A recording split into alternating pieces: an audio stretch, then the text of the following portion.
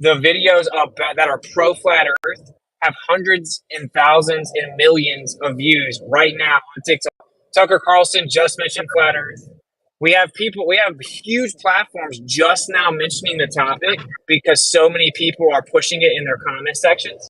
So to claim that it's dying, again, it's just a desperate attempt where you now just appeal to some ambiguous, well, what if they're doing this? Because you know it can't be verified because it's censored and we can't get the real numbers. So it's really just a tactic, right, to try to gaslight us. And it's obviously not going to work because we know it's not true. We literally are in the trenches watching it grow. Yeah, what do you think? Earth is alive and well. If it died, what do you think? It was a coincidence that it was the most searched topic next to Donald Trump in 2016. It is now one of the most. When did that documentary come out? One of the most searched topics right now for TikTok. One of the places that it hasn't. Well, it's shadow banned in a sense for the flat earthers themselves, but still, even with that, I mean, every time somebody posts flat Earth content that's brand new, like people flock to them. Like, oh my god, like Jedi's new channel. There are a few guys over 24/7 that started TikTok channels that are growing specifically because of this topic. So again, it's silly to in the face of the Congress and all of the power that these guys have to deter people from looking into the information, it's still growing, and it's ridiculous to say otherwise. I'm still looking at where it was like the highest search topic. Real quick, Chief, you can't stop the truth train, no matter how bad you want it, and that's directly to you. I'm still waiting for you guys to tell the truth, though. Well, this is one of the things, dude. This is one of those people that are probably claim that they'll claim that tons of people like that flat Earth doesn't have a really high retention rate. Let me guess, flat earthers, there's not a high retention rate, that people think the Earth's flat, but then they go back to the globe all the time. Is that what happened? We're actually losing numbers, huh? Oh, I won't even claim that. I think that people that get that deep fucking never pull their head out of the ass. So we're automatically growing if people don't. If we have a 99% retention rate, that means it's automatically growing. I mean, again, that's if people actually convert to flat earthism, and then you'll just look at them because of the TikTok memes. How could they though? Like, if the Earth is a globe and it's a fact. Look at how easy it was to just destroy his whole argument. So now what do you think my original argument was? Really that flat Earth is dying. So now you did those words ever come out of my mouth? I muted him. Go ahead. What was your argument?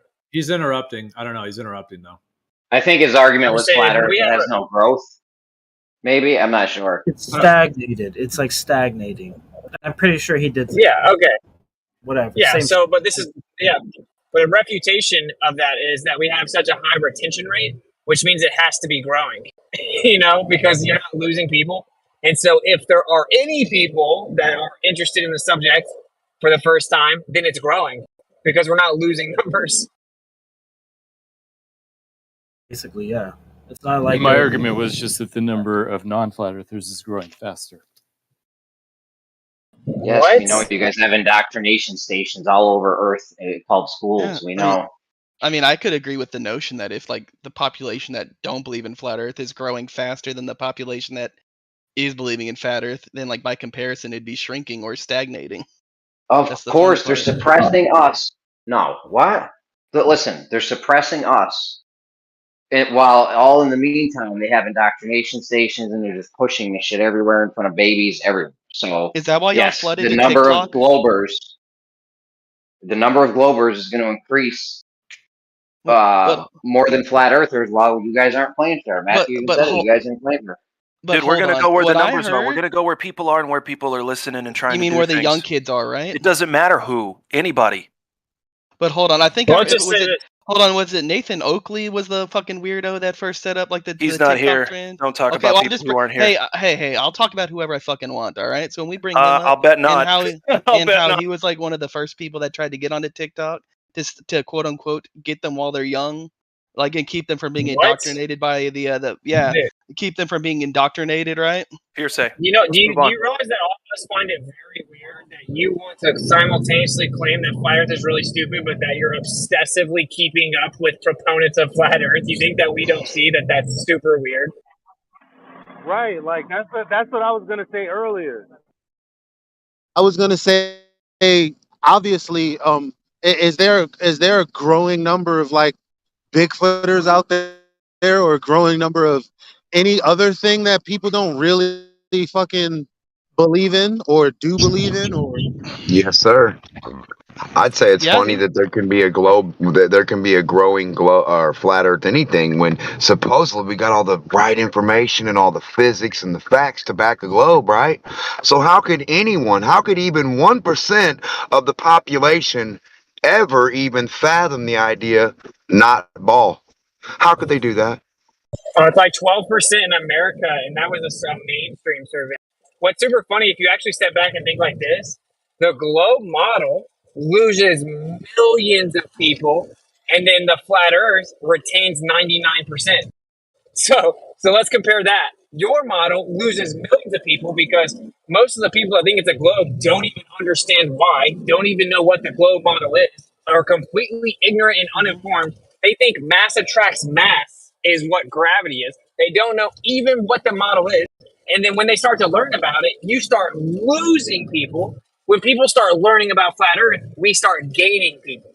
But what is there to learn about flat Earth, considering that y'all have no model? So y'all have nothing Notice really how to teach them other than nonsense. notice how he can't address the point, Oh, right? I can The address it. People believe yeah, dumb shit all the time, and the they can get appropriate converted to word, dumb shit all the time. I think the appropriate word with it is hemorrhaging. Like he can't address the Yep. point because it's so telling, right? It's like the globe model. As people actually begin to learn more about it, instead of just blindly believing what they think they're supposed to believe, then they lose millions and millions of people. But as people learn more about the flat Earth position, it grows. Yeah, man, that the information fire hose is knocking dudes out at this point. I'd like to have a model off against Chief Squatting or whoever was talking that about their model, and I'd like to be able to make a model that matches reality, a little one, and they make a little ball that matches what they think what we see in reality right now. They match like a ball. Physical. You talking about like Yeah. a physical thing you can Yes. touch, and 3D, tangible thing you can physical. hold. Yep. Flat Earth sandbox. Yeah. You see who can get farther. We'll see who can get farther. How real of a thing can you make for your model? Yeah, that'd be interesting. 1,000,000%. I'm down to do it. Dude, with any global. The growth of the globe model is inversely proportionate to knowledge. So basically, as knowledge increases, the globe belief decreases and the flat Earth understanding increases. That's hilarious. Nice. Look, check it out, Demo. I got you right now. Planetarium. Okay, your go. Sandbox. What's a planetarium? Is it on a horizontal flat floor? Thank you. Yeah, we are growing with the whole knowledge because, like I said, a few years ago, 5 years ago, whatever, you may have gotten the best of us with that whole gyroscope thing. But the way it ended the other day with us, at the end of that argument, we were both in the same boat. Remember, we both had the effect. Neither one of us had a cause. We were both in the same boat. I don't know if it would have ended like that before. So we're growing intellectually as knowledge increases. Yeah, they did a 2022 survey at a university. A university did a 2022 survey, and they got the number of like 11% of people think the Earth's flat, and like 18% of people don't think the Earth moves around the sun. That's the number is growing as of 2022. It has grown since 2016 significantly. It's just a fact. It's so weird that we got to deny facts to defend the globe.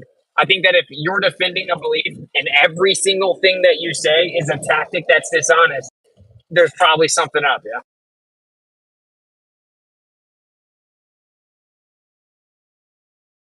I was gonna say, if any of y'all ever looked at NASA's Instagram page, if you look at any of their images, you click on it and you read the comments, you'll see an abundance of comments calling out, CGI, whatever the case is.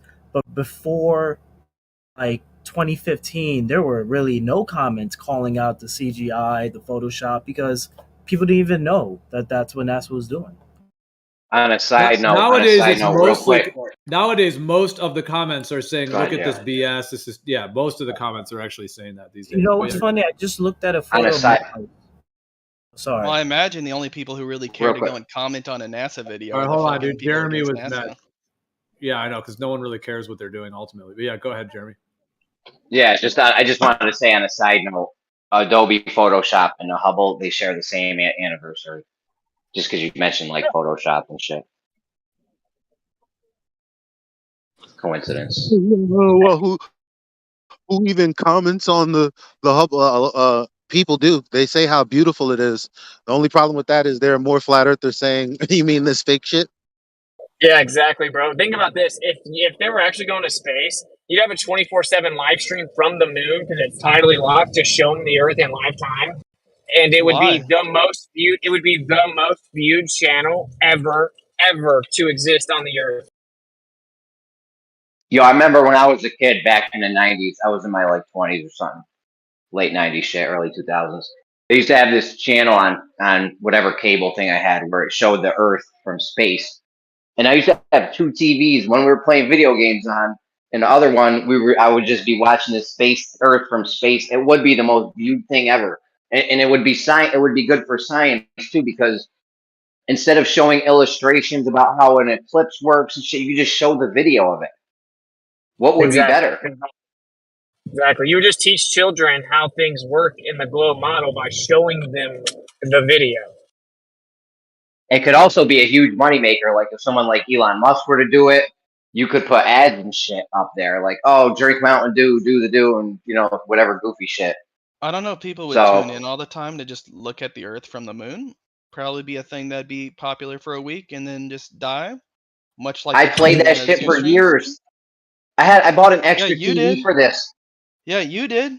You think the average fucking person with like their low attention span's gonna really keep that shit up? Yeah. If you think so. They would use it as like background screensavers and stuff. If you can just look at the actual place you live in entirety in HD live time, it would be one of the most viewed channels ever. We already have that, and you guys say, "Nuh-uh." No, you don't already have that. We already have pictures from space. We do too. We have satellites in geosync right now, looking down on Earth. No, so funny. He immediately diverted to claim that they have pictures from space, right? Yeah. Well, that's what you want. You want pictures. You want pictures from the moon. I'm sure that if we had videos, because I'm sure that if we had hold on, guys, yo, hold on, stop. Which it was in the middle of a sentence. Let him finish. Chief, you can go next, please. Okay. Yeah, you're like so out of breath and like impulsively freaking out. Like we're not talking about the supposed pictures, right? We're saying that if you had a video live time in HD, people would watch it all the time, and it doesn't exist. It does not exist, and it would be one of the most viewed videos ever. And then people will say like, "Oh, we do have the live stream." No, we don't. Even the ISS, which there's not like a live stream 24/7 of the ISS, it cuts out every 45 minutes for 45 minutes. It goes black for half of every 90-minute interval. Half the Earth is dark, so it's boring. So like I would be willing to bet that even if we did have like the 24/7 thing, which it would still call it like NASA fakery. Wait, this guy just says because the Earth is dark. Dude, the ISS shows footage going over the dark part of Earth with all the lights of the cities all the time. It's one of the prettiest things in the show. That shit looks dope, bro. Hell yeah. There's this like green glow. It's fucking awesome, bro. If they had live footage of that, I'd have that. Dude, I bought an extra TV back when it sucked. It was like clear cartoon shit, and I still used to watch it. Again, that's you. And most people aren't like you, much like how most people, like a lot of people at least, really flooded into those like 24/7 zoo streams when they first started coming out, and nobody really cares about them anymore. Yeah, that's totally the same as seeing the Earth in entirety from space. Quite literally is. Yeah, quite literally, a video of a zoo is the same as seeing the entirety of the Earth you live on from space in HD. Yes, because again, one is something you don't get to see all the time, and one is one that you regularly have access to now. Once it gets to the point where it is just a fucking common thing that I can just tune in on my phone to see, it loses its novelty. You understand how that works, right? Of course, no one's disputing that eventually over time it wouldn't be as popular as when it first started. That's irrelevant, though. It would still be one of the most viewed things ever. Yes, for how long? So we can spend billions and billions of dollars on all kinds of stuff, but we can't put a camera on the moon to look at the place we live? We can't even get back there. Yeah, we can't even get back there to put the camera there. No, that's wrong too. You can't. We never went there in the first place. This dude's making an excuse. If we had it, how long would it last? That's so lame. Yeah, no, dude, it's so weird. It just seems kind of disingenuous. Like for me, I can tap into my baller self real fast, and I can openly admit, dude, it would be incredible to see the Earth from space. It would also be incredible to see lifetime HD footage panning around 360 and stuff, showing this majestic sea of stars in amazing colors, right? Or just the stars itself, just to see all the stars and the sun from different angles and the moon from different angles, and just to see it live time. How are you going to show the stars and the sun at the same time, my guy? Like, come on. I didn't say at the same time. You just said, like, see the sun and the stars. So explain. Dude, who are you? Why are you here, man? How come we can't? How come we couldn't see any stars? Side views of stars with Earth. Also, hold on, guys. I'm asking a question. How come we couldn't see any stars? Where? When they went to the moon. Why would you expect them to see stars? Because they're in space. Stars are visible at night. Not in the No. Here's the response to that. The response to that is in the chat. You fucking goober. Dude, this is what's so funny, bro. What's so funny is like they try to just make excuses for why we aren't shown sufficient evidence for where they claim to be. But they claim stuff like exposure. Dude, we have cameras that can be remotely adjusted for exposure. We have cameras now, right, that aren't even as nice as what NASA claims to put on their spacecraft, that can literally have a super bright object in the foreground and can remotely adjust composure, lifetime, or exposure settings to see what's in the background. Dude, they could have multiple cameras, some of them with specific exposure settings for the stars and other ones for closer, vibrant objects. And then even worse than that, they can obviously just turn the camera around away from like bright objects to see the stars. Yet we don't have one single video from space in the last 5 decades showing stars in space. At the same time as what? No, ever, period. Ever, we never have any pictures showing stars? No, we have no video. They do this every time. They do this every time. We have no videos of stars from space. I just found one. That's not. Oh, that's a video What'd from you say, That's Naps? crazy. That's a video. You got one, Naps? Yeah. There we go. There you go. That picture's a video. Oh no! Wait, Snaps. You have a video? Or? Oh, I didn't know that. That's a nice video there, Matthew. Appreciate it. They do it every time. They always nice radio video. They always revert to pictures. They always claim to have pictures, right? I just saw a video like 5 times, right? Where's the video from? That looks like my grandma's jewelry. Hold on, we don't see it, Naps. Naps, we don't see your post. I'm not seeing it. Yeah, because I didn't post it yet. Hold on. Oh, post it up. Post it up. It's gonna be the ISS, not out in space, still in low Earth orbit. It doesn't matter where it is. If it's the ISS, if it's anywhere, it's in space. It does matter. No, it doesn't. It's in space. It's stars, so it doesn't matter where it is. It's still within the Earth's orbit. Why can't we have people out in space? Why can't we have people out in space? They claim to send all kinds of probes there. They claim they just now sent the Artemis mission there. Why can we not have videos outside of Earth's alleged orbit of stars? Or why would you need a video of something that's static? No, why would we? Wait, are you saying that it wouldn't be cool to see stars in space? That's it would not be cool, what we're yes. saying. We're saying okay. like, in what context do you think we're going to be having like satellites out there not in Earth's orbit? He's not, dude. He doesn't care about the process. He's just asking for a final result. Hold on, he's asking for a final result. He's not asking for the process. No, because hold on, because we gave him one, such as the ISS. And yet he's like, oh, outside. Now then he changes the parameter saying outside of Earth's orbit. The picture I posted was outside of Earth's orbit. The whole time I said that's a picture, not a video. You guys continually revert to this dishonest approach. Look at him. No, you're being dishonest. I know you have impulse control issues, but when people are speaking, you don't speak at the same time. Hold up, let's Please not. stop. He's just projecting. What you're doing. Hold on, you guys. There's a lot. Hold on, everybody, stop for a second. There's a lot of people on the panel right now, so we have to keep in mind that the interruptions. We'll do our best. We can do a list or something if needed, but also let's please not go into the personal stuff. But I think Witsit was speaking. If Nabs, if you want to go next, whoever wants to go next, let's just try to go one at a time. Go ahead, Witsit. Okay, so I said out in space, not within the Earth's atmos, not in quote unquote low Earth orbit, out in space. You said, when would you think that we have satellites outside of Earth's orbit? Well, they claim to have them there for the last few decades. They claim they just received a signal from something billions of miles away. Please don't interrupt me. They claim they just now they did the Artemis mission to the moon. They claim they have all kinds of satellites out there. They claim that they're literally sending manned missions outside of low Earth orbit in a second. So we want the videos. They claim they use cameras to navigate using video with the celestial navigation of the stars in the most recent Artemis mission. Why don't we have videos of stars out in space? Because they don't need to get videos of the stars in space. Well, they claim that's how they navigate. With the stars in space? Yeah. Sure, with whatever tools they have, not necessarily getting video of for like you to view. No, literally, they say they used video to do it. Okay, yes. The video that they might be receiving might be a totally different thing than what they're showing you.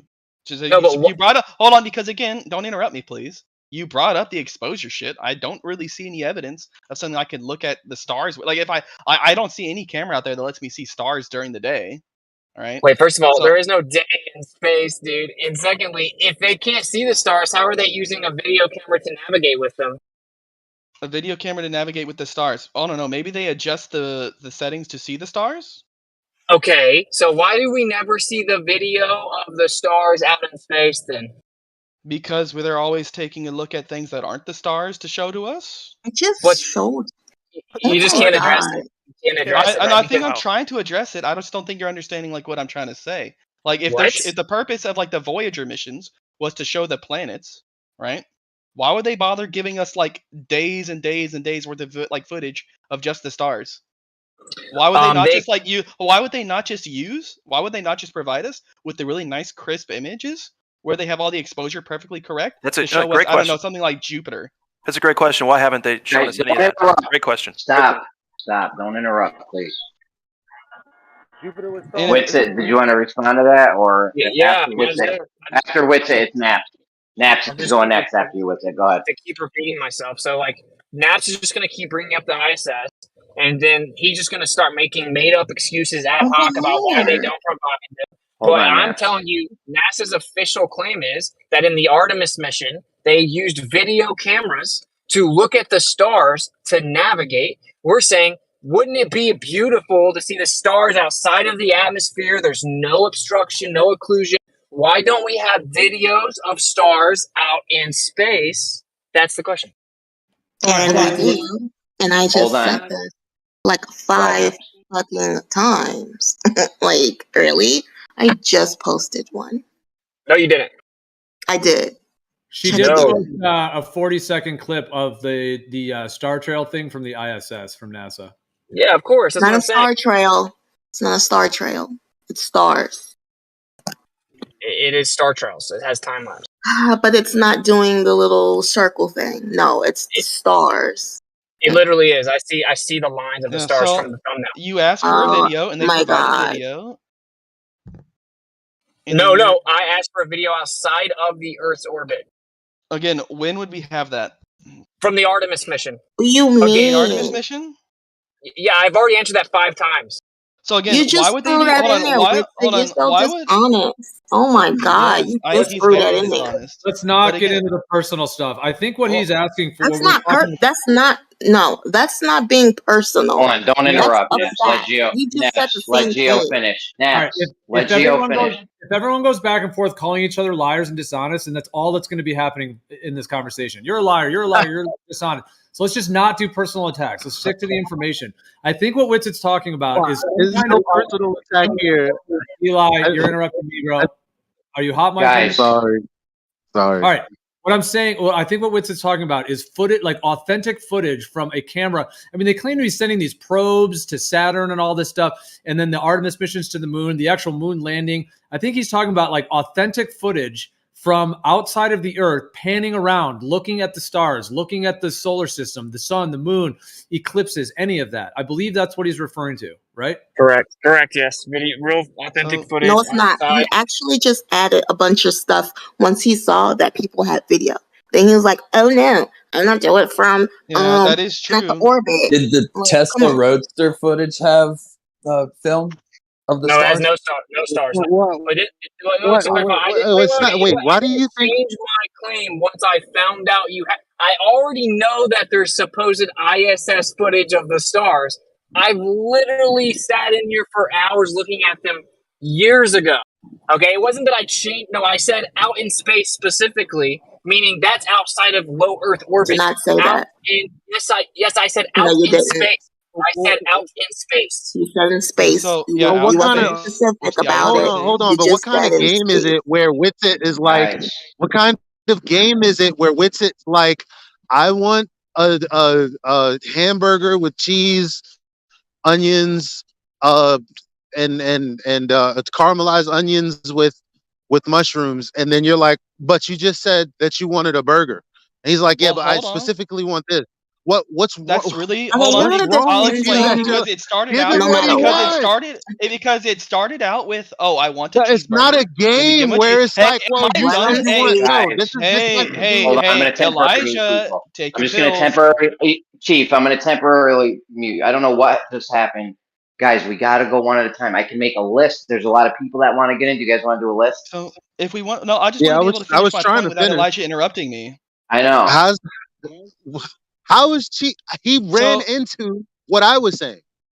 I know, that's what I'm saying. Everyone, don't interrupt, or we're gonna have to do like a list or something. So well, we could have it go back to a mod every time as well. Like meaning someone talks, goes back to the mod, and then we pick who goes next. There's that way too. But Eli, you were delaying. It sounded like you paused. Why don't you, Eli, finish your full thing, and then if you're gonna go next, Chief. Go. Why can't we have what we want? It's not a game. It's not like, oh, this has to do with the Earth. And honestly, if people feel like they've been lied to, they need the burden. Like the burden of proof is high.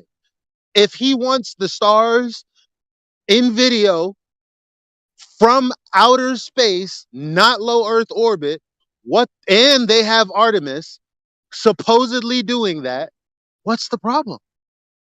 Okay, well, just to address like the previous thing before you went on another fucking rant is because it starts out with I want a cheeseburger, and then we provide a cheeseburger, and then it's no, I wanted a cheeseburger with pickles, and then we give him a cheeseburger with pickles. It's like actually no, I wanted a cheeseburger with pickles and onions. Yeah. So that's like that. If we're gonna, dude, hold on. Hold on, yeah, hold on a second. Naps, please don't interrupt. So if we're gonna gonna go use next. if we're gonna use like really like dog shit analogies like a cheeseburger, let's be honest about it, okay? So anyways, when we're talking about Artemis, right? The entire why would you expect them to provide us with just like all like this like useless video of like the stars, right? That they're using for navigation, which probably isn't even pretty. Oh. Well, they claimed that they were going to release all the footage from all the cameras. They specifically said that, the lead spokesman of the Artemis mission. But then they claimed that one of the cameras, actually multiple cameras, were videoing the stars only the whole time for navigation. And then they didn't actually release any of that. All right, Naps, you're up. And sorry. Go ahead, Naps. Okay, she was just saying in the text chat that quote unquote she said flatties get priority. I told her we already cleared the floor. I just cleared the floor. So okay, that's obviously well. First of all, one of the Globers, you were interrupting one of the Globers. First of all, so we were stopping that. Oh my god! And we're giving you your turn right now. So go ahead. Please. Go ahead, Naps. You have the floor. No one. I'll make sure. Well, Chief just actually said what I was gonna say. You wanna add one thing. We give you what you want. You wanna add something else. We give you what you want. You wanna add something else. I see what you're doing. It's a game. It's absolutely. But that's ridiculous. not what happened. So and everyone else with a brain saw what you did. Yeah, but that's not what happened. So Chief, you can so you're continue. pausing Well, and you get talking. do you get to interrupt me? No, you're just pausing, and then I'm All going. right, I'm done. Real quick though, why would footage of the stars being taken from space be useless, as someone said earlier, if we don't have any examples of it? Like, wouldn't that be something I we gotta would correct. want? I just want to correct this one thing right. So, yeah, So what that's they're what I now wanted. Like, saying what's it is like? that Y'all want to put some money on this? I don't. I think he specifically asked for what he asked for, not all these other things that you guys are trying to make it. Like, are you really? Are you ready? Do you want to put money on it? Yeah, so he'll clearly ask, "Oh, I want video from space," and then he changed the parameter, saying, "Oh, later to outside Earth's orbit," right? As if the ISS isn't in space. It's not in space. Well, it's not. It's in low Earth orbit. It's not in outer space. Okay, what do you consider Why would we want? space? Why would we want that? What would you consider outside space? of low Earth, outside of Yeah, low Outside Earth of low orbit, Earth and we've orbit? already The James Webb clarified. pictures are not out I of swear to God, Earth orbit. it's unbearable. It's unbearable, bro. Guys, Well, please, I know. It's every time. I know there's 41 people on the panel, so that's why. But we could do it a more structured way, but we're kind of trying to have it be open. All right, Witsit, go ahead. We can do it a little bit more. Like it can go back to a mod between every person. Then we can kind of select who goes next, and then no one interrupts them. So whoever is the one who's selected to speak, no one can interrupt them because they're the one. Whereas if you leave it open, people think someone paused, they jump in, 3 people jump in at once, someone thinks they were interrupted. So maybe we should do it that way. But yeah, go ahead. Pass it to Gio when you're done with it. And Yeah, I can do this. Yeah, we'll pass it back to All me, and then yeah, we'll do that at the moment. Because all right, no one interrupt. Whoever's speaking, nobody should interrupt. And if you do, you're just gonna be instantly tap muted. Whoever's speaking, just keep going, and we'll try to mute them as quick as we can. So it's one person at a time. So go ahead, Witsit. Because I think what's important is for just to clarify, to say that he changed things and all that. Let's just get the clarification and then get the information, directly and go from there. Well, the issue there, And Gio, is you have up, dude. Witsit is up, not you. Go Okay, ahead. dude. Okay, so from the beginning, I said, why can't we have footage where it's out in space, it's actual video, and they can turn around and show us all the stars? Because that would be one of the most beautiful things ever. Then basically, you guys, I already know about the ISS footage, right? So then you pose that, and I'm like, no, out in space. So let's just claim that there was a miscommunication of how we're defining space. Whatever. It's now been clarified 30 times. So to claim that I asked for a cheeseburger, then you gave it to me, and I said, never mind, I want pickles. Then you gave me pickles, and then I was like, no, I want something. None of that happened. I said the same thing the whole time. We just want real, authentic footage and video out in space, outer space, out in space, where it can turn around and show us all of the stars. It would be one of the most beautiful videos ever. They even claim to have taken this very footage to navigate in the Artemis mission and then lied and claimed they were going to give it to everyone when they got back. And they never did, and we've never seen it. So the question is, why do we not have any video of stars out in outer space? Okay. Now, who would like to respond to that?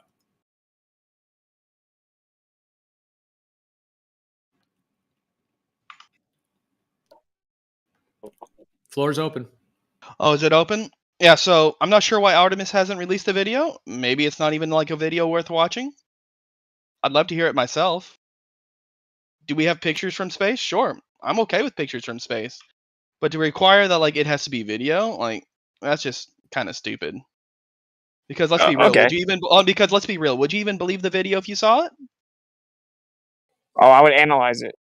Oh, you would analyze it, right? Are you a video technician? Well, I would just analyze it based on where they claim they are, and then the relative positions of the stars should update as they move through space. So how would you determine if it's real or not? I just told you. So how would you determine if it's real or not? You would look at where they claim to have been in space, and the stars must update very specifically relative to their position. So let's say they actually do the math and they make a fake video of it. How would you determine if it's fake or not? I just don't even think they can do that. So I'm saying, why don't we have the video? My answer is bandwidth. It would take a lot of bandwidth, is one. And then two, you asked for something outside of low Earth orbit. The James Webb photos that I posted are outside of low Earth orbit. That's not a video. Right. Why does it have to be a video? Because videos are going to be much harder to fake because of the reason I just detailed. Why wouldn't you accept ISS low Earth orbit? Well, like one Yeah, snapshot is different than like live actual footage. Yeah. Well, no, but my question Yeah, is, why wouldn't he accept ISS low Earth orbit? because I think you can just go high up on the Earth, then use a fisheye lens and take videos. And we've actually seen the stars go through the Earth, even in their star time. So we've seen them go.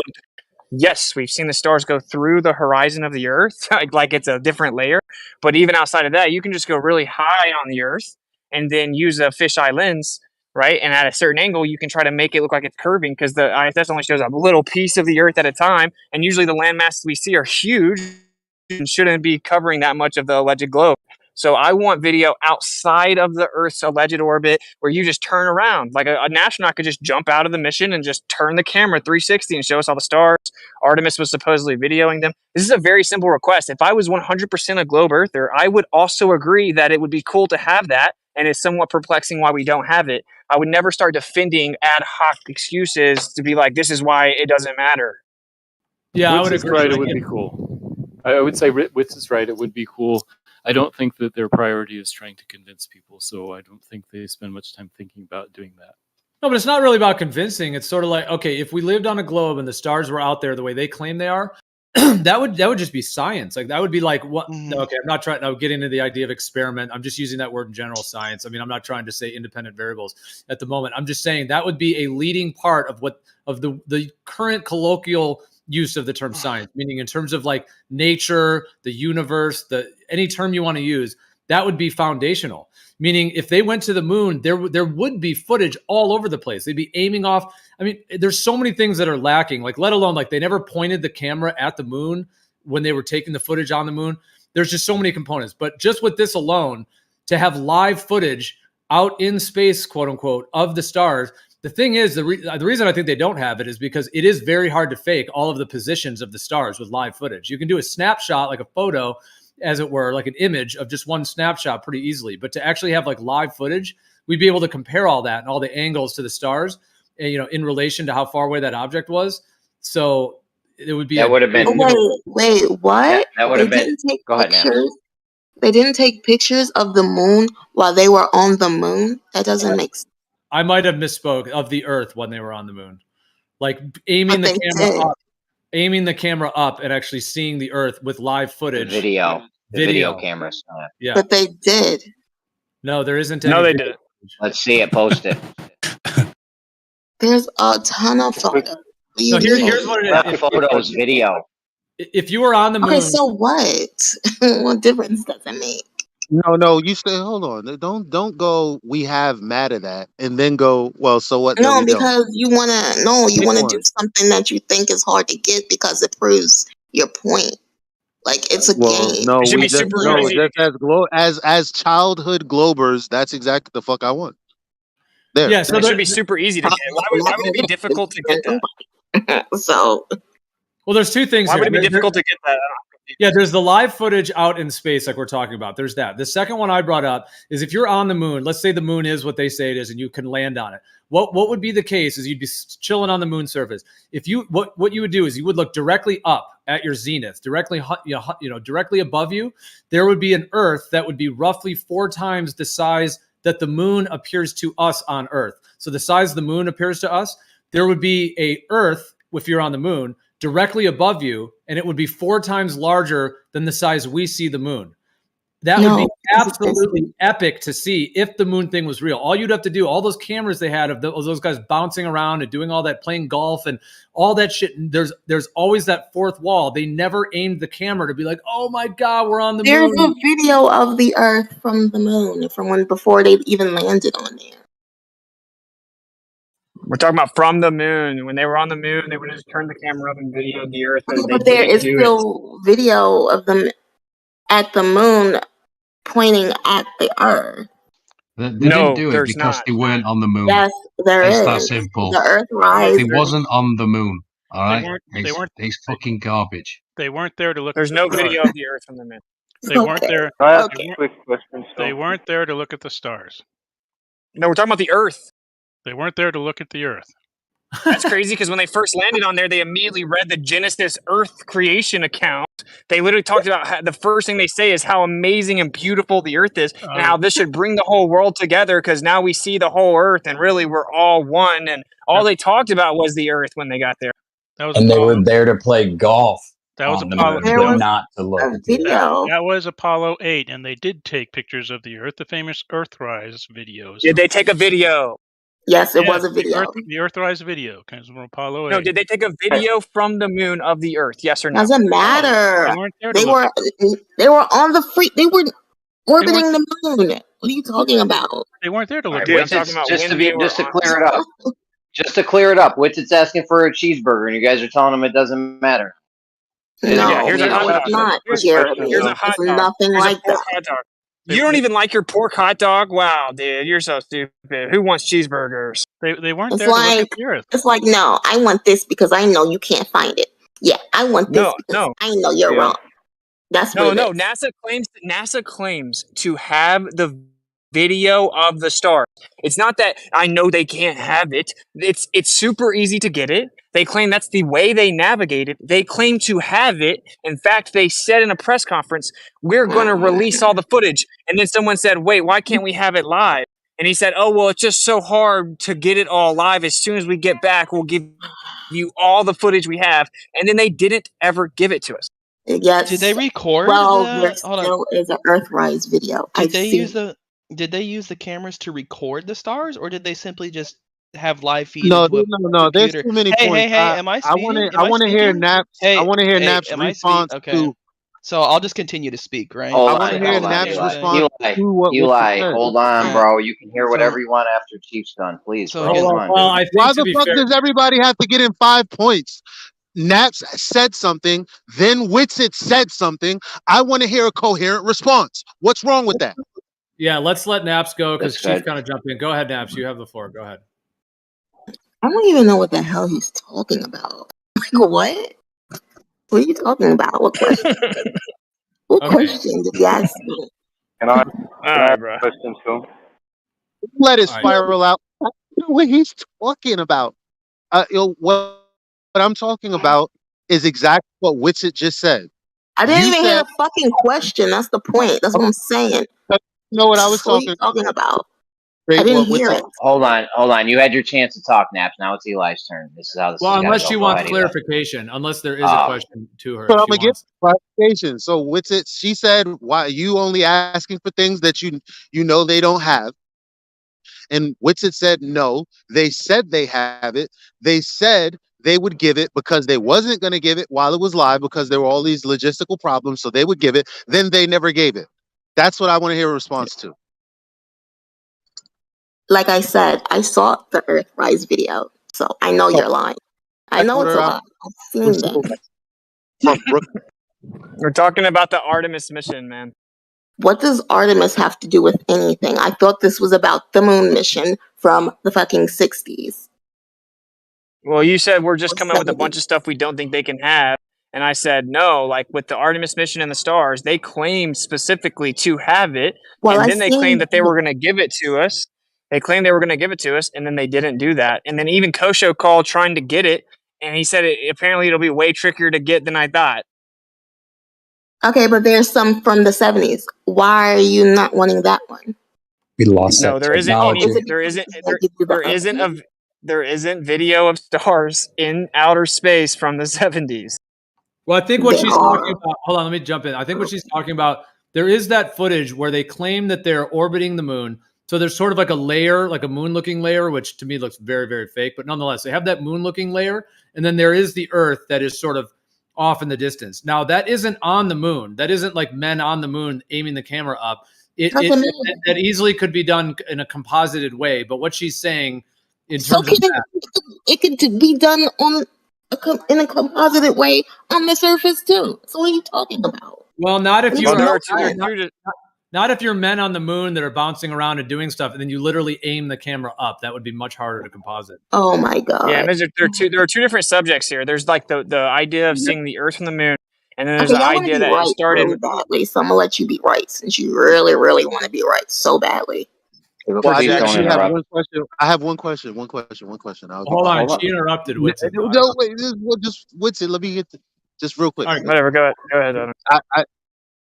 Naps, can we go out on a date? I'd like to take you to a beach and show you how Nah, much Earth I'm current good. there is. Okay, what? Because I'm Can in I? Brooklyn. She did say she liked I you don't like earlier, your and I area. heard her. I saw her type that. So. I did say I liked him. So now he's like an asshole. So Oh, now come I don't on. I'm like not an asshole. Hey, yo, fuck He's this, not yo. an Fuck asshole. flat Earth. Yo, chill. Go on a date. Dude, Eli, just talk about how awesome NASA is for a second, dude, and you guys can go out. Oh my Can I god, ask a whatever. question? Can I ask a question? Mailman, go ahead. Yeah. So in a hypothetical situation where you get the video and the stars are where they should be, according to the globe, would you then accept that the Earth is a globe? I would test. I would analyze and see. I would analyze and see how valid the footage is, and I would reserve my judgment until I see it. But unfortunately for you guys, they claimed they were going to give it to us, and then they didn't. Sure, but you would still not accept that the Earth is a globe because it's flat, right? This isn't even about the globe. This is about them being out in outer space. Oh, okay, fair enough. Then. Yeah, I'm just saying. Like to me, I feel like this should be a middle ground that we all agree on. Like whether you believe in everything NASA says and believe the model and all that, right? You should agree that obviously what we've been given as the public over the last 5 decades has been subpar. It's been very underwhelming.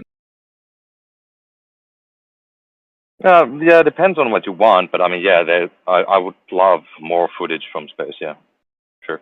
Yeah, I mean, like I know a lot of people that love space, and then whenever they got the Artemis shots, they're like, "Bro, this is trash. This looks like Nintendo 64," and they love space.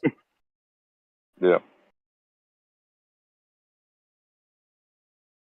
It's sort of like in my mind, it's like a checklist of things that should exist if this medium they claim were real, just on a very basic level. Like this should exist, that should exist, that should exist. And when we look at that list, it's sorely lacking. Yeah, bro, like people climb Mount Everest and they pull their GoPro out and they turn it around. People skydive and use their GoPro. Like every time someone does something semi-adventurous, they bring a GoPro. But when you go to outer space as an astronaut, you can't take a 360 shot with the GoPro. Like seriously? It should exist in abundance. Like it should be like every astronaut should have a bunch of GoPros, like for real. And they should all have. There should be like tons of cameras strapped to every probe they shoot into space. Bandwidth. I don't understand the bandwidth issue. Just like you have infinite amount of time, so you have infinite amount of bandwidth. Just send it. You have a year to send it. Just send it. Well, like, how much data are you really sending?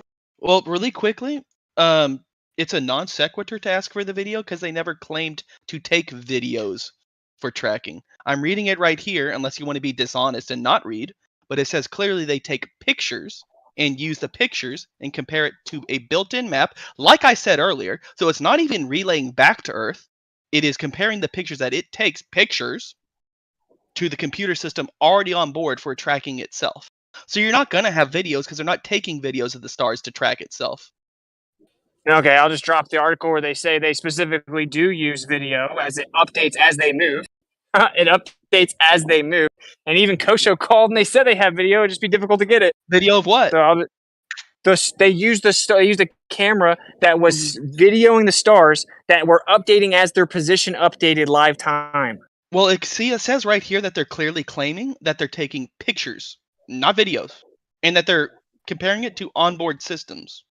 So I'm not really sure what you're on about. Perhaps your friend is misspoken, and maybe like when they're calling about videos, it's your they're getting somebody on the line that like, I don't care like who it is. Maybe they're getting somebody who's just a fucking call center person who doesn't know what the fuck's going on. But clearly on their website it says that they're taking pictures and comparing that on, like, again, there's no use having a video on something that is orbiting or moving. That's why they take pictures and compare it to onboard comparisons. No, there is a benefit of having a live video because that position of a star will update as you move. So are you saying it's just constantly taking screenshots over and over, snapshots over and over and over immediately, like just millions of snapshots? It doesn't even need to take millions. It just takes them periodically. It doesn't need to have a constant update on where its exact location is. Nope. Then what did Kosho when he called him? What was he getting when Kosho called him? Was he asking Probably was it video or was it pictures? Still I pictures. don't know what the fuck he was asking it was for. video. It was video. So yeah, if he's asking for video, they're not going to have it because they're not taking videos of the stars. They're taking pictures. Much like when you're navigating, you're not just constantly looking at your fucking compass. You can easily just tell, hey, I'm heading in this direction between these 2 points. I should eventually end up here. Let me take a picture here. Oh, sure enough, I'm here. You don't need to do it a million times every second. All right. Well, whatever you just Googled quickly and are just saying, like, you have probably, you're sure you've looked into the whole scenario. Yes. To just Google something and then start defending it instantly when there's obviously more to this, especially if Kosho was trying to get video.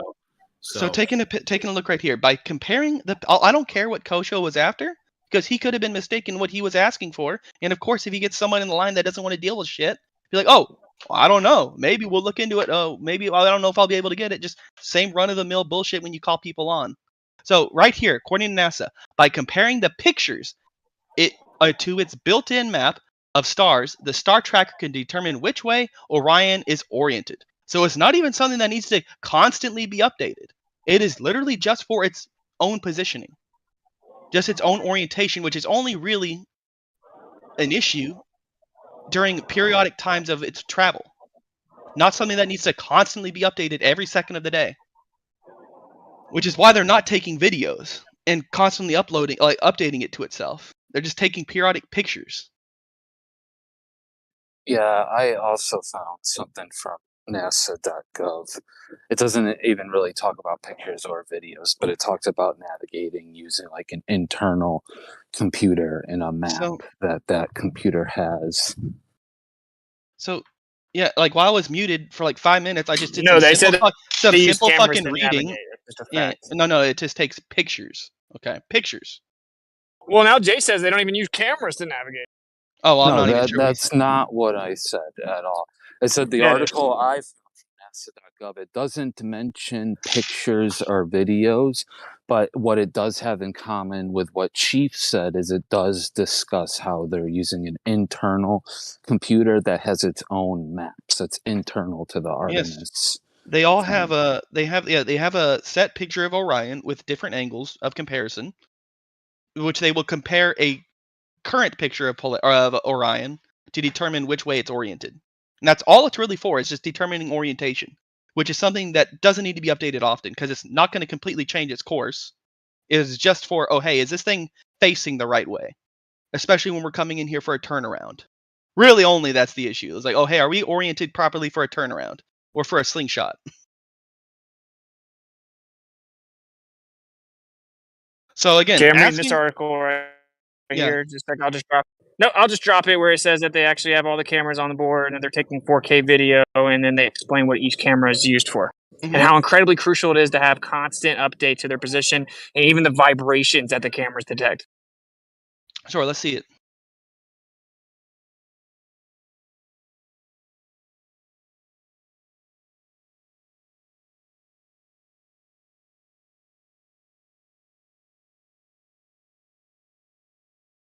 Which I'm just breezing through this. I'm in a store. But you know what? I now know for sure I'm going to ask NASA when I call them. I'm going to ask them about this for sure. So this is because I want the Fox pictures weather. too. Okay. Whereas I have a direct quote from NASA.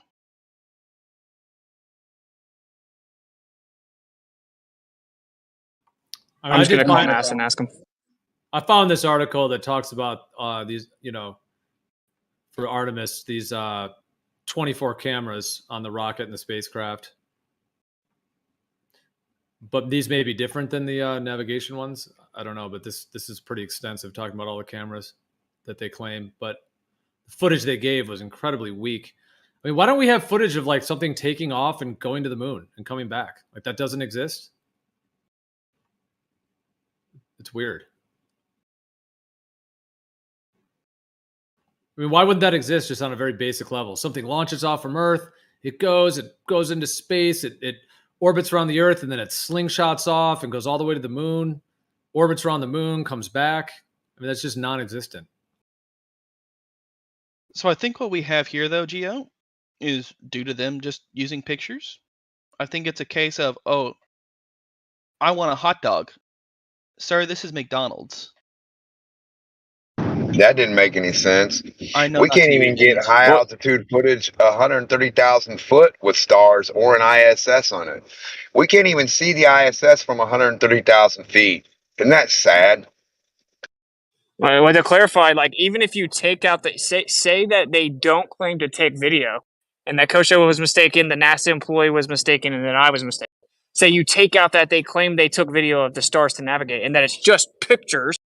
Okay, that doesn't change my point, which is that there should be video of stars in outer space. Like it doesn't change the point. But why would there be video from outer space if they're not Why would trying there to not make be? video from outer space? But why would they not? Because they're trying to do other things with the cameras on board, such as taking nice videos of the moon, or nice videos of Mars, or Jupiter, or Saturn, or Uranus, or Neptune, or maybe even Pluto when it comes up. Why So you don't we don't have a think that the GoPro people you don't think the people that fund NASA would like to see the beautiful, majestic sea of stars in outer space? I think that they would be more willing to take a look at the moon rather than just some stars they also see. No, but they see them differently in space. They look way differently. They look way different in space, though. Yeah, I think that they would be I much even more talked. I appreciative of talked a to an video, astronaut or a in picture. I mean, I talked to an astronaut in person about this. Literally, I Okay. talked to an astronaut face to face about this, and she said that the stars look way different, like way more clear in space. I think that's what the whole purpose of the pictures are for, is to provide to the public. Oh, hey, here's some pictures, some really nice, really high, not contrast, but high exposure pictures of the stars. Oh, hell, that looks so cool. Thank you, NASA. So why can't an astronaut be floating out in space and then just take a camera and pan it around and show that they're swimming in a sea of stars? I don't know, ask an astronaut why they don't completely set their camera to the highest exposure and point it at the sun, or point it away No, from the just in Earth. general. No, I'm just saying, like, why don't they ever turn it around 360? To get the same exposure to see the bright Earth and the stars? No, Jeez, no, I just wonder why that might be. why don't the astronauts? If the astronauts are floating out in space, wouldn't it be cool for them to show you a 360 view of being in space? Well, they don't float out in space. But it is a good question still. Why didn't Bruce McCandless, because he didn't go to the moon with the rest of them, why didn't he have a video like strapped to his chest or something showing like video from space? Because I imagine that Bruce McCandless, the guy that was like floating above the moon. Oh, and also, just to circle back a second, I posted a video from Apollo 17 that clearly shows the Earth from the moon. So we can stop with that motion now. But anyways, as for why they would send up a camera that's not going to go land on the moon, oh geez, I wonder. Maybe we can just use the same fucking cameras that are going to be landing on the moon and take a video on the way to the moon, like they did. What do you mean that are going to be landing on the moon? When are they going to be landing on the moon? Well, he asked, oh, hey, why didn't, what's his name, the third guy that didn't land on the moon, why didn't he have a camera? I said, well, what's the purpose of that? Again, fuel is money, fuel is expensive, getting things into space is really hard. Why not just take the video on the way to the moon, and as you're circling around it before you land, and then just take those same cameras onto the moon surface, kind of like they did. Couldn't put a little camera. They couldn't put a little video camera on his chest. What are you talking about? In the 70s? Yeah, why not? A little camera on his chest. They didn't have little cameras, little video cameras? No, video cameras were truck diesel back then. Again, that shit was like a boombox. What would be the purpose of sending an extra camera to just sit with somebody inside the pod when you already have all the cameras on board that are going to circle around the pod anyways, and then be able to go and land on the moon? Dude, you're set up on the moon. You're set up on the moon. You have a video camera on the moon. Why do you not point it at Earth, dude? What the heck, bro? That would have been the first thing you pointed at. I mean, I provided you a video where Apollo 17 did just that, where they pointed a camera up at the Earth. A video zoomed camera. in and saw buses, Was it a video? Hold on. airplanes. Yeah, we know. Is there a video of it? Yes, they show the video where they pointed up at the Earth. They're on the moon. There's astronauts on the moon, and they have a Yes. video camera on Earth. All right, let's see it. No, not pointing up at the Earth right here. I timestamped it for you. Just click on that link. All right. They got like a Super 8 video or something. VHS or something. Where even get the picture? Why can't I get the pictures of the cameras that help to navigate with the The wrong stars? spot. Give me 1 second. I gave you the wrong time. My bad. Here we go. But I should be able to get the shift. pictures that they took to navigate with the stars, right? Sure. I mean, you should request that, but to call and ask for videos where videos don't exist, that's probably where your problem is. But I'm saying, like, can you not at least like just be like just like good faith enough to acknowledge that yes, everyone can agree that if they had video of stars out in space, it would be cool. I mean, maybe. I mean, like, I think it'd be boring because I can see the stars from here. Oh. What I can't really see is a really nice, crisp picture of like the Milky Way, which they humbly provide me. You know what's funny? Hollywood has this projects the stars in space in the films we see, and everybody loves stuff like that. Yeah, I mean, it would be incredible to see a super clear sea of stars with no atmosphere blocking it, unlike anything we can see on the Earth. Just to see it live as they float through space or as they fly in a spacecraft through space. Everyone knows it would be cool. And if you feel the need to defend why they haven't provided it, I find it just kind of weird. I'm just being real. We have if we're sending if we're sending a deep fucking space video, or we're sending a deep quote unquote to you, like space, like probe, such as to the moon or to Mars, I'd rather all the cameras be set to take a nice crisp picture of Mars and the moon rather than just some stars along the way. No, that's a false dichotomy. I don't think so. We take pictures of the stars, Whitsit. No, it literally is a false dichotomy. Just say either we get video of the moon and Jupiter or stars. Is just a made up false dichotomy. Like I said, just like this weird, desperate attempt to justify why they don't provide it. Even though everyone that pays and funds it would clearly want to see stuff like that. Just like they'd want to see the Earth live 24/7 from the moon. Whitsit, we have They have satellites months. looking down from orbit, and you say no to that. Why do you want one from the moon? Nah. It would be smaller and further away and not as clear. What? No. What? Yes. The moon is much further away than the orbits are. We have satellites looking down from orbit that do. But you'd get to see the moon moving around the Earth, though.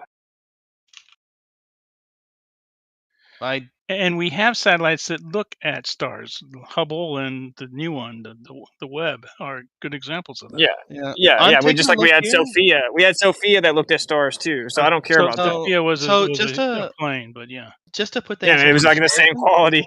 To put things into comparison, really quick, Nasha Shill, the live video supposedly, I'll put that in there just for you, right? Supposedly from the ISS.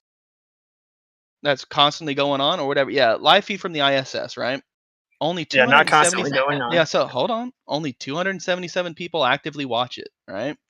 So not very many people like actively doing that. So why on earth would I put a whole system together to like somehow power this camera constantly on the moon to look at Earth, something even further away and probably much less beautiful, which would probably garner even less people because it's not as pretty. No, people don't watch the ISS because it's super boring. It only shows small little portions. It only shows small little portions of the Earth, right? Of like static clouds that travel hundreds or thousands of miles and don't change, right? It just shows a little portion and then it cuts out and goes black all the time. And it's not always up anyway. They only occasionally put it up and then it cuts out every 45 minutes. But that's totally different than seeing the Earth in entirety in lifetime. They're literally completely different. So I don't understand the desperate attempt to justify why we wouldn't have it. Like I feel like there's a part of you that wants to just somehow explain away how they actually haven't stepped up to the plate. But I know people that think that all this is real, and they say, "Yeah, I think NASA could do way better." I'm very dissatisfied with how little they show us.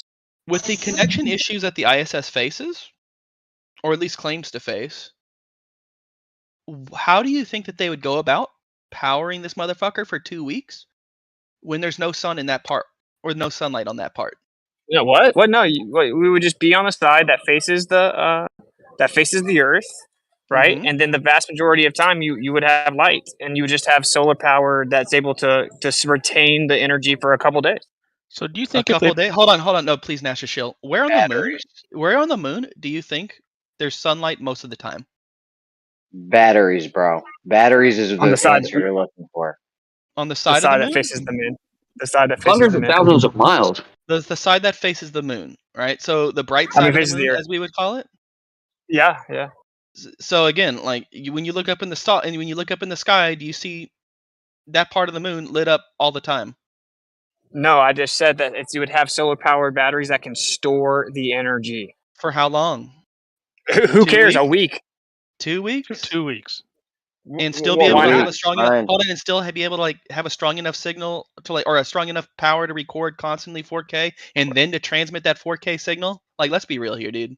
Oh, Yeah, but it's they irrelevant. transmit video. Just They run it transmit when- video from they transmit video from 100 million miles away, though. Yes, on Not something that has a 4K. hold on. Yeah, they do little bursts of footage, like little bursts, not constant, but just little bursts, and they still have to store up enough power using the onboard like a reactor to build up the power to make that transmission and to make like those little like small clips of video that they take. So again, let's be real here. How would they power that thing for 2 whole weeks? Let's be real. Does it take more or less power to send something from 250,000 miles or from 100 million miles? Takes less power to do it for 250,000 miles. Okay, so it takes less power, and so at the least we should have a camera there that's actually moving around the Earth. So it's like basically it's like a craft that's at the distance of the moon moving around the Earth for you because the moon just naturally does it. It's a natural satellite of the Earth. Sure. So even if you just sent us bursts, you're showing us a large portion, at least 2 weeks a month, right? Video of the Earth in entirety as the moon moves around it. Well, then Yeah, aren't we still getting signals from Voyager? Yes, but not pictures. Periodic signals. So Yeah. again, Yeah, but they hold on, leave- but hold on, at the end of the day, Witsit, you just trying to trap yourself because then we'd still be dealing with the same problem that we currently have on the ISS, where it's not constant because for 2 weeks that thing isn't going to be getting power. And again, Okay, it's called batteries. because Still doesn't again, it's matter. going to be further away and less pretty versus something that's more consistent. Granted, it goes down every 45 minutes, but again, it's still up every 45 minutes. I It can go doesn't in show there. the whole Earth for the Okay, fifth time. yeah, cool. And you think that like it's going to be as pretty if it's that far away? Yeah, you're gonna see the whole Earth from space. Yeah. Okay. It's gonna when be I cool. get to see when I get to see all these pretty clouds and constantly changing like scenery, you don't think that's going to attract more people than just like a blue marble out in the distance? Let me ask you this: do you think if we surveyed the public, let's say we surveyed the United States, but there's say 350 million people, do you think if we surveyed the public and said, would you like, or do you think it would be cool if NASA would put a camera on the moon to show us the Earth in entirety with video? What do you think that the poll would read? Yeah, sure. You a mean lot like of them would probably say 98% yes. of people? You mean like 98% Yeah, of probably people? a lot. Yeah. Okay, so stop defending it, please. It's weird. Why would I stop defending it? It's just It's weird. just something. Again, it's just no return on investment because I could say, oh, hey, it would be cool if NASA got a fucking huge robot built on the moon. At the end of the day, Dude, it just shows why you're here. That's the point. I know it's Discord. I know it's called Why Discord, is this guy but interrupting it just me? shows you why you're here. And it just, To have like an just go honest somewhere argument where else. like somebody Go and else, start a like NASA other than like, thing. okay, so Why don't like, you go start a NASA thing? You so can like, jerk off with your mates. okay.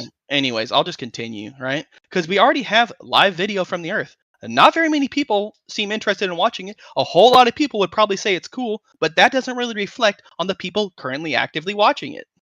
It's not the whole Earth for the 7th time. Okay, cool. At the end of the day, people would say, I would say most people would think it's cool that NASA has 24/7 live feed from the ISS. At the end of the day, okay. It's not There's cool, video dude. We that can they see can. There's part of a the live. Earth right now. How about this? How about this? There's I a can live go stream. outside. Okay, My bad. Jeremy, I thought. Yeah. So My there's bad. currently a live stream from the ISS, which I think most people would agree is cool. At the end of the day, less than 300 people watching it right now. It doesn't show the Real whole quick, Earth. wait a second, So real if we quick, also- please. It wouldn't be cool because I can look out my window and see part of the Earth right now. Like that's not cool, dude. Everyone on Earth can do that right now. They can go outside and see part of the Earth. Well, I'm just gonna ask one last thing. What would be cool? My bad. Is to see the whole Earth. That would be fucking cool, which nobody can do because we can't get that far away. How many times more people do you think would tune in to look at the moon stream versus the ISS stream? Way more. 10 times more? Billions. Billions? Way I more think than 10 that's times. kind of like Billions way more more than people. 10 times. I would disagree. Okay, well that's what's up. I would say like maybe at most you'd get like 500 at any given time. Like probably like a few months after it's introduced. God, hundreds of millions at least. No, tuning in 24/7 to watch this shit? Absolutely not. No, not It 20. It has doesn't. 100 million viewers 24/7. It'd be a lot. Viewers It'd be a lot because 24/7. if you could see the whole Earth, right? Like that's what the biggest part of the moon landing was like. Oh my God, we're seeing the whole Earth from space. Bro, people would be shooting laser beams up, be like, "Yo, that's my laser beam on TV. What's up? Let's go." You don't think that would happen with the ISS? People shining laser beams when they know it's passing overhead? I think that's ludicrous. Bro, people would get a field. People would put lights in a field and spell shit out. Like we could spell out like flat Earth in a field and watch it fucking from the moon. Yeah, and you'd That'd be, be dope. hold on, you wouldn't even be able to see it from the moon. You'd probably have a better chance of seeing it from the ISS though. So again, like if you want to spell shit out, guess which one you're probably going to see it better on? The Either ISS. way, dude, it'd be so much better if you could see the whole thing. No one can see the whole Earth at once. We can all go out and see a part of Earth, which is what the ISS does. We all see that. Why would it be cool? Why would it be cooler to see a far off blue marble versus up close, like mountains passing and huge storms passing underneath and like forests passing all they show like is entire storms. continents? That's all they fucking show is clouds and There water, it bro. I is. don't know how often you watch the ISS thing for, but it's not very exhilarating.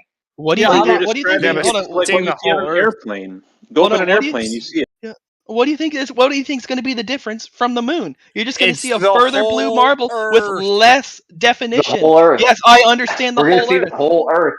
Okay, yeah, I understand the whole Earth thing, right? At the end of the day, nothing very interesting. I get to see a small little blue marble out in the distance, which I can't even get much detail No, from. you can zoom in. You can zoom in. Yeah, you would obviously have it zoomed in, so Earth's taking up the whole picture, duh. But Yeah, you know they what claim would that be you cool can zoom about in it? and read a newspaper. Yeah, what would be cool about it is we could see the whole Earth. Like I said, anyone can go outside and see a piece of the Earth. Wow, okay, neat, that's cool. But it'd be way cooler if you could see the whole thing. Mm-hmm. Maybe if we zoom it in to just be the Earth, at the end of the day, why not just do the ISS? Sure, it's a smaller chunk, more consistent. We're just going to keep repeating it. We're just going to disengage with them, right? I mean, he's just going to keep. I mean, at the end of the day, we just don't agree on the premise because I'm under the reality that people would watch it like for the first 3 months, get bored of it, and go do other shit. Yeah, people get bored of everything NASA does. That's not the point, dude. They work for us, and people would want to see the whole Earth in entirety, right? It'd be one of the first things you would do. Again, people could think it's cool, but then if NASA sees that it's not a good return on the investment, especially with their limited budget, why would they do it? Well, hold on. NASA isn't a private company. Wait, NASA isn't a private company. Oh my God. NASA isn't a private company that's making money on investment. That's why we're constantly having to fund it. It isn't a private company that only makes decisions based on what profit it makes. Exactly. I guess I would have to spell it out for you again, Witsit, so I'll say it again. When NASA takes a look at its investments into different projects that it has with the budget that it gets, why would it go out there and put money into something that is not going to be like very good for NASA to put money into, such as making a 24/7 live stream of Earth, which I would argue maybe 500 people would watch at a given time. Yeah, I'm just it's not up to NASA to decide what we should and shouldn't see. It's the people funding NASA, us, the taxpayers, that should decide what we should and shouldn't see. And if people are unconvinced by what NASA is providing us, then it's their duty to then show us proof of what they're doing. It's pretty simple. It's not why would you let NASA tell you what NASA needs to show you to give you adequate evidence?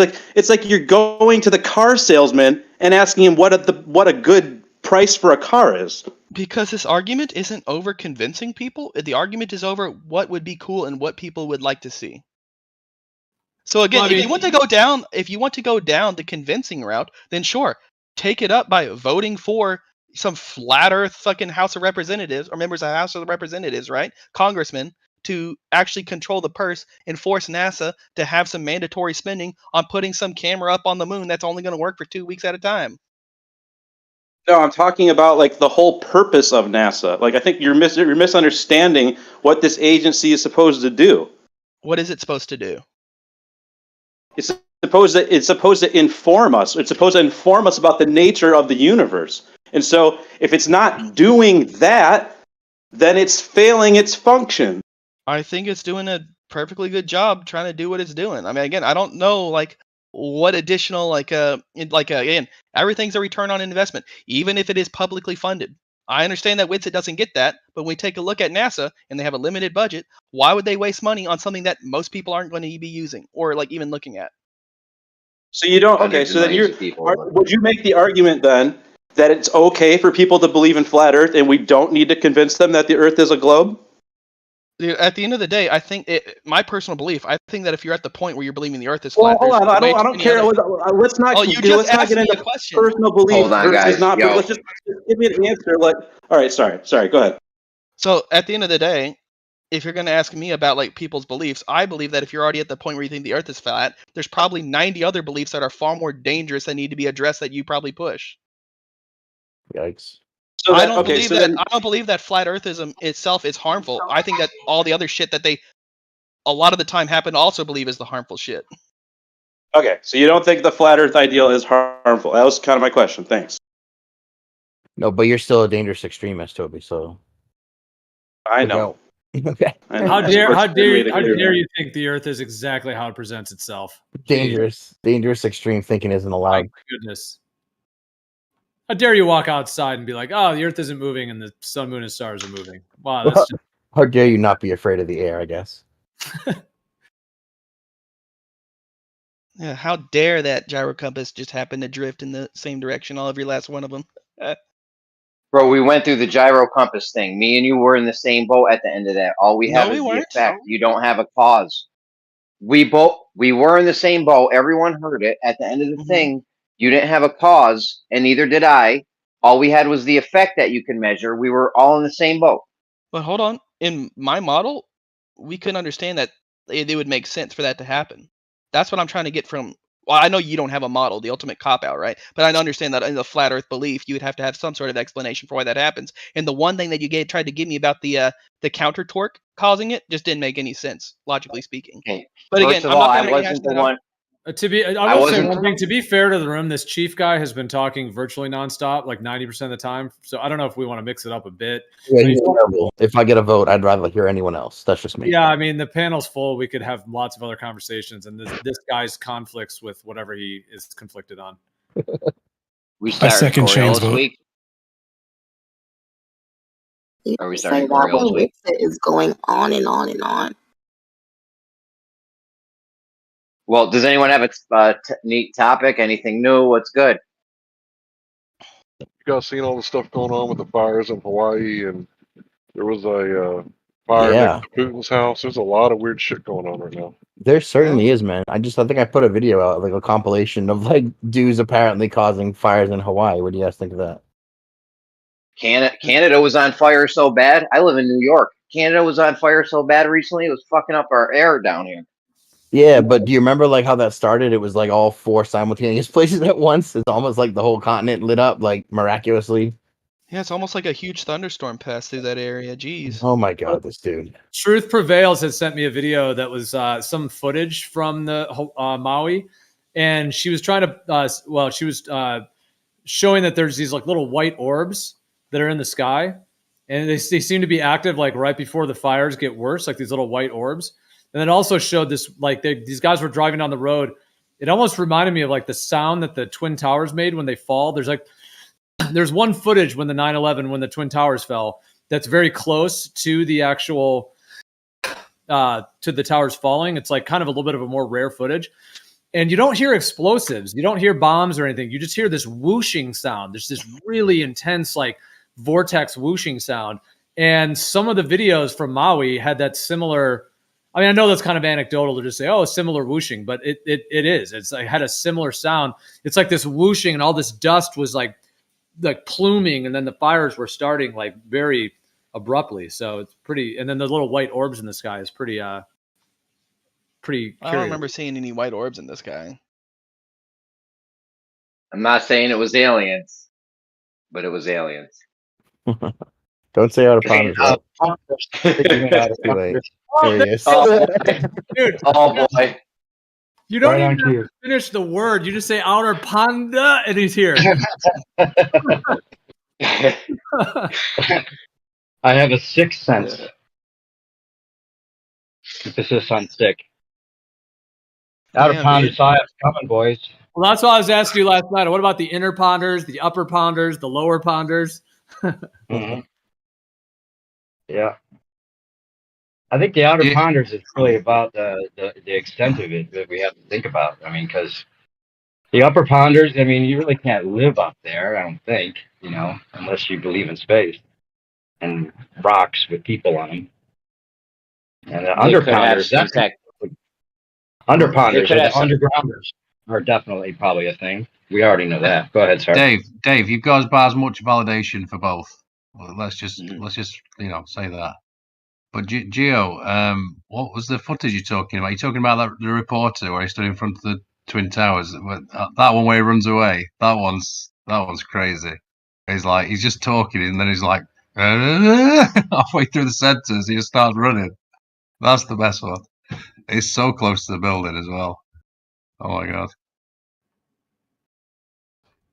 Yeah, I don't know. You'd have to remind me of that one if that's the exact one.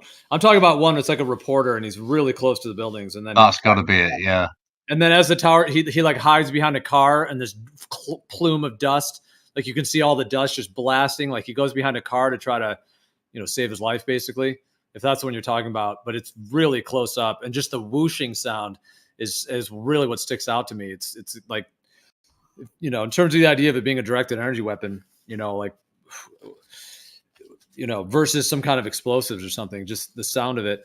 And then, that footage that Truth Prevails had sent me, just in terms of the Hawaii fires, had that similar sound. By the way, I wonder with the fires, like they usually hit I'm in Northern California, and they've hit us hard in previous years. But the fact they just did Canada and then now Maui, I'm wondering if they have us on the schedule this year or not. Well, didn't it start in California? Or that's like the first time I saw evidence of it being used, and like things burning hotter than like to melt the rubber in like cars, but leaving like trees untouched and shit. Right. I mean, they're literally lighting the trees on fire. Like we got video of them doing that. I think that's just, I don't know. What if that's just like the smoke screen, aka they basically show you that.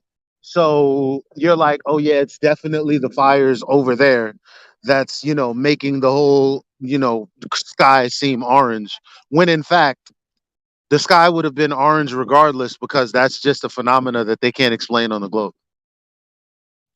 Yo, Dave, that's a crazy one. I've never seen that. Random laser beam strikes a house in Chile. Is that real? Been seeing videos like that with Hawaii as well. It's like a laser just directly hits it's whatever target, just lights right. up. Well, I mean, I've seen like a compilation of different applications of it, and it all seems to be similar, but that one just seems like blatant. I don't know. Maybe it's the atmospheric conditions or whatever. Is that one real? One, that was my question. Like, I haven't seen any quite so blatant, I guess, is what I'm saying. It does seem to be on fire afterwards, though. I don't know.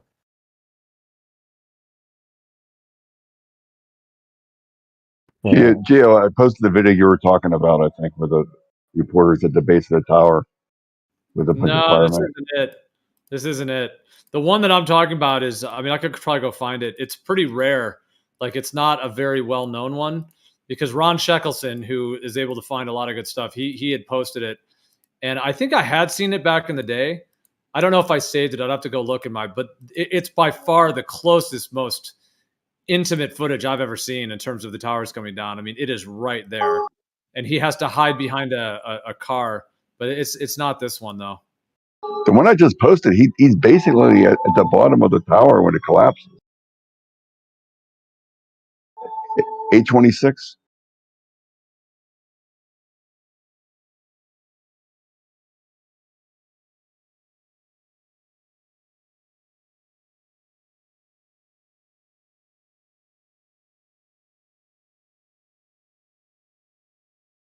Yeah, I'm just saying it's not this one. Dude, did you guys know that it's like it's officially reported by the police on 9/11 that they discovered a van full of explosives in the basement or the bottom floor, like below the bottom floor? They also found the passport of one of the terrorists. Which is fucking insane. That wouldn't be the but first almost time. everyone knows. I was just gonna say that would have been the second time somebody tried to do that with the van. I mean, would they try to take it out in the 90s? I think it was. 93. Yeah, but what? But why does no one know that on 9/11 there was a van rigged with explosives that were found and officially reported by a police report? Like, why does no one know? I don't think that's Anyone in true. this room know that? I don't think it's true, See? Whitsitt. I'd like to see the report.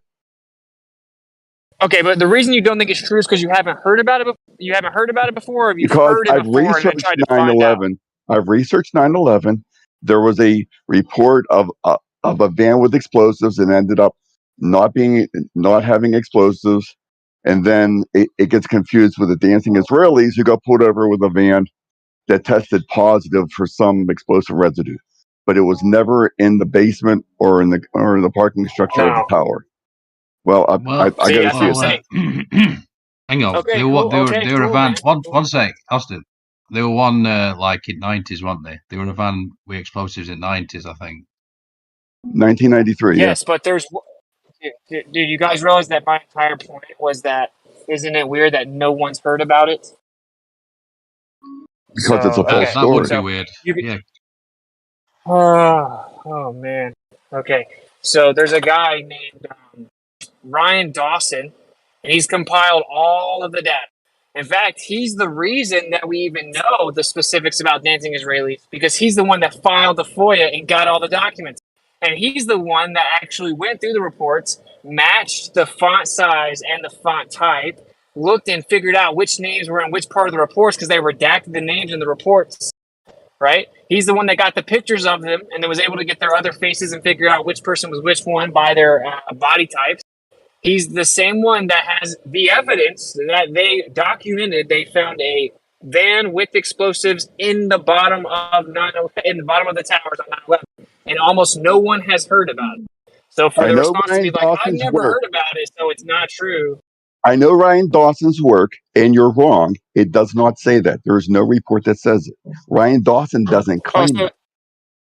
You're wrong. Really, he wasn't just on Fresh and Fit claiming that. Do you want to bet $1,000? Oh yeah, let's bet $1,000. Because Sure.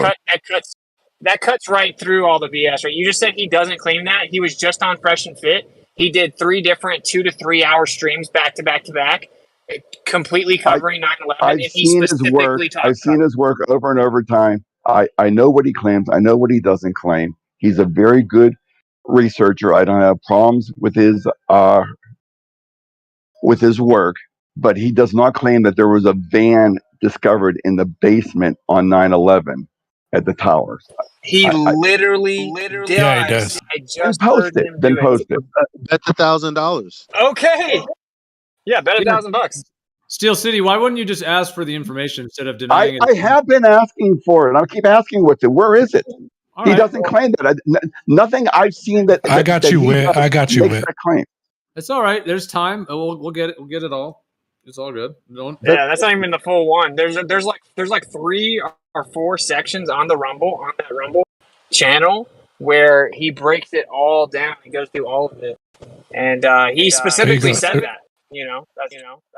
There's all 4. I just posted. Thank you. I'm just curious, Whit, do you accept cash or PayPal or what? Because about to get real. Cash App is preferable. Zelle is good too. Yeah, this dude's gonna have to pay up, I think, because I'm looking for that payment, man. $1,000. That there is a police report that says that a van with explosives was discovered in the basement of the towers on 9/11. I want to see that report. Yeah, it's crazy.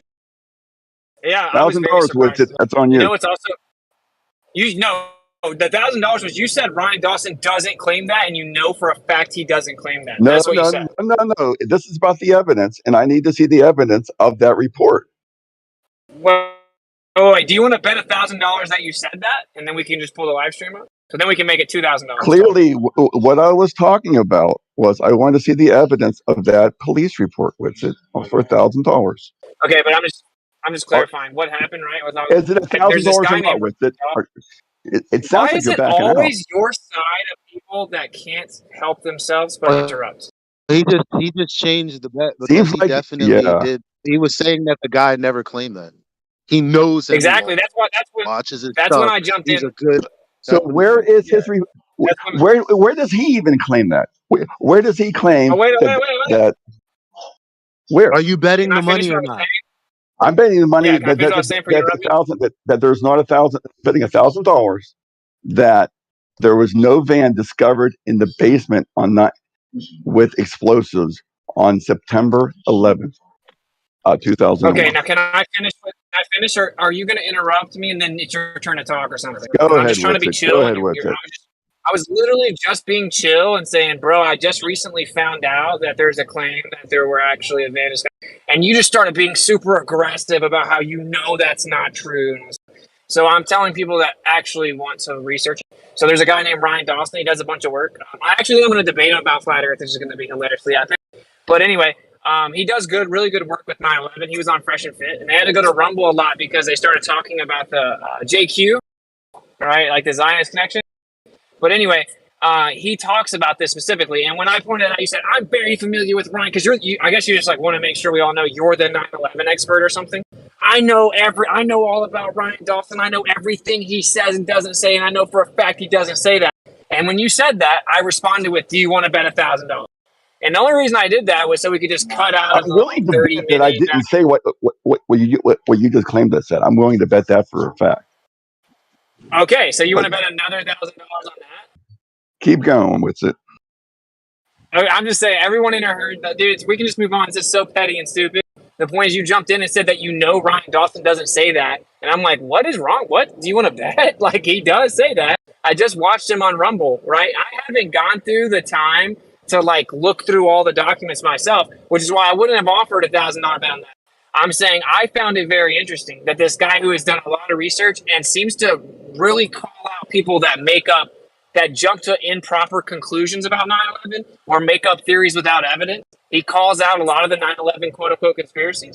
And he seems to be very thorough with his research to such an extent that I had to step back and re examine what I even thought about 9/11, where it seems like with all the reports of explosions coming from down below, all the people that claim that there were subsequent explosions, right? And then everyone's always said, oh, well, it was rigged up and it was controlled demolition. It looks like there may have actually been explosions underneath the tower, right? And that actually helped make it collapse. So anyway, he said that and one thing that most people don't know, that there was actually a van discovered underneath the tower that still had the explosives rigged up, but it didn't explode. He specifically said that. That's the only place I've ever heard it, which is why I thought it was so preposterous that you so aggressively challenged that he said it. It's wild. So anyway, we can just move on. I found it interesting. And then he talks about the dancing Israelis alive. And that's also very interesting, the whole dancing Israelis thing. And then he kind of calls out the art student narrative for having some truth to it, but being misrepresented. So if anyone is interested, you might want to check out Ryan Dawson and be the truther that we encourage everyone else to be, that can adapt their opinion with new information, because he called out some of the narratives that I've even said before and was pretty convincing that it lacks evidence, and then he provided evidence for his claim. So.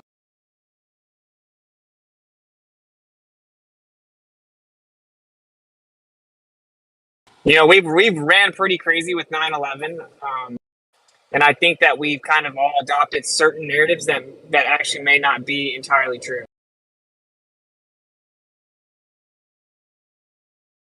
We should keep that same truth or energy and be willing to kind of adapt, right? Well, anyone that's really looked into it, I would say, agrees upon a certain amount of things from what I can tell. Like no planes seems to be the conclusion most people come to. Whether it was direct. Well, I don't know, man. I used to think that, but then Kosho showed me like 30 different videos where I'm like, wait a minute. I never could find these back in the day, but there are like over 30 or 40 different videos of the planes. So Yeah, now they've added some. It seems like they've added some after the fact. At well, see, least that's a that's a bit of a possibility. stretch. That's a possibility. But that's a bit of a stretch. So I would never make a definitive claim there were no planes at this point, because that requires the claim that they've now created 40 plus fake videos of planes hitting the tower. Right. Which seems like a bit of a stretch when it's like a lot of home footage and stuff.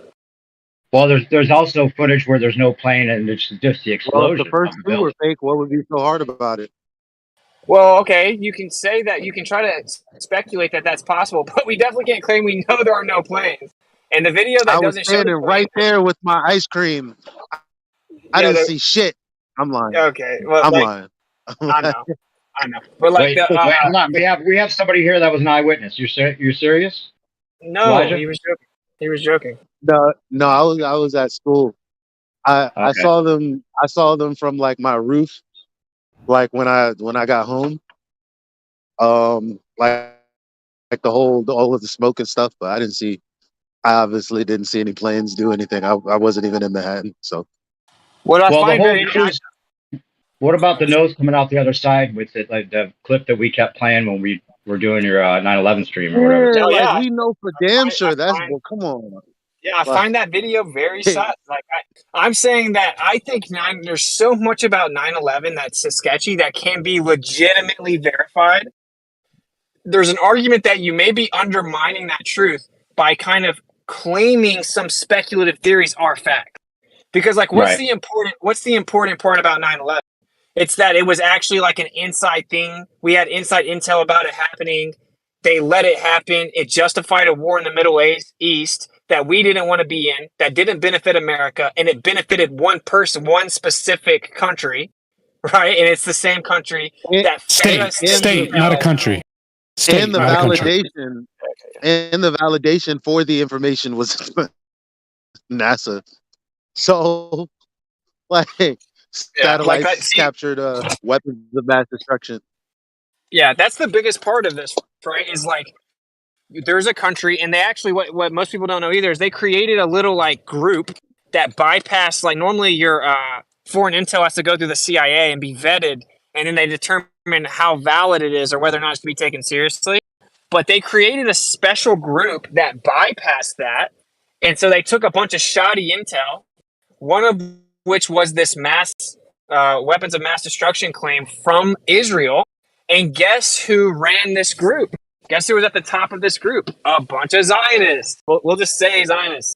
And then it ran through and it was taken as serious intel, bypassing the CIA, a group made specifically to bypass it, right? It's really wild. That's wild. And then they give us this intel that there's something about weapons of mass destruction.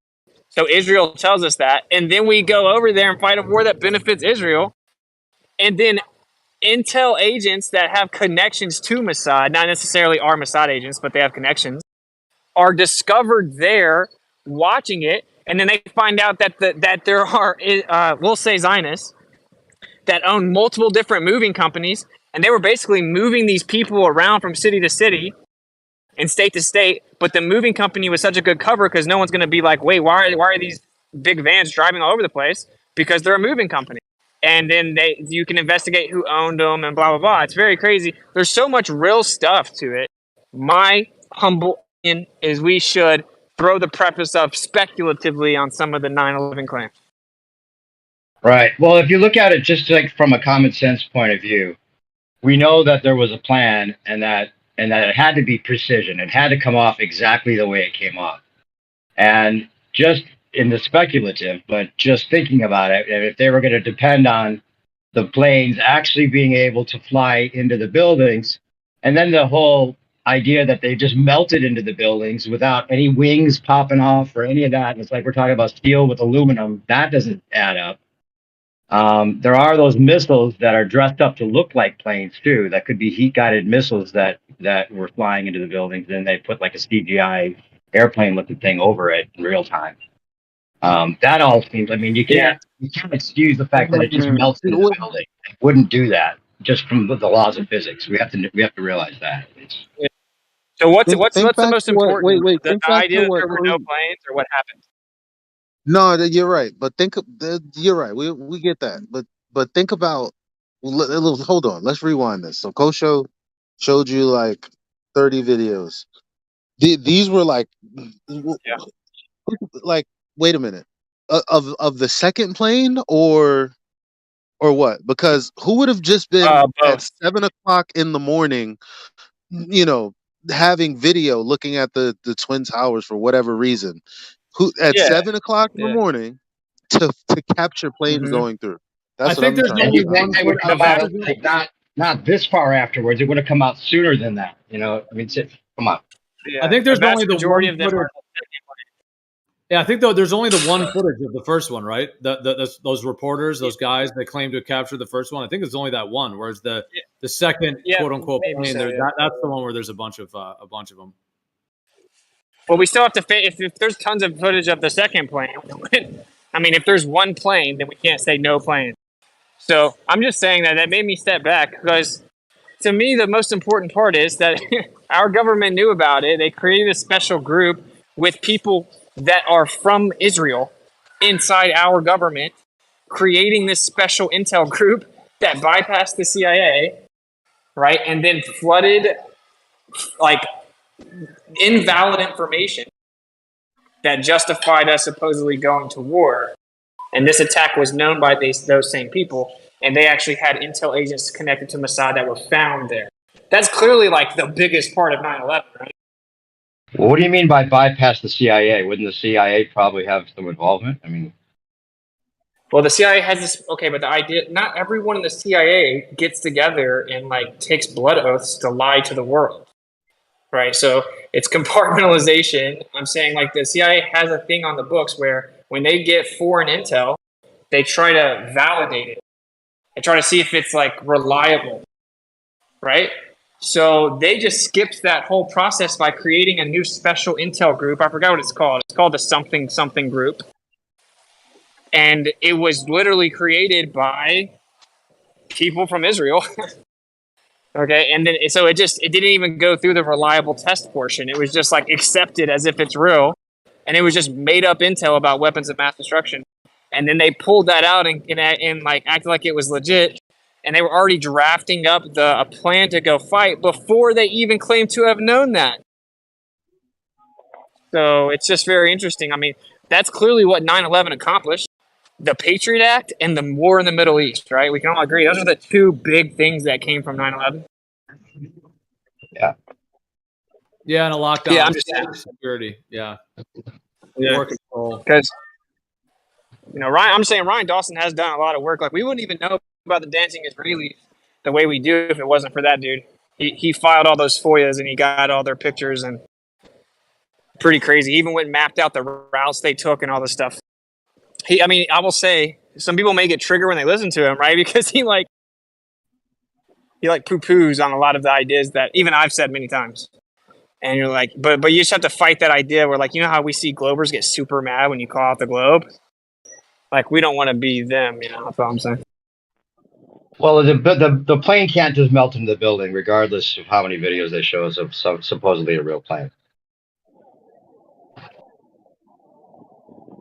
Why would it have to melt into the building? It just disappears. First of all, the footage we were shown, the wing disappears completely. Plus, the thing just like disappears into the building.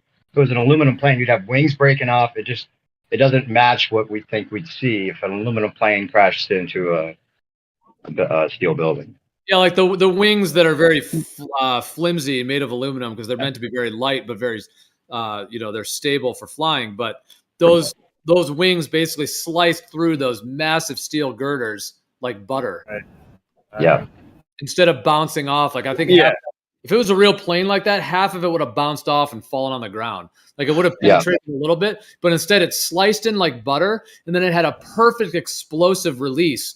I know they try to claim, it was the fuel instantly ignited, but I mean, if you look at missile hits, like when missiles, they have a particular explosive pattern where there's like multiple layers, like boom, boom, boom, and there's a timing to it the minute the missile hits, and that's the type of explosive. It's like whatever that thing that we see hit it, like sliced in there, and then instantly had a missile type of explosive reaction. And you have to imagine whatever they used on the Pentagon was the same thing they used on the buildings, right? I don't know, man. The building, quite a Yeah, different for that section explosion. to come down, it could be some of the same method. Just I took don't down know. a section of the Pentagon. There's like a security cam I footage of strongly like the suggest missile in people the watch that Pentagon. video. I think everyone should definitely watch the video though, just to kind of hear the other side. And I haven't even finished all of it. There's so much of it, but Post the one it's that very has 30 interesting. different airplanes flying into the building. Oh, I don't know. 30. Coach just sent me that a long time ago. Go into the description of all 4 of those Rumble videos I posted. They're all thoroughly timestamped. There's labels, descriptions about everything. If you wanted to search around inside the video for a specific topic. Nice. Yeah, I was just releasing. You guys brought up 9/11. I was like, I've kind of revised my take on 9/11 very recently, so I was just throwing that out there. Take it or leave Well, it's interesting.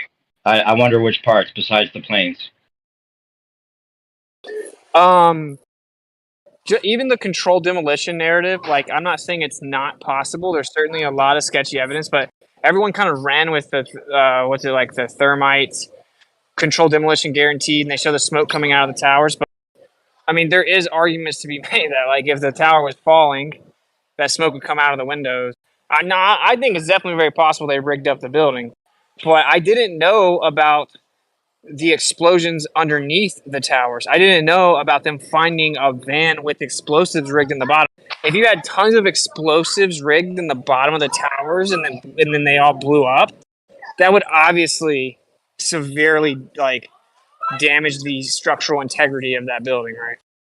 I thought that was part of what we already figured out, that they had to explode underneath, and there was reports of people hearing that, and they had to make sure that it fell into its own footprint so it wouldn't damage as much as possible, not damage the rest of the city. And then the fact that it turns to dust like midair, I mean, the amount of wreckage that we would expect doesn't seem to add up with what was left. I think Judy Wood might be the one that was actually on top of this, and when it comes down to it, and then Judy Wood and the idea of directed energy weapons or any kind of those kind of things, like directed energy weapons and no planes aren't allowed on the official architects and engineers site, which seems to be controlled opposition from the very beginning, in my opinion. Yeah, but I mean, Ryan Dawson is not even allowed. His take's not even allowed on YouTube. What's his take? So, like I said, is that a lot of the stuff that goes, well, just that Israel was directly involved, and I don't even want to say too much because it literally jeopardizes the channel. So, when you really lay out all the empirical evidence about Israel's involvement, you get in trouble. They kick you off. Yeah, I got you. So that's what they're really worried about. You know what I'm saying? Yeah, that makes sense. I don't think that really goes against what people were thinking, though, as far as how it was done. I mean, there had to be explosives. Yeah, but I'm just saying there could be planes, man. In my opinion, maybe not, but I for sure am not going to ever claim that I know definitively there were no planes. And if I do think that, it's definitely not going to be something I lead with. Well, there's also the idea that it was some other type of flying craft, like either a drone or a missile that was painted up to look like an airplane. There's that idea too. I mean, because the idea that it actually was those civilian aircraft with those people in it, American Airlines flight kind of thing. That's like the mainstream narrative, versus the idea that there was some kind of flying craft or missile or something that may have at least that hit the second one. Yeah, like those missiles that I just posted that looked like airplanes, they could have made them look a lot more like airplanes and still been missiles. Well, I feel that part of it.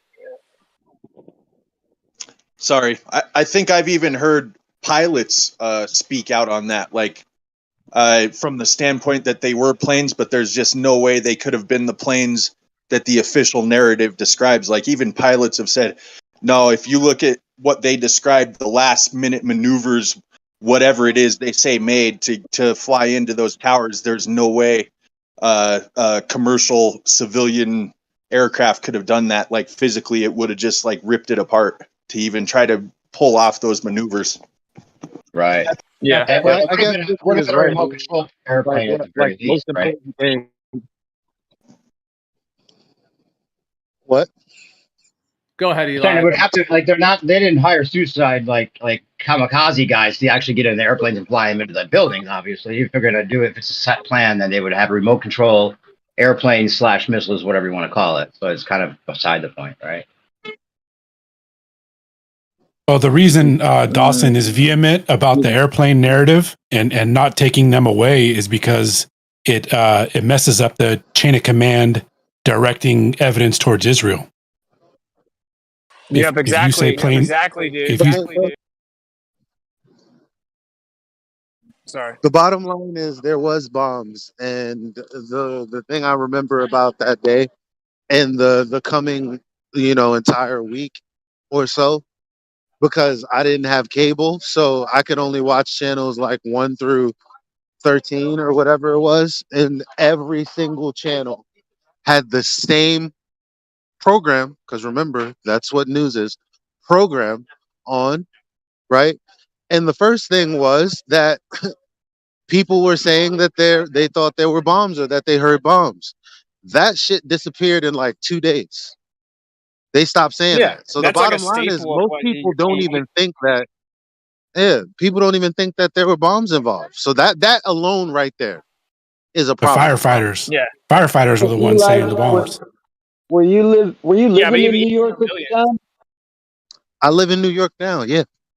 Yeah. No, I mean, like, how many of us actually lived in New York at the time? Because I did. all I remember is I was hungover as fuck, and it was the day after my birthday, and I thought the world was gonna end because when I turned the TV on, all I saw was airplanes hitting buildings.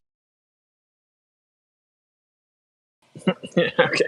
Yeah, but I think the We're guy made a talking, good point, right? So just let's try to piece yeah, this yeah. together as truthers, okay? No, So but what if you if say there are no, go ahead. Man. no, I'm sorry, I didn't mean to cut you off. I remember what I saw on TV. That's it. But what if after some investigation, I said to you guys there were no planes? Yeah, we've all heard that there's no planes. I did, Yeah. but Well, that's kind of what but we're we talking saw about. on TV. I just want to talk to the people that were there because they're the only ones who Okay, know no, what happened. but no one here eyewitnessed it. That's right. That's right. So we are all just speculating. But I swear to God, I Yeah, thought there was World War III. I thought the world was coming to an end that day. We all did. Like yeah, but real I fast. remember it like it was yesterday. But I just Let me just remember what I saw on the TV. I also seen Godzilla on the TV. Yeah. So let me just kind of lay That's this all I'm out. trying to say. Yeah, I'm listening. I'm sorry. Fucking it. So the truther approach, right? Let's take a truther approach. They don't really fully censor. There are no planes. You can say that on YouTube, dude. Ryan Dawson cannot lay out his information on YouTube specifically. It's not allowed. Okay, so why is he so insistent that there are planes? Well, because it actually shows a very direct, documented chain of command leading back to Israel. So does that little special group that they made that bypassed the CIA for the foreign intel reliability test. So when you start to piece it all together, and you start to piece together the Dancing Israelis and the 4 or 5 different moving companies, right? It's very obvious who was behind the entire thing. Like there's no way out of it. There was a specific group behind it, and it's documented. Like we have receipts to show that they did it, and we have receipts to show they offered the fake intel to justify going to a war that benefited them. And so that's what gets censored. So anything that's allowed that actually kind of undermines that narrative, we may want to be cautious of, right? So his take on the airplanes is that they were actually piloted with people in them. That's his take on it. He doesn't really go into detail. It's just that to say that there were no planes. I mean, and I don't even see why that would be impossible either. Like, is exactly how they said it went down true? I don't know. I think he does. He kind of assumes a bit of a normie approach in a way, And this dude full on believes the moon landings real. I think. But anyway, my point is that yeah, Ryan Dawson. But my point is that he says stuff like yeah, like the planes are legit and that they were aiding the terrorists. So the idea is that Israel basically enlisted these people and aided them. But what's interesting about it, bro, is that would be a very smart way to do it. It's just like when you hire a killer, right? You hire someone to do it. You have less of a chance. You have less of a chance of getting caught if you hire a hitman. Okay, so it's not like an unfounded idea. It's not like completely void of logic. They left them out to dry, and the idea is that the moving company was moving them around. The dancing Israelis got caught. One of them had like $4,000 cash, which is equivalent to $10,000 cash now, in his sock. But he's a mover working for like minimum wage. Oh yeah, a mover walks around with $10,000 cash in his sock at work. Okay, and then all of their narratives didn't line up, and he's gone in depth, bro. He's looked at their times, how long it takes to get from place to place, the times he claimed that they went to work and all this stuff.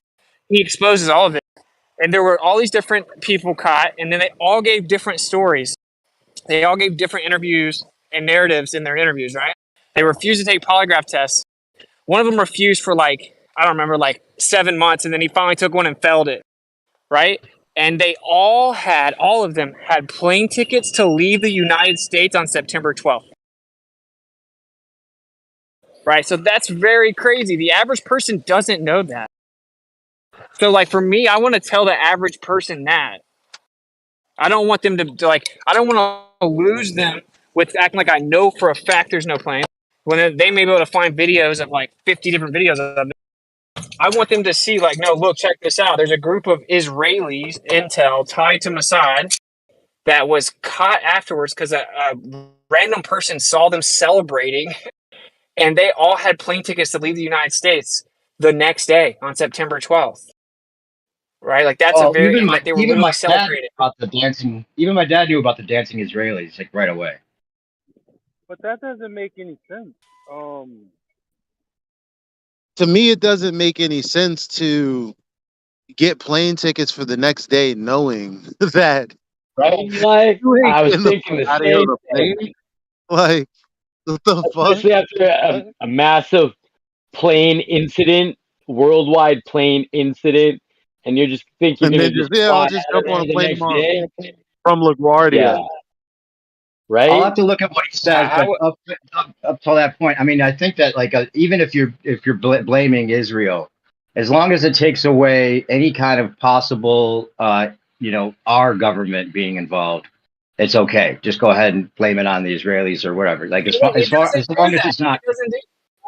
Okay. What, okay, dude? good. It specifically shows that the Israelis infiltrated our government and worked through our government to do it, and that our government specifically is what helped it happen.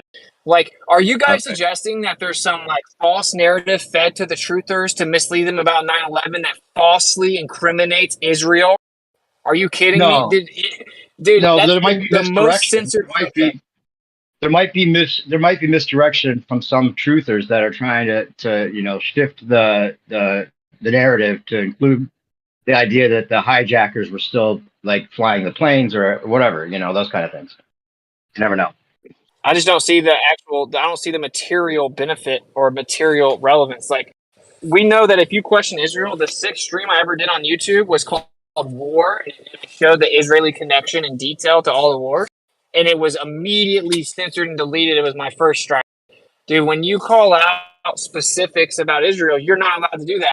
So I can't buy any narrative that it's like there's some story fed to us to falsely incriminate them. That doesn't even make sense. That's the one country that we give the most foreign aid to, and every other country we give them grants, and that means they don't have to pay it back, but it comes with stipulations. They have to spend it. They have to spend it with our government. They have to spend it with us. But Israel gets it as a loan, so they can spend it however they want to, and then they just forgive the loan. They're the only country that's like that. Like, dude, it's the only country we have dual citizenship.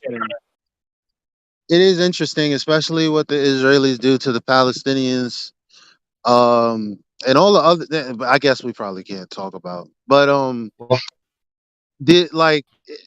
I mean, he's right about, like, remember when They're I above the started law. talking about what actually happened during the election and that got this channel a strike? And it's like, Jesus Christ.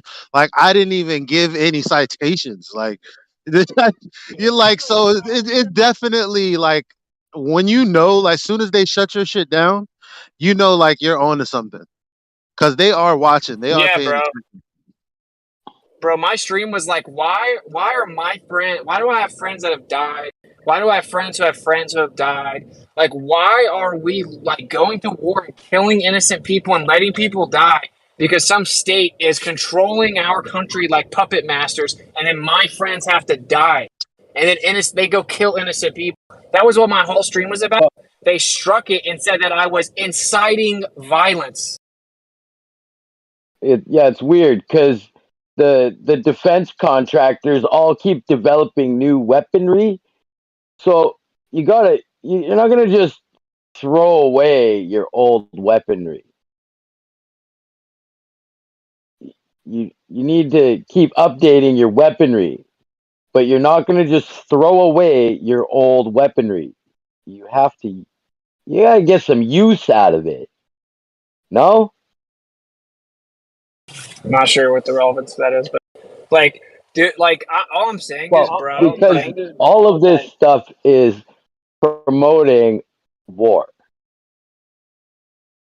yeah, isn't it interesting that the no plane narrative undermines a lot of the evidence that points to Israel, though? Like, isn't that at least something that we should like kind of like chew on for a second and be like, wait a minute, did we get tricked? Well, I find that Like interesting. I'm Wait a minute. Why is Canadian, that? and I've heard I don't know why that a that is. lot. Why is that? Just That it a undermines lot of government employees, like Senate employees and like people that work in the government, are dual citizens to Israel. I don't know if I'm Canadian, but I've heard a lot of that. So I don't know how many people have looked into actually how many members of your elected government are dual citizens of Israel. I mean, how much do you think these countries A are lot. really like Whitson? How much do you think these countries are even separate? When you talk about the real control matrix, as it were, the controllers, like how much is it really this country versus that country? When you look at like the United Nations, and especially after World War II. So I mean, I just think it gets deeper into like what the actual structure is of these of the sort of control system, but. I mean, does it have to be like Israel as a separate, kind of connection, or could it just be sort of the part of the cabal that's operating in different sectors? Yeah, that's where I look at that as like it's not like the trying to say center. that It's like the Israel's center not a hole. part of the problem. Whoa, bro! All right, I'm saying that I think it's like one of the center holes that they've chosen. Right, like each government is compartmentalized, dude. There are tons of people that they don't know what they're doing. They're working for the bigger good. Governments are compartmentalized. There is a group of people that run all the countries, and at the very, very top of the countries, they're controlling all of them. Right, like they're all in agreement. They're in agreement with the space narrative. They're in agreement with Antarctica. But as you trickle down through the government, you have a bunch of compartmentalized corruption, and they're all doing their own thing. So what they do is they manipulate each compartmentalized government to run the world, and they're running it from one specific state. Really, it seems like two specific states, and it's Israel and then Geneva, Switzerland, specifically, like that specific location. Right? Those two locations are running the whole world, and they control all the governments. And really, they're all on the same team because the same group of people run all of them. But they're all broken up individually with compartmentalization. Right? So, like, if you want to trick the American people into supporting a war, because if you don't now, you can't control the slaves very well because they're going to rebel. So they need our compliance.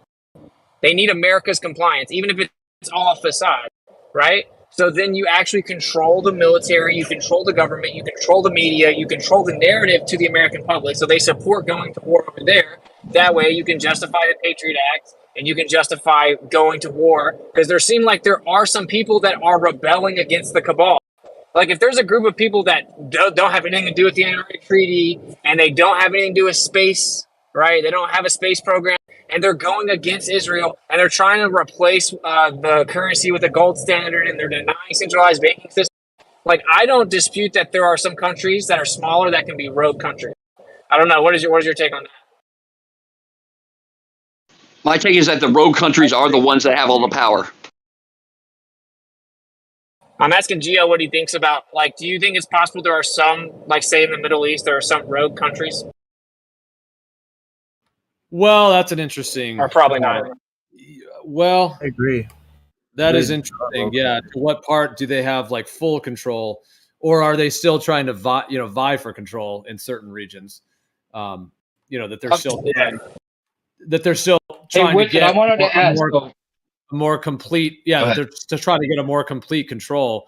That would make sense because there's a lot of dramas going on, in a lot of those countries, to where it does seem like, if they were just fully controlled, it doesn't seem like that would be going on. So yeah, it makes sense that they're kind of whittling away, at certain areas in that sense. Don't you think we would do? Like, don't you think there was any country that's not under our control that they would just be taken care of by now? Like, don't we need those countries to be like the ones that we can blame things for still? Well, we've been systematically going to war. We've been systematically going to war with countries that weren't using the current world fiat system, so there's not many left. Exactly. And they've been fighting tooth and nail to avoid it, right? So, I mean, when you say taking care of, what do you mean just blow them up? Because they can't do that. Americans would get super pissed. Like, plus, you still need a boogeyman. They couldn't just. Sorry. Nah, my bad. I interrupted. Go ahead. Yeah, I'm saying they couldn't just cancel the elections, right? Even though the elections are. This is actually okay to say on YouTube now, by the way. They updated their guidelines because it's all a psyop and they want you to start talking about the elections again because then Trump's going to come back. But anyway, we know politics is fake. We know the election is a pony show. Like, all politicians, they do the same stuff. It's all just a joke, right? We know politics is fake, but they couldn't YouTube updated their terms of service about the election. But my point is, you can't just eliminate the election. If they just canceled the election, people would be pissed. What the election does is make the people think that they do have a say. It's very important that people think we are the ones in control, because if not, we outnumber them and we can rebel. Right? Do we agree with that? I guarantee you, if I start talking about the DNC fraud lawsuit and all of the shit that happened in 2016, we will get another strike. Highly doubt we could talk about it. I'm just saying that if you want to talk about the 2020 elections, you're allowed to do it now. They changed their terms of service and made a public announcement that they will no longer give strikes out for questioning the election. But either way, I'm not even trying to do that. I'm just saying elections are fake. That's why I prefaced it.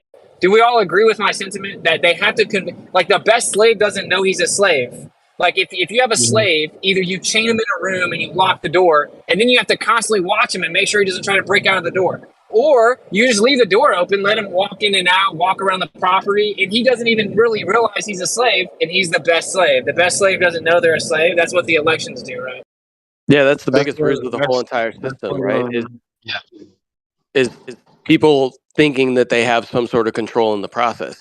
So that's why every time when things go sideways, which it always does, no matter who's in office, everybody's like, "Oh, well, you just need to get out and vote. You need to get out and vote," as if like that actually fucking does something. So that's legitimately one of their biggest levers that they have for control. They give you the illusion of choice. Say You Harriet have Tubman no choice. You don't. You have owners. They own you. Just real quick, man, real quick.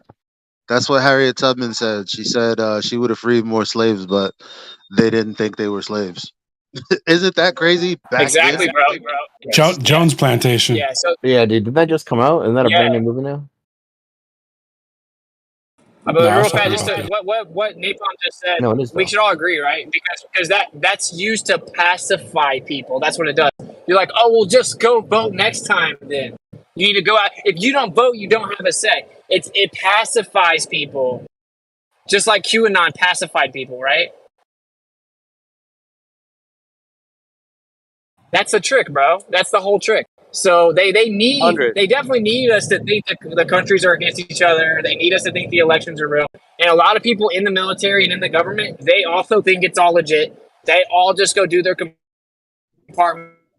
And there's a group of people that give the major orders and it trickles down. And those major people are far outside of the illusion of politics or countries or boundaries. They just pull the strings for the whole world. And they have two headquarters. One's in Geneva, Switzerland, that has 33 international headquarters, right? The World Trade Organization, the quote unquote global immunization initiative organization.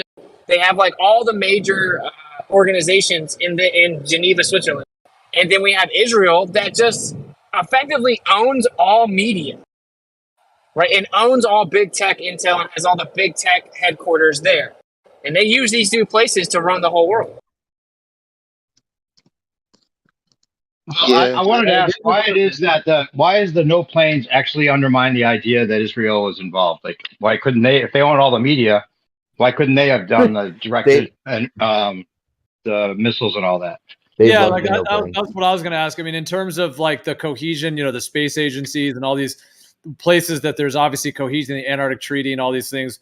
If this was an event that whoever that kind of cabal or that collective group of entities, whoever they are, whatever countries may have had like individuals that are connected, like you said, compartmentalized, that are related to those countries, like why could they not all, just like they do the stuff with the space and everything else, why would they not still be part of colluding in terms of the militaries being involved in not using planes or using missiles or making it an event that's very targeted?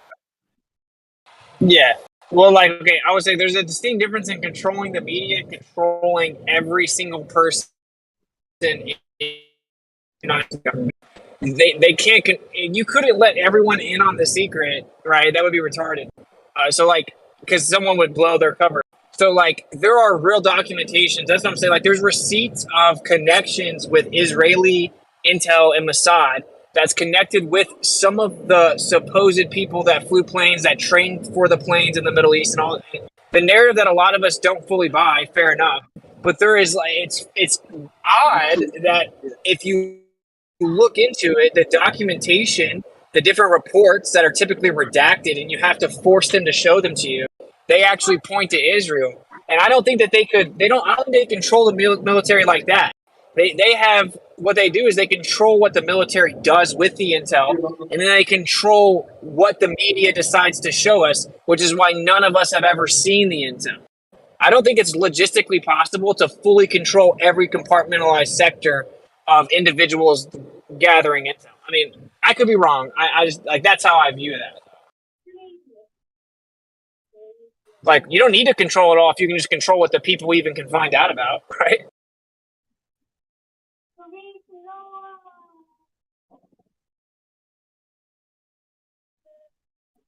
Well, yeah, I know, mean, just to clarify, I'm still.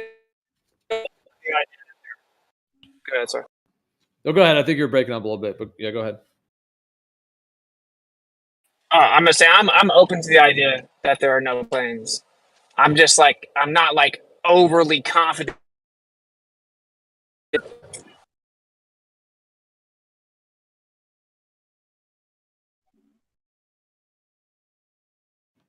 I think you broke up a little bit. Yeah, I was just going to say, I mean, the thing about the media involvement, that documentary September Clues does a really good job at breaking down all of the footage, all of the media runs, of the media footage from the entire day, the entire morning, from all the different news stations, and it's pretty incredible what he breaks down in there in terms of like showing very detailed evidence of all of the ways that the media, like the scripts that were all copied, the actual images themselves, like the still shots were like all like, some of them were just like they mirrored them. Like it's like the same shot on a different, station, but just mirrored.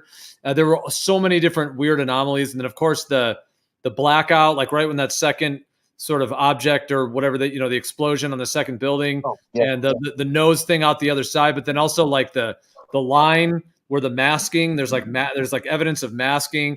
There's the blackout of those several frames that blacked out right at that essential point. So I mean, there's no doubt in my mind that the media was completely involved in orchestrating the whole event. So I mean, if the media is that involved, how much would the sort of clandestine levels of the military be involved, and then the clandestine levels of whatever other governments, kind of militaries or intelligence would be involved as well. But I know what you're saying. I mean, it's pretty difficult to think about how that all breaks down, like how compartmentalized it is, how cohesive it is, or are there actually like different factions within these networks, or are they all smoothly working together? So yeah, there's definitely a lot of factors. Gio, check the live stream. Real quick. Gio, the fact really quick. Livestream voice text. I posted no plane special effects expert completely destroys the official 9/11 story, and also footage from the Pentagon that day. No commercial jet anywhere to be found on the property. Thank you very much. Check the livestream voice text for that. I just wanted Gio. to say, Oh, go ahead. no, just one sec. The defense contractors are the companies that you should be looking at, and who runs those companies. What about yeah, Israelis.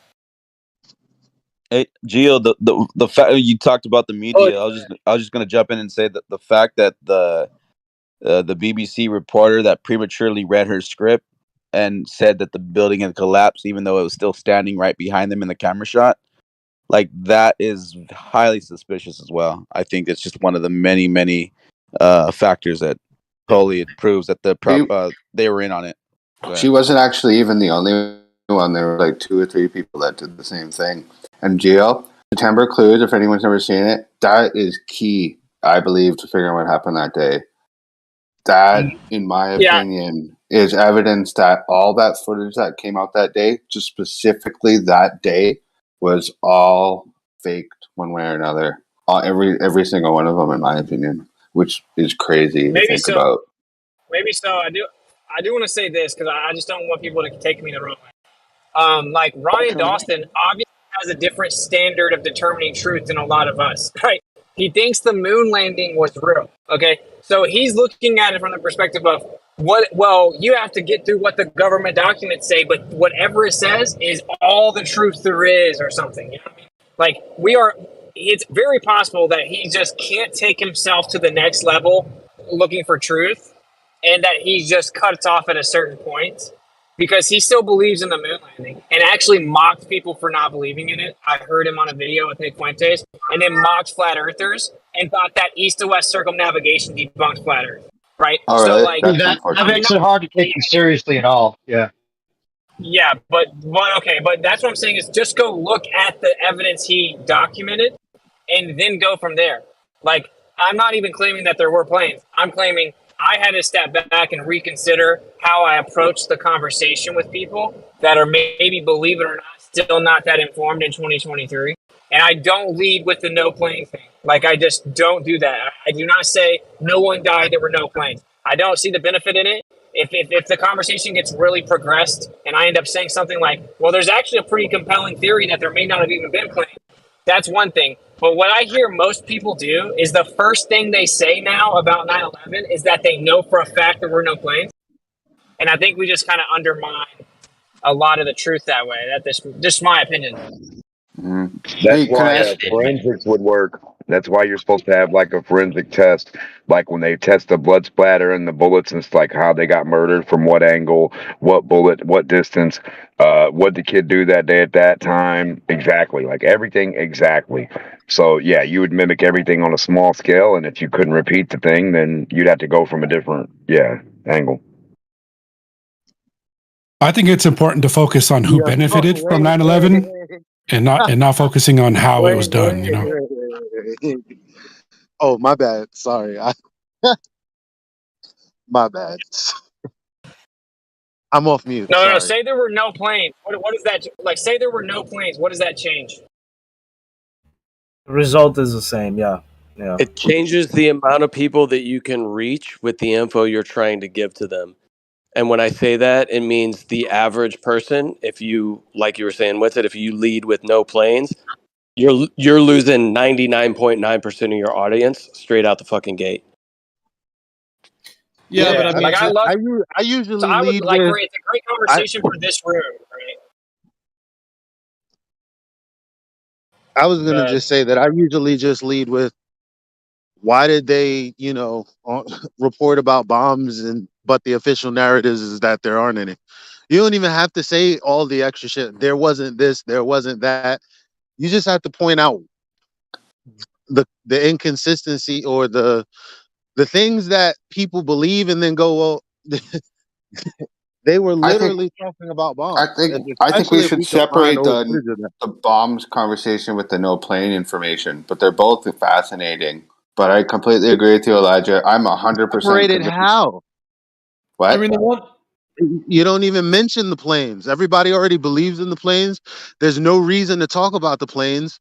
But the point is that, if you were looking at the news from day one, there were officials that, like firefighters, that reported hearing bombs. Yeah, there's still some of that footage is still out there, and you can hear it in the recordings. There were obviously explosions happening. Now, I mean, you guys can were get that right talking- off of I'm saying Yeah, it's really actually Gio's pretty well easy to versed in find this out. subject, and I've heard him say. Let me say, like, I've heard Gio say some very interesting things about the planes. He's very well researched on it, and I love the conversation, and I find it very interesting. And it's a great conversation to have, like, in this room with people that already know the 9/11 narrative is super sketchy, right? And we're just trying to figure out some of the extra details. It's like flat earthers talking about, is there a black hole sun that actually projects what we see in the sky? Or whatever, right? But you wouldn't talk to someone new to flat Earth and lead with, oh, well, there's actually a black hole sun in the vortex that projects everything, and that's what the Nazi symbol was representing.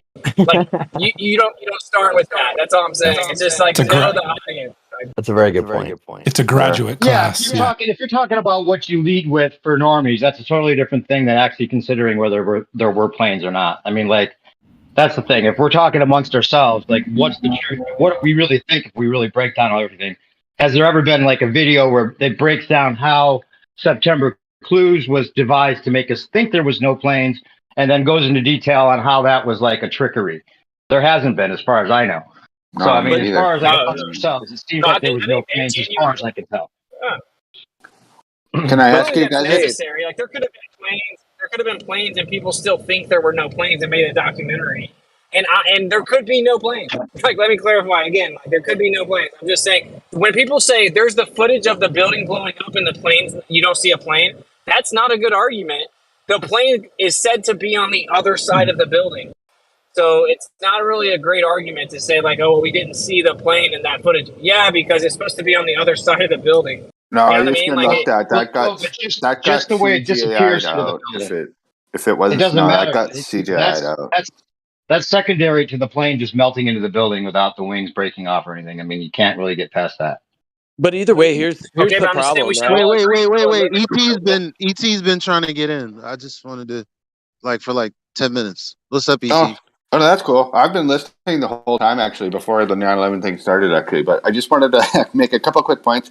Mostly, okay, two things. I might as well word it as a question because that's more productive. Number one, what do you guys think about, like, the Murray Street engine and how that could have been that explosive thing that flew out of the side of the South Tower explosion?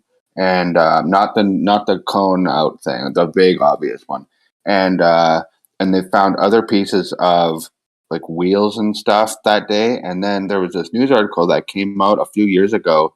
There's two buildings where they found this weird mechanical device in between these, like, there's narrow building gap. We're talking maybe like 10 inches.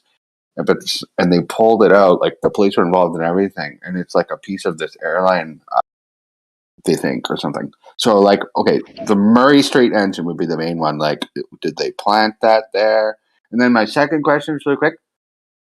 Compared to the no plane thing, I want to hear what you guys think about that, because you guys brought that up. Could it be a missile or something? But it looked a lot like an airplane to me, or that's what the eyewitnesses' accounts are. Could it have been like some kind of military hardened aircraft that looked pretty much like a normal Boeing, but just designed differently? Because, I mean, like, if they were going to pull this off, I could see them starting all over from the beginning and designing something that was basically a missile, but I posted some pictures. Posted some pictures of exactly that. They have missiles that look just like airplanes. So yeah, totally the Tomahawk. Yeah. Mm-hmm. I think Napalm. Well, I think one more thing. I want to throw one more thing in really quick. I learned this from Judy Wood. So, like, I can't remember the name of it, but when airplanes fly through the air, there's, like, it has this, like, tailwind thing that spins around behind it. if anyone can remind me what that's called, but it's going so fast it like basically sucks the air up in behind it. You know, not going quite as fast as the plane, but it like follows it. And now, if that plane would have, if it was a normal aircraft and smashed into, like, we're talking the South Tower, second impact, if that would have been a normal plane, and like, yeah, the pilot somehow pulled that off. After that explosion happened, and then that instant black cloud of smoke, there would have supposed to have been, in my opinion, this huge gust of wind blowing it aside. In that same trajectory. Don't you guys think? Anyway, and I'm done. That's all I wanted to say. Make those points. Well, that's interesting. I think that saying no planes is like much more sharp. So go ahead. Okay. Saying no planes is like a lot of shock value, like saying space is fake, right? But it's more nuanced than that. Because if we turn around and say, well, there could be like missiles that look like planes, or it could be like a UFO type of thing, or it could have been a different plane, but it's not the commercial plane they said. Then what we're really saying is we don't believe the narrative of the commercial planes that were hijacked hitting that. There's evidence that contradicts that. Right? Like, we don't believe in outer space as they defined is what it really says. But saying no planes is much more like catchy and shock value, because there are sketchy things about the plane narrative. How the indestructible black boxes weren't found, but a passport popped out of the fire, and then some random person found it and went and handed it to an FBI agent. Right? I think it was like, two there's a lot of passports, sketchy actually. stuff about the narrative. Why would you turn in a motor? I know bums down the block that if they find a motor, a toy bike, a piece of metal, that shit's getting taken in for junk weight, buddy. Or they're going to sell it to the guy down the road racing stuff. Like a plane motor? Get real. Well, there was an airplane. You weren't stealing anything at 9/11.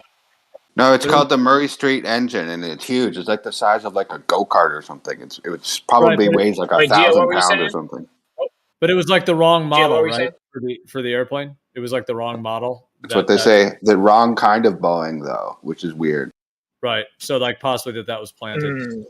Yeah, along with. Wow, that's crazy, bro. Like, just to think about. You mean like someone maybe put it in there before all of it happened? Yeah, and it was under this weird scaffolding thing with this like plastic on top, and so I've heard people suggest that it was there like maybe hours or even a day before. And then, like, right in the chaos of the event, they just, like, took off the tent or on the scaffolding, and then they're like, whatever. The police came, like, 10 minutes later or something like that. I thought it was interesting, I don't too. believe any narrative. Go ahead. Well, you had said about the vortex, like that there'd be a vortex behind the plane, and that when it hit the smoke, I thought that was interesting, that the wind from the plane would have maybe blown that smoke in a different way. Wouldn't you think? But you wouldn't see that with a missile, though. I mean, I don't. Maybe it makes more sense.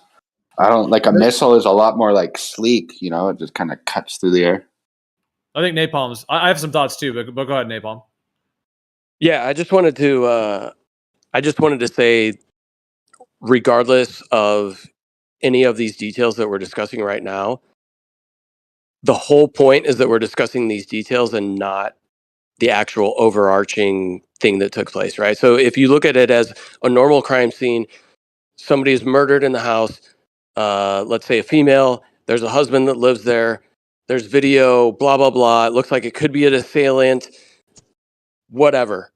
And there's a million different details that all point towards it could be this assailant or that assailant, or was it an actual fire poker? I don't know. It could have been a candlestick. It's too hard to tell in the video, but a neighbor said that they saw blah, blah, blah. And there's a bajillion details. And everybody knows that it's the husband, but the husband is never going to trial because everybody's constantly talking about the different, well, it could have been a candlestick and it could have been in this assailant and the shoe pattern that we found out in the garden.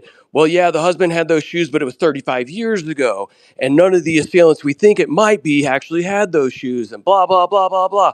But everybody fucking knows it's the husband. There's no other possibility at all whatsoever. The owner of the building. And everybody's constantly talking about these details, right? Which just keeps us in this perpetual thing of not actually establishing, fully comprehending, implanting it within those around us that may be skeptical of what we're saying took place on that day, that, hey, it was not the official story, period. it was obviously some sort of job that was in collusion with probably one other, at least, country, if you even want to believe that countries exist as a thing, right? So we're still 20 years later, well, whatever it is, 15 years later, spinning our wheels on it could have been this, it could have been that, it could have been that, these details, it could have been those details, it could have been this, could have been a bombs, it could have been demolition. There was no planes. There is planes. Who cares? Seriously. Well, I think to add to that point, if you're done. Overarching. No, I just wanted to wrap it up. And like the overarching point is we are so focused on not just letting people know that the husband did it and you're 100% sure. You know what I'm saying? Well, yeah, but you can't say who the husband is exactly, because even if it was our government, there might be, you know, the other governments or the overarching government that controls all the governments. So we don't know who the husband is necessarily. We just know it let me wasn't just what they change said. it. Let me just change it a little bit, right? And let's say there's some huge windfall monetarily for the husband, right? And there's all these benefits that the husband is getting. Sure. But we're still focused on like, was it this assailant? Was it that assailant? It could have been this guy. It could have been this tread on his shoes. It could have been the candlestick. I don't know. Maybe it was in the conservatory. I don't know. Right? It becomes this whole fucking game of Clue that's never ending. But over here, the husband's raking a shit ton of money. What? He's benefiting his life. He's got a new wife, like all this shit. Right? And it's like, we're not even focusing on the fact of what that event catapulted into existence. Well, some people are. I mean, we can say follow the money, and we have followed the money. But even if there are people benefiting, we don't necessarily know that they're the ones that are directly More than money. responsible for, you know, whatever it is. But regardless of that, I think the most interesting point about all of this is that the kind of control we're talking about is these people designed the conspiracy theories along with the conspiracy itself.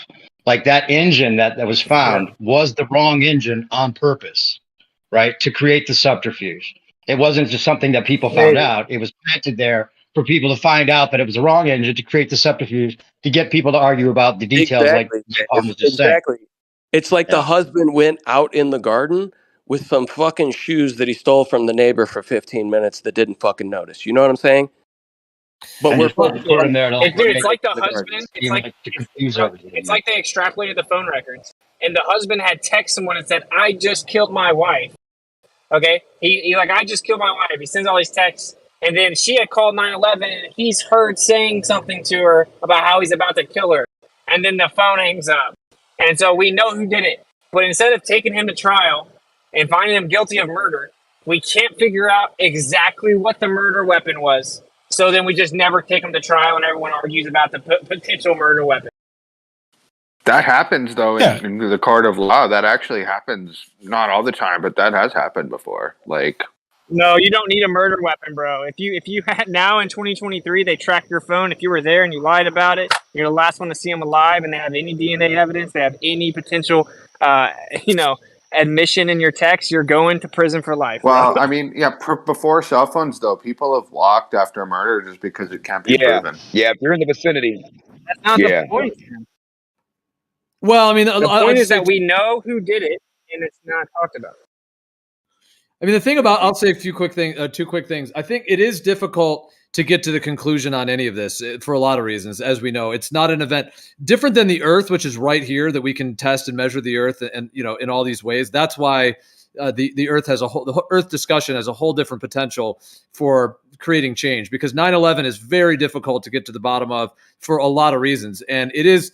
See, I would say two things, Napalm, like to what you were saying. On the one hand, I think it's just fascinating, just in general, like as an event, a criminal act, a psyop. There's a lot of different terms that could be used, just as an actual world event to, consider getting to the truth of it. Almost like as like a practice for like discernment. Like, okay, can I discern the truth from the information that is out there, and are there more nuggets to find and all of that? So just on that level. Like for myself, I would like to know to the greatest of my ability what is the truth, what actually happened, in a way of kind of like dissecting their what they did basically and how they pulled it off. So there's that component of it on just like a sort of just a level of just coming to the truth.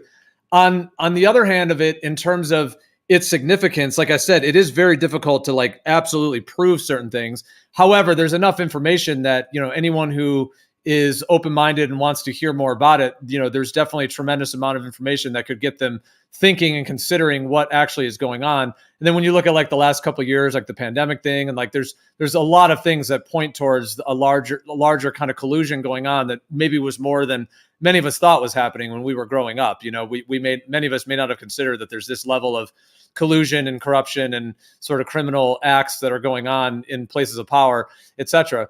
And then I was just going to say, kind of linked to that, in terms of the planes thing, you know, whether there was commercial airlines or missiles or no planes at all, I hear what you're saying, that there's so many more things that are sketchy, to say the least, that, you know, people that could be shared with people that would get people thinking, you know, wow, okay, so this wasn't what we were told.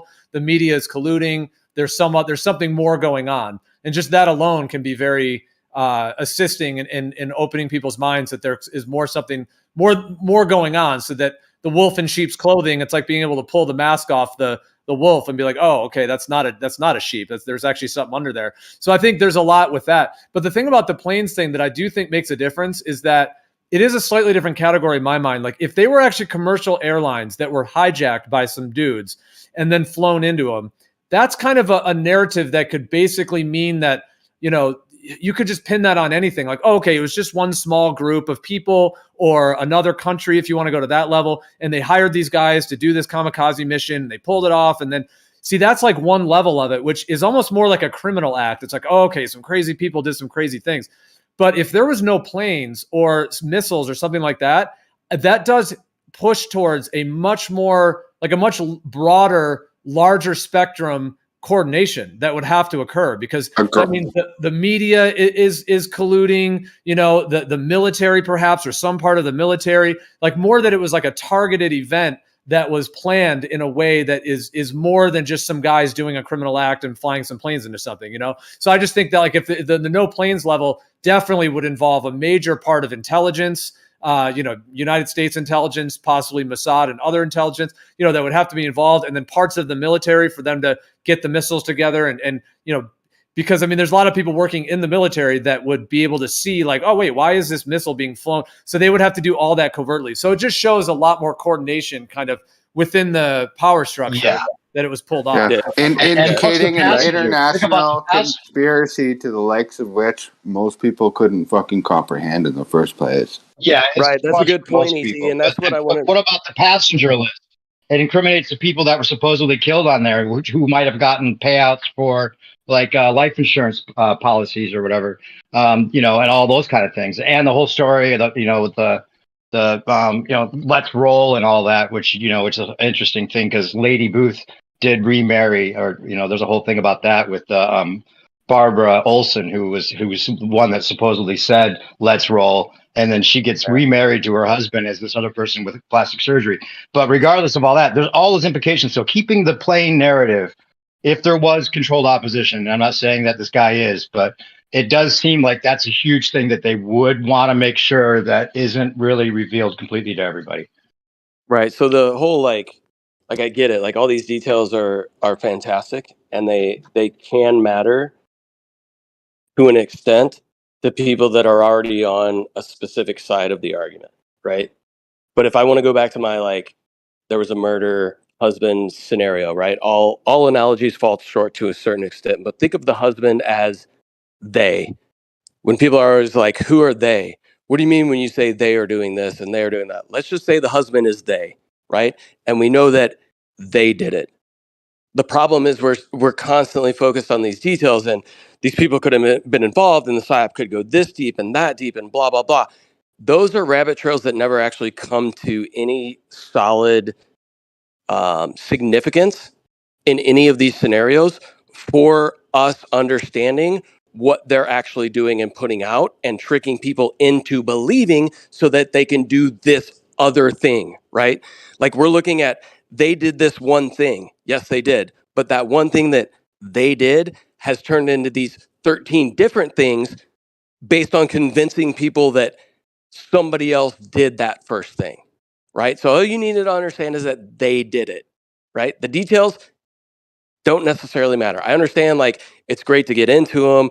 I enjoy it. Don't get me wrong. I enjoy going down the rabbit holes of this. It could have been this. It could have been that. Is the engine obviously there just to do this psyop or that psyop or blah, blah, blah?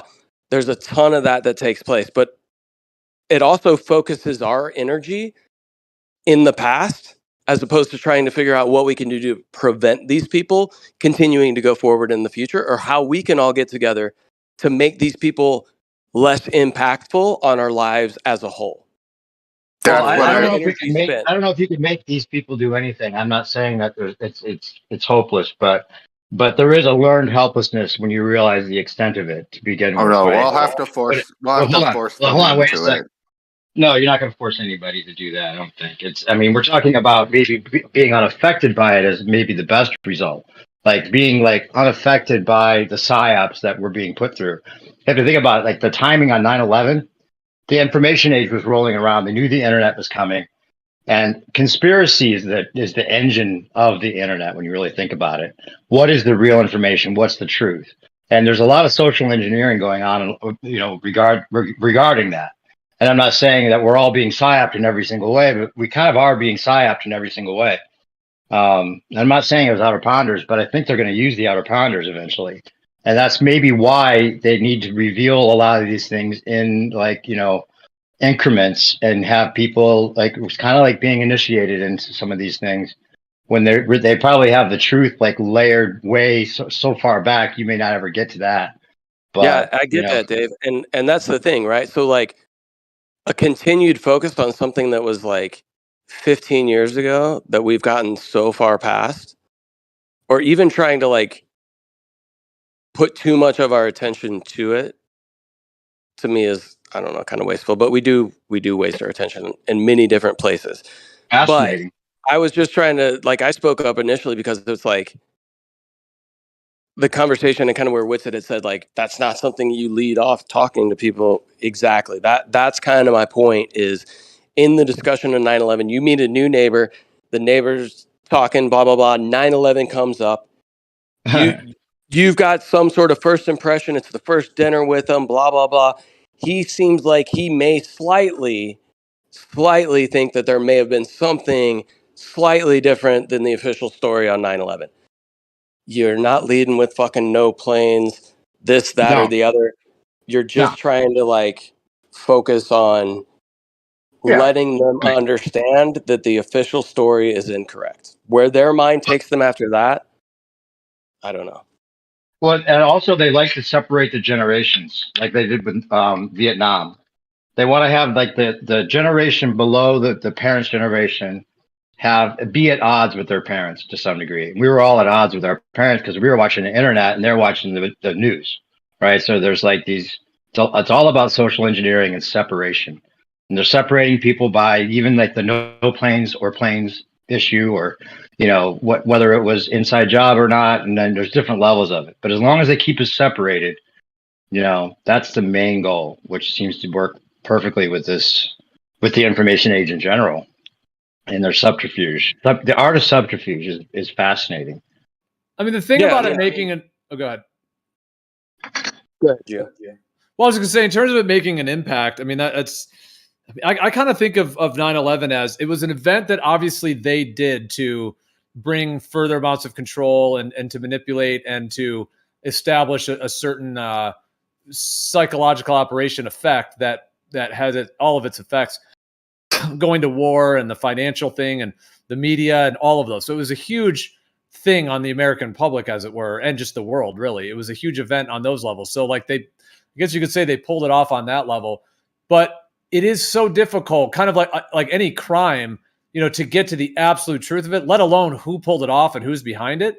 It's so challenging. So Napalm, when I think about what you're saying, in terms of the impact, how much, I guess I'm just thinking how much change could it really bring? And I'm not trying to be pessimistic on that, but it's just tough because you can't get how can you prove it enough to be able to, you know what I mean? Because a lot of people, they might hear a lot of information on it and kind of be like, well, wow, it's a lot of information, hard to say what, a lot of things that seem to indicate that there could be foul play on multiple levels. So I think there's value in that, but I kind of think of in terms of something that will really change the world. Like, I don't know if this truth is, whatever the truth may be, because it's difficult to prove, will be something that could make a massive change. I'm not trying to be negative on that, though. I'm not trying to like downplay the importance of truth and discussions on all those levels, because I think there's value to anything that's pursuing truth and looking into that. But that's why I mentioned like the earth itself and things that we can actually validate today and could have more of a potential in the future to do so even further, could have like a more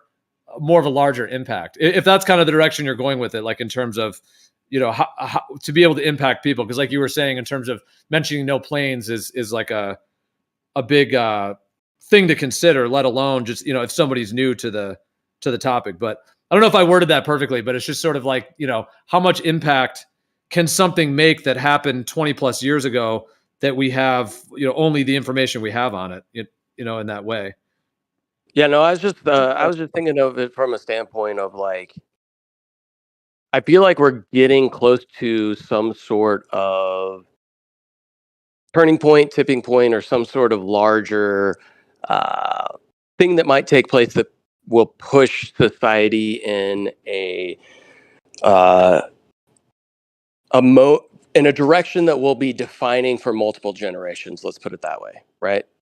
Does that kind of make sense? Like we're coming up to some sort of precipice of some sort of change that's going to be fairly large, but it's not going to be a flip the light switch. We all realize that the room is lit up and everybody's actually ugly and you shouldn't have worn those shoes and why are you wearing socks with holes in them, right? Not that kind of scenario, but it's going to be a gradual thing that's taking place. But we're on the precipice of some really big changes shifting our society in specific directions. And I feel like trying to clue the average person into things that might actually be habits that go against allowing these people to continue to control us, I think is time better spent. And I'm not saying I'm guilty of this as well. Like I'm speaking to myself when I say this kind of shit, right? But the conversations that we can have about, we already understand that there is the they. We understand that they use patterns. They use certain things. They have a ton of trademarks that we see all the time. It's very obvious to most of us, right? So we don't even need to talk about much of anything. It's like, yep, that was they. All right, cool. So what is that now going to do to us? How is that situation now going to affect us? And what do we need to do as a people to ensure that passively we can come up against these people in a way that makes them not have the control that they have over us? Like, what can we do to actively ensure that those around us can become more ungovernable and they have less of an impact, regardless of what they put on a television that most people are no longer watching because we got them convinced to do more things around their house, to produce more food, to where they don't have time to watch that thing and they have no desire anymore. Yeah, seeing through it instead of expecting that you can make them change. Like, yeah, expecting to change them, whoever they are, is unrealistic and probably unfruitful. But making the change about with yourself and what your community can do and how unaffected you can be by what they do is probably the best you can do. You know what I think about what you said about, like, I'm assuming you're talking about like neighbors and friends and family. Did I get that right? Kinda. Well, let's just put it this way. Each one of us has a specific sphere of influence, right? We all have a little bit of influence here in these realms that we're talking on right now. We all have a little bit of influence in the people we interact with at work, the people we interact with socially, the people within our family, right? We all have these little spheres of influence where we can influence change. Yep. But you want your efforts to actually mean something, and we don't want to waste our own time. Well, I think there's something to be said for what Napalm was saying in terms of that part of it. Like, it makes me think of like if let's say, just as an analogy, you're standing in a field and you see a bunch of sheep. There's just sheep everywhere. Now, I'm not trying to link this saying that mainstream people are sheep or anything. I'm just using actual sheep because I'm going to use the wolf in sheep's clothing kind of analogy. So let's say there's a bunch of sheep and they're all just chilling and you're chilling and everything seems fine. If some of those sheep are actually wolves and they have sheep's clothing on, a mask on that looks like a sheep. But let's say there's 100 sheep, but 10 of them are actually wolves, and those wolves are just sitting there looking, oh, hey, I'm just a sheep. But meanwhile, those wolves are about to, slaughter the other sheep, or they're about to kill you, or whatever they're about to do. That would be like the analogy that they're, in terms of some kind of cabal of controllers or evil entities, whatever that may be. And that's kind of, in that basic analogy, is that these some of these entities that try to look like they have our best interests in mind, like, oh yeah, the World Health Organization and the education systems and politics, and we're all fighting for you and fighting for betterment of humanity. That idea, I'm not saying none of that's going on. There is some of that, but if there's corruption in it and there's like wolf in sheep's clothing, then of course, if those of us that know that's going on, it would certainly be, and as you could say, up to us to be like, all right, which ones are the wolves, and and to let everyone else know, like, hey guys, there's 10 wolves in here. They're about to slaughter your whole sheep. Come on, let's get some awareness. We got to be more aware, and do what we can to bring awareness, and whatever help that could bring eventually would be significant, over time. And in that sense, I'm kind of trying to link it back to what Napalm was saying, that if you wanted just to get the general understanding that some of those sheeps are actually wolves, would you go into like the deepest components of some of these things, or how would you approach it in a way that could actually like assist in a paradigm shift and bringing people to the awareness that there's something more going on, without necessarily taking them so far down the details or down into certain parts of it that might end up being more counterproductive on that level? Yeah, you want to be careful in those conversations. The only point I was trying to make a little bit earlier, Gio, just to like, it lands perfectly next to like what you're just saying right now. We're all probably in the same age, I think. Like, I'm imagining the majority of us are in our 20s and 30s, some of us in our 40s and 50s, and possibly older, and that's fucking awesome. But at a certain point, you know what the hell is going on. You're not an idiot. You have the internet now. You've been thinking about stuff. You don't need me to sit there and explain to you how the whole fucking world works. And if you're still gonna sit there in some kind of weird state of denial and pretend like all these things that we bring up, which are incredibly easy to prove, and you're like still in denial, you're kind of like, you're one of those I don't know what you call that. You're one of those lost souls, and or you just don't stand a chance, or something like that. But the reason what I'm saying is I think it's best to maybe just give up on those people, unless it's a close loved one. Well, they'll probably even hate you even more for trying that. But move on, dude, because there's a lot of people out there. The world is huge. There's over 8 billion people in the world. There's a lot of curious people, man, that would love to like learn more about the truth and stuff like that. Don't just like sit there on loop mode with the same person for like 10 years. You're wasting your own time, and then you've done yourself a disservice. And that's all I'm saying.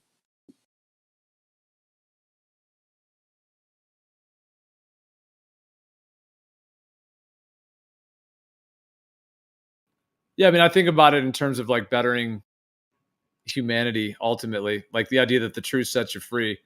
I'm gonna post this little meme right here. It's sort of got this dude on the sideline. He's like, "Hey, watch out for the waterfall." And the people in the boats are like, "If there was a waterfall, I would have heard about it on TV. Where's your tinfoil hat?" That kind of where are you fucking conspiracy theorists? So it's a little bit like that scenario where it's like those of us that might be saying like, "Hey, there's something going on here," and other folks are just doing that kind of resistant rhetoric, as it were, whatever that may be. I mean, that's their thought on it. So I mean, I try to compassion understanding that. Well, I've lived in cities where people walk around with signs like solo style, and they're like trying to like spread the truth by like anyone who will like read their little sign or whatever. We've all seen that kind of thing before. But I mean, like, here we are, like, how many people? There's like 50 people in this room. Anyone can make a good point.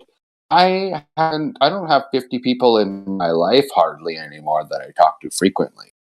Like, yeah, I have 50 friends and family members, but I don't talk to them that much. But here, boom. So do you know what I mean by that? Like, you're the method I guess is what I'm saying. I think should be taken into consideration. Hey, I brought this up before, but don't you think it's interesting? Like 9/11 is something that separated so many people, and it kind of it got to that point where like if you bought into the official narrative, that then you had to kind of stick with it after a certain point, because whether you fully believed it or not, because I know there's some people that may have their doubts and they'd rather not know what the full truth was or what how big the lie was. They know it's not good for business, right? Basically, like that's kind of how it like ended up getting like, you know, settled in most people's minds. Like, it's not good for business, it's not good for your social credit score or whatever else, you know, and that makes sense, you know. But the idea that like there was that separation at one point, and the people were walking away from you talking about 9/11 or even flat Earth and some of these other things that were huge, and they didn't want to hear you out on that. So when the big thing came around, and they might have actually thought about this ahead of time, that they're going to give these other things that were obviously not what they were saying, but they were going to have the people going along with the narrative, you know, the ones that, you know, that were going to go along with the narrative when the pandemic came around. And they knew at that time that they're not going to listen to us who were trying to tell them about 9/11 or flat Earth and some of these other things, because if they accepted what we were saying about the pandemic, then they might also have to accept what we were saying about 9/11 and everything else. So they got us on that, like, you know, hey, we're trying to tell you that this waterfall is coming up, like, watch out. And they're like, no, you said that about 9/11 and I can't accept that, so I have to just go along with the narrative now. Like, I'm dug in, right? Very psychologically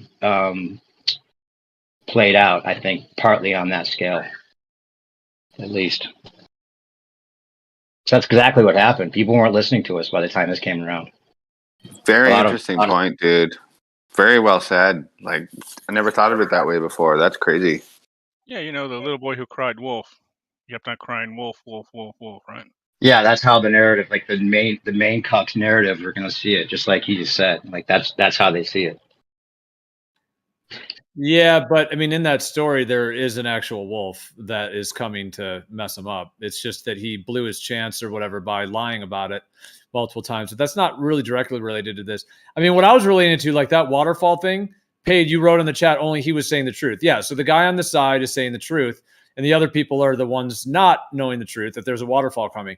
Now, to take this analogy a little deeper, if there are entities in control, whatever you want to call them, you know, any name, Illuminati, whatever name you want to do. If there's some group that has, at this point, especially after World War II, this much cohesion and control in terms of the media, you know, the big pharma, the agriculture, the politics, so many different sectors, energy, big oil, all of that, all the bigs, big oil, big pharma, etc. If whoever they are now, if they have our best interests in mind, then I guess we're all good, right? They're just going to make a better future for everyone. If they have kind of our neutral interests in mind, then all right, maybe there won't be anything too terrible, but we'll kind of just truck along as humanity. However, if these guys have a very insidious, even psychopathic, or a very, very negative, like something that absolutely will hurt us in the future, what I just mean by humans, you know, some, you know, evil plan that's way beyond what we could even consider, like the idea of these new world order, social credit scores, like what's happening in North Korea and China in certain areas, lockdowns to severe levels. I mean, God knows what. I mean, we could go down any avenue of how dark it could get, like a 1984 type scenario, etc. If it's heading there, then that would be akin to, like, you know, falling off the waterfall. Like, our lives could actually get a lot worse. Now, I know it seems like a lot to consider because life seems pretty good now in general for the most part. Well, I mean, some would say it's not, but I'm just saying, like, you're fairly free. You can go to the park, you can work a job, you can go out in the sun, you can exercise, you can buy a jet ski, you can buy a boat, you can do things, right? You can make money, you know, within it. Now, there's obviously still a lot of negatives that we could totally say the other side of it, but it's not like a total 1984 lockdown, you know, totalitarian system. So, but if it is headed that way, then that would be akin to like the idea of like humanity is headed for a cliff in a sense, whatever that means. If these entities get, like, they already got control over the Federal Reserve, World War I, the Great Depression, World War II, the whole thing leading up until now, and all the world wars and everything that's already happened. So, I mean, what if we haven't even seen, I'm not trying to be negative outlook on things, but what if we haven't even seen the worst yet in terms of what their plans are? So, I mean, if it's to that level, we're not even close. This is the beginning, but go on. Yeah, so I'm just saying that, like, just for like paid. I mean, that it would be the importance of this. Now, if we're correct in any of these things, then yes, it is that important in terms of that. Now, if you're just saying that we're wrong about it, then okay. But I mean, if we're wrong, then we're just wrong. Who cares, right? Just no harm, no foul. Like, it doesn't matter. Like, if other people choose to believe something that's wrong, that's their choice. Something that's wrong is just wrong. But if it's true, then obviously the significance of it is very significant. And having the discussions and continuing sharing information to the best of the ability and doing more research would be doing the, very, like, it would be a very like high vibrational life path to be involved in, because you're like the guy on the side of the thing being like, yo, I know the truth. There's something going on, while everyone else is headed for the cliff. So in that scenario, I'm not trying to get into like a savior complex or anything dramatic. I'm just saying, like, that's a very real scenario that has very real implications. Yeah, no, you're right, Gio. And so kind of my outlook on it, and similar conversation prior to, or whatever, similar scenario. You were talking about like, the Illuminati or whatever they may be. Can we all just agree, like, I don't know, let's create our own terms instead of having them handed to us, and we'll just call them they. So when these normies come around, they're like, who are they? And you're like, they are they. That's all you need to say. That's it. It doesn't matter. They are they. They are made up of people. That's it, period. But we've started to realize they are doing these things, and we're starting to recognize a pattern. The problem is they've got us convinced to go look at every single specific detail about every little thing and spin our wheels about this rabbit hole or that rabbit hole, where it's like, if we can properly do our investigations, we can prevent the next crime, kind of thing, right? Meaning, if we can look in and understand and really start to develop pattern recognition, pass that on to the next generation, be like, bro, this is what they did to me. This is what they did to my parents. This is how it all played out. Be sure to look for similar type clues so that you can help to train people to start to recognize these things. And if you're starting to get predictions, right? What is the best thing that people love to claim about victory in the whole Earth model, right? Is we have the predictions. We got predictions, right? And that convinces everybody. If you have the predictions and you can say, I noticed they put this out here, this over here. Last time they did these two things that were very similar, this third thing happened. We need to look around this area. Something like this is going to happen. Hey, everybody, something like this is going to happen. And then it happens. People look at you a lot more and be like, oh, how the fuck did this motherfucker call it? Right? As opposed to, well, this dude's just crazy. He just doesn't believe what we were told about it. It's a totally different aspect when that crazy motherfucker told you 6 months in advance and gave you some pretty specific details about what's going to take place. And then when it happens, you can be like, yeah, I knew it was going to happen. And this is what's happening. So just get on board with me.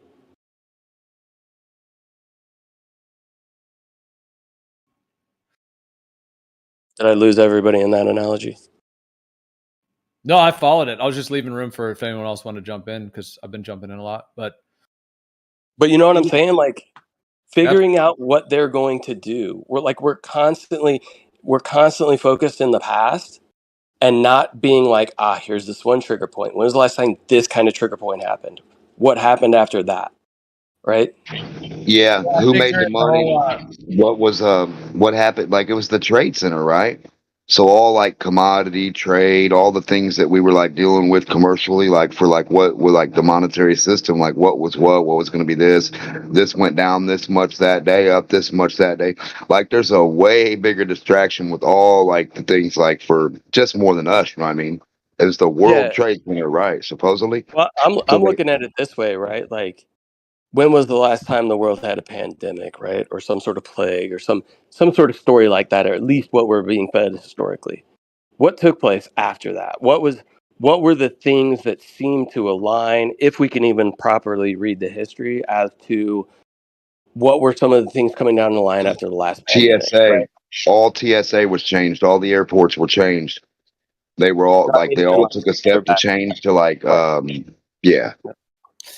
Well, and it makes me think too about like, okay, so, there are these, 9/11 is a huge thing just in terms of, And virtually everyone on Earth knows that there's people that question it and all of that. So, I mean, whatever they pulled off and they got out of it, there's also was a huge reaction. Now, is that reaction big enough to like change the entire world? That's questionable. Just, or, you know, one could argue that only because of that it is an event in the past. You know, to get absolute proof of all of it, it's a pretty deeply entwined thing to get to the root of. It's like a lot of pathways that take you here, there, and elsewhere. And I think it is an interesting journey. But I mean, is it getting to a conclusion where we can be like, boom, you know, in that sense? But and then there was the whole, you know, pandemic deal. And when that first hit, I think a lot of us found a lot of our friends and family were just totally going with it 100%. I even was surprised, you know, like a lot of like musicians, you know, these kind of like counterculture type people, you know, and all of that, even they went with it, you know, they're like, yeah, lock down and take the juice. So that was surprising to me. Nonetheless, that was like a whole thing that went down.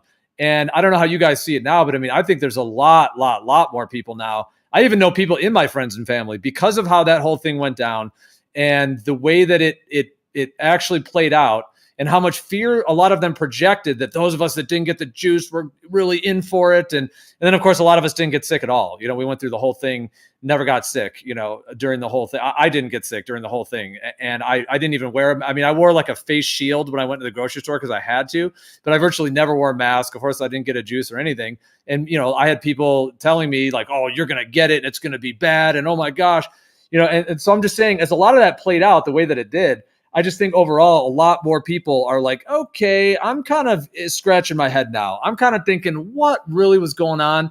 Now, even the people that still fully believe it, they might still say like, yeah, no, I still believe it. But even they, I think, are like, I've heard some things and I've noticed some shifts in things. I even have seen it in my own family. I have my own interesting stories with some of my family members that have shifted on it. One in particular that was very strong on the whole thing. And now he's like, yeah, I'm not getting any more jabs. No way. You know, and actually questions. Actually, I was talking to him. It's like, oh my gosh, like you actually are in line with my viewpoint. And when the thing started, it was the exact opposite. He was actually, you know, upset at me that I wasn't getting the juice or whatever. So I'm just saying, I think the tides have shifted in a lot of ways. And I think there's just so much more truth that is coming out and so much more deception that's being revealed. And it's all kind of part of this, the freight train that we're all on in a way. Like it's part of the whole unfolding of everything. And then, sorry, it's being long-winded, but just to end it, so we kind of went through that phase, the 2020 to 2023 kind of period, or 2022, et cetera. And then now, where are we headed next? Now, there is this possibility that they might do some kind of fake alien type event, and they're already doing all the UFO stuff in the news. It seems like they're pre-planning for it. You know, so that already seems to be happening as well. Now, if that does happen, then those of us that have been talking about these things to friends and family, like Napalm was saying, it's like, talk about a prediction. You know, if something does happen, it's like, oh my God, you guys were right. You know, now if that doesn't happen, then so be it as well. But I mean, a lot of it does seem like, not that everyone thinks that that's going to happen, but I mean, they're already kind of preloading it, it seems, with the UFOs and all that. So I just think it's interesting how it's all playing out. Like, it may not be that we all have to get to the rooftops and just shoot, you know, just, you know, speak, you know, in that way. But at the same time, the daily kind of process that is occurring, I think, on multiple levels, is having a collective effect. Like there's a collective building process that's occurring. And at the end of the day, it's like between light and dark, like truth and lies, and how that's all kind of panning out and playing out. Yeah, you're monologuing, Gio. No, I'm just playing. Mute me. Go mute me. I was gonna mute. I was gonna time you out. No, I'm just playing. Yeah, no, good points. And going back to like how you initially started that, talking about 9/11, and was the reaction big enough? Did enough people realize? Blah blah blah. My whole thing about that is like, I understand that I am certainly a person who was controlled in my awakening process, right? To see certain specific things. Like I've already understood that, right? And it's still going on. I still have to be vigilant about it, right? Like I didn't just realize 9/11 was an inside job, right? Whatever the trope was. And then all of a sudden I was completely immune to everything that's taking place. I think the reaction was exactly what the reaction was supposed to be. The reaction was controlled. All of us went down specific paths of inquiry. We were given certain things to look at, loose change, all the whatever. However, we all went down that path, right? Certain things have been placed in front of us. We are the ones to convince our family and friends as something like COVID comes up, that, hey, some of this seems a little sketch, right? I know you think I was crazy about that thing 15 years ago, but yeah, what's going on with this? Yeah, no, I agree. I'm starting to wake up to this, and okay, I understand there might be the they might exist. But it's funny you're talking about this. I would certainly only see this pattern because I'm understanding that we're all playing a part in getting other people to be skeptical about the authorities that we currently have. Because it's a possibility that everybody's going to be begging for some sort of new type of authority figures, whether it be alien invasion, whether it be this, that, however it's going to present to us. I think we've all been conditioned to get other people to realize, yes, we're getting fucked, but none of us are actually going to do anything about it. And we are going to passively accept that we're getting fucked and then be ripe and ready for an implementation of something completely new that seems like it's going to take us away from the chains that we think we're bound by.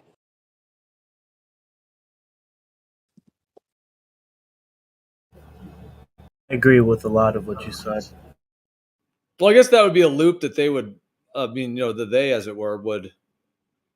I guess that's what they would want. Is that what you're saying? Like that would be their kind of, the psyop part. Like they're controlling so many sides of it that we think we're uncontrolled, right? And regardless of what's taking place, what is actually changing?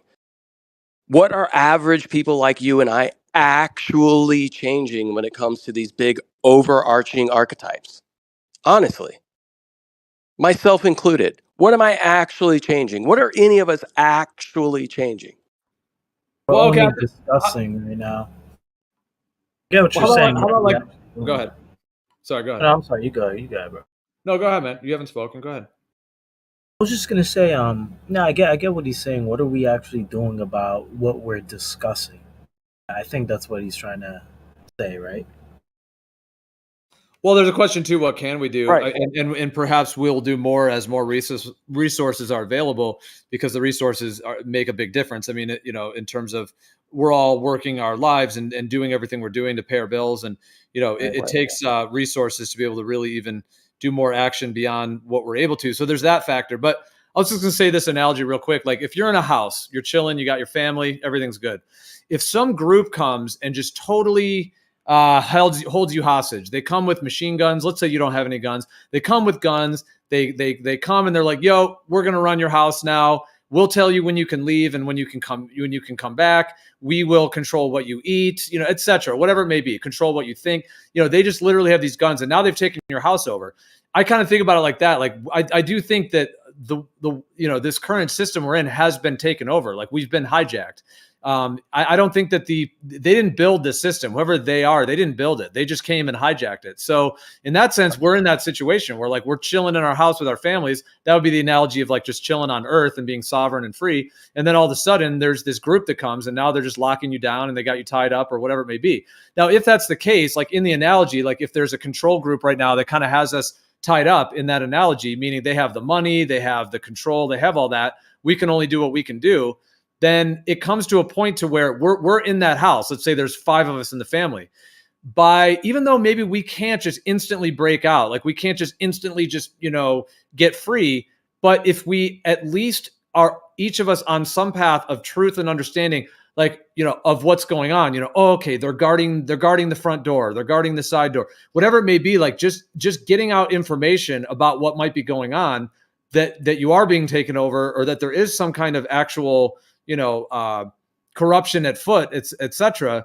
Wouldn't that at least be the best you could do? It's sort of like if you're a prisoner, it's like just trying to loosen the binds, at least a little bit, trying to loosen the handcuffs or loosen the rope to at least give yourself a chance. And one could argue that, like in that analogy, we've been in that for decades, So I mean, I do think there's value in that, even if it seems like on a small level. I mean, I think any of us enriching our minds with more research and understandings, or just being exposed to additional things to consider, all plays a part. And I do think that, like, that concept of the truth sets us free. I do think that there's a lot of transformation and positive shifts that can actually happen in the real world that start even, seemingly at an initial spark that may seem small or may seem even an outlier, but that spark actually ends up being something very significant. Yeah, no, I agree. And I look at it this way, right? Like, we're all kind of falling into their playbook one way or another, right? We're all X's and O's in their playbook in some form or fashion. And it's like, we have a very good opportunity, I think, especially right now. I mean, we're surrounded by a lot of smart motherfuckers, right? Like, most of us run in circles where we have intelligent people that seem able to do certain things, put forth fantastic ideas, motivate people, all these kinds of things, right? And I feel like we're going up against a they who has had a very well-oiled, perfect playbook, and not perfect. They didn't always get each first down, right? But they're definitely winning all the games.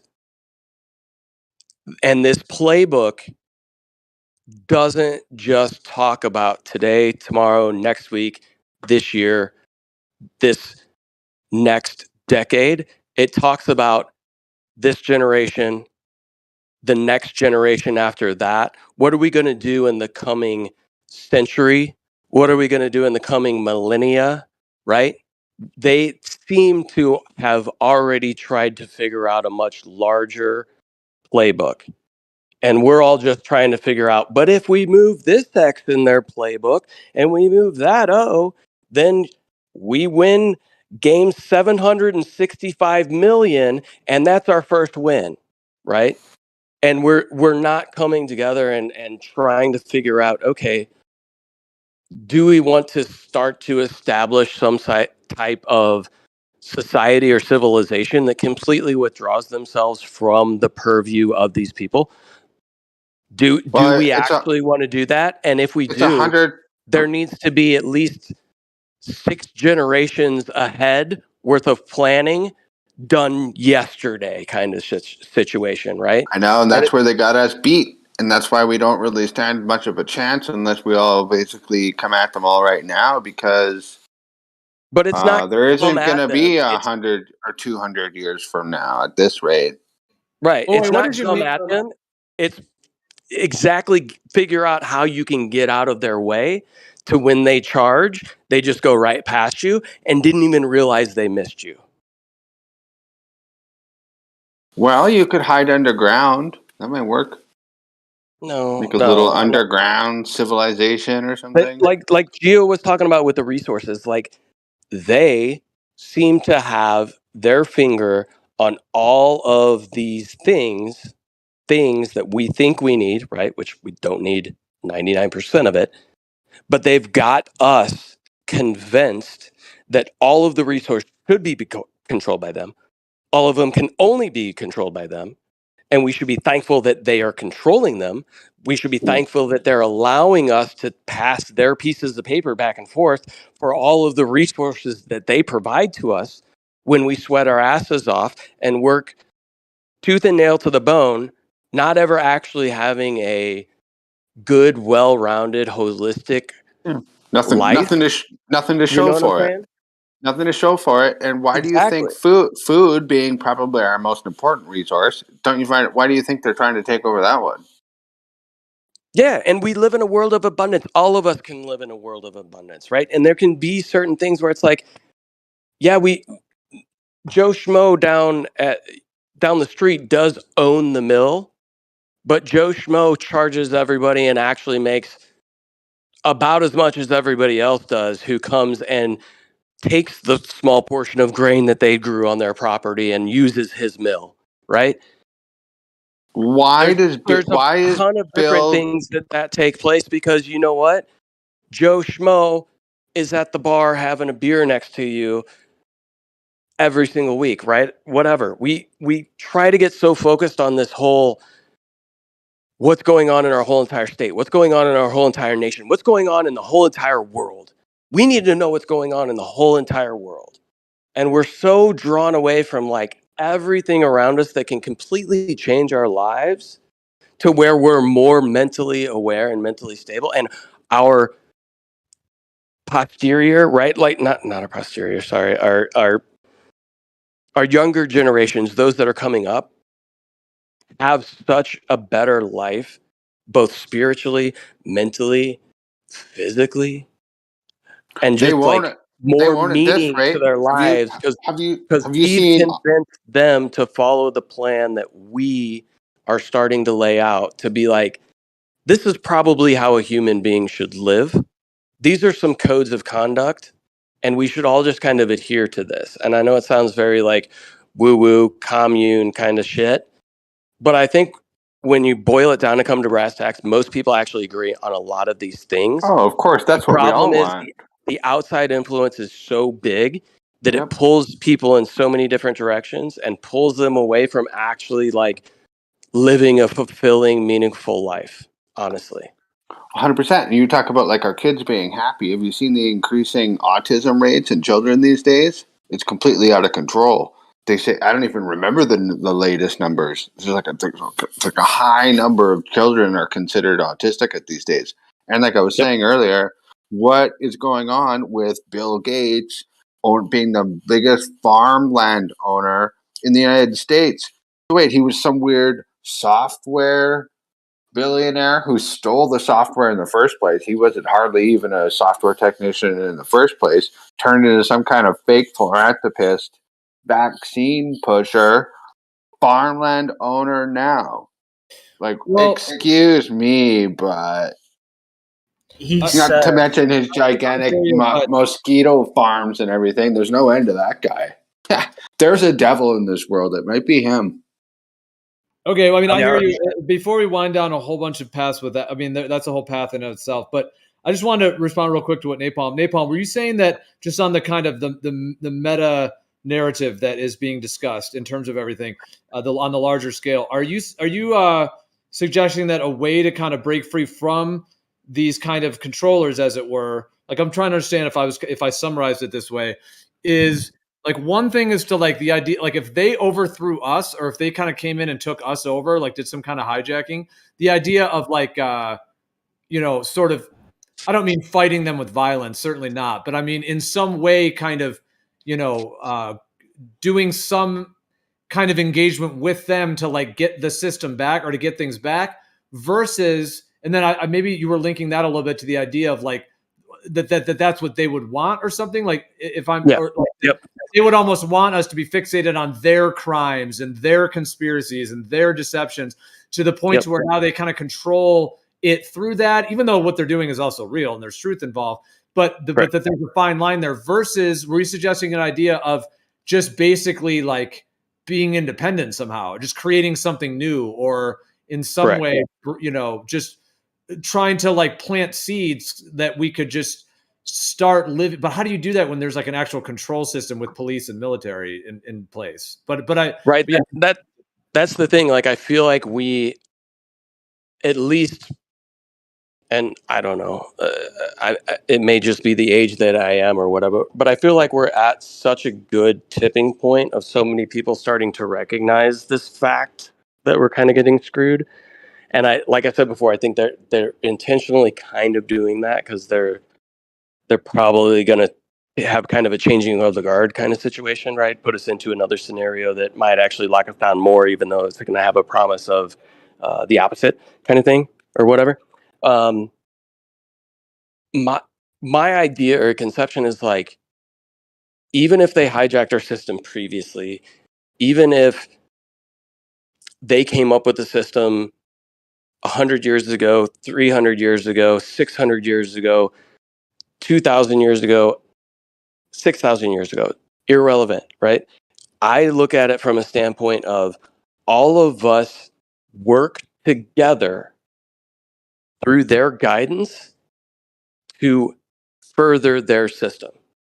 So if we can all work together to further their system, right?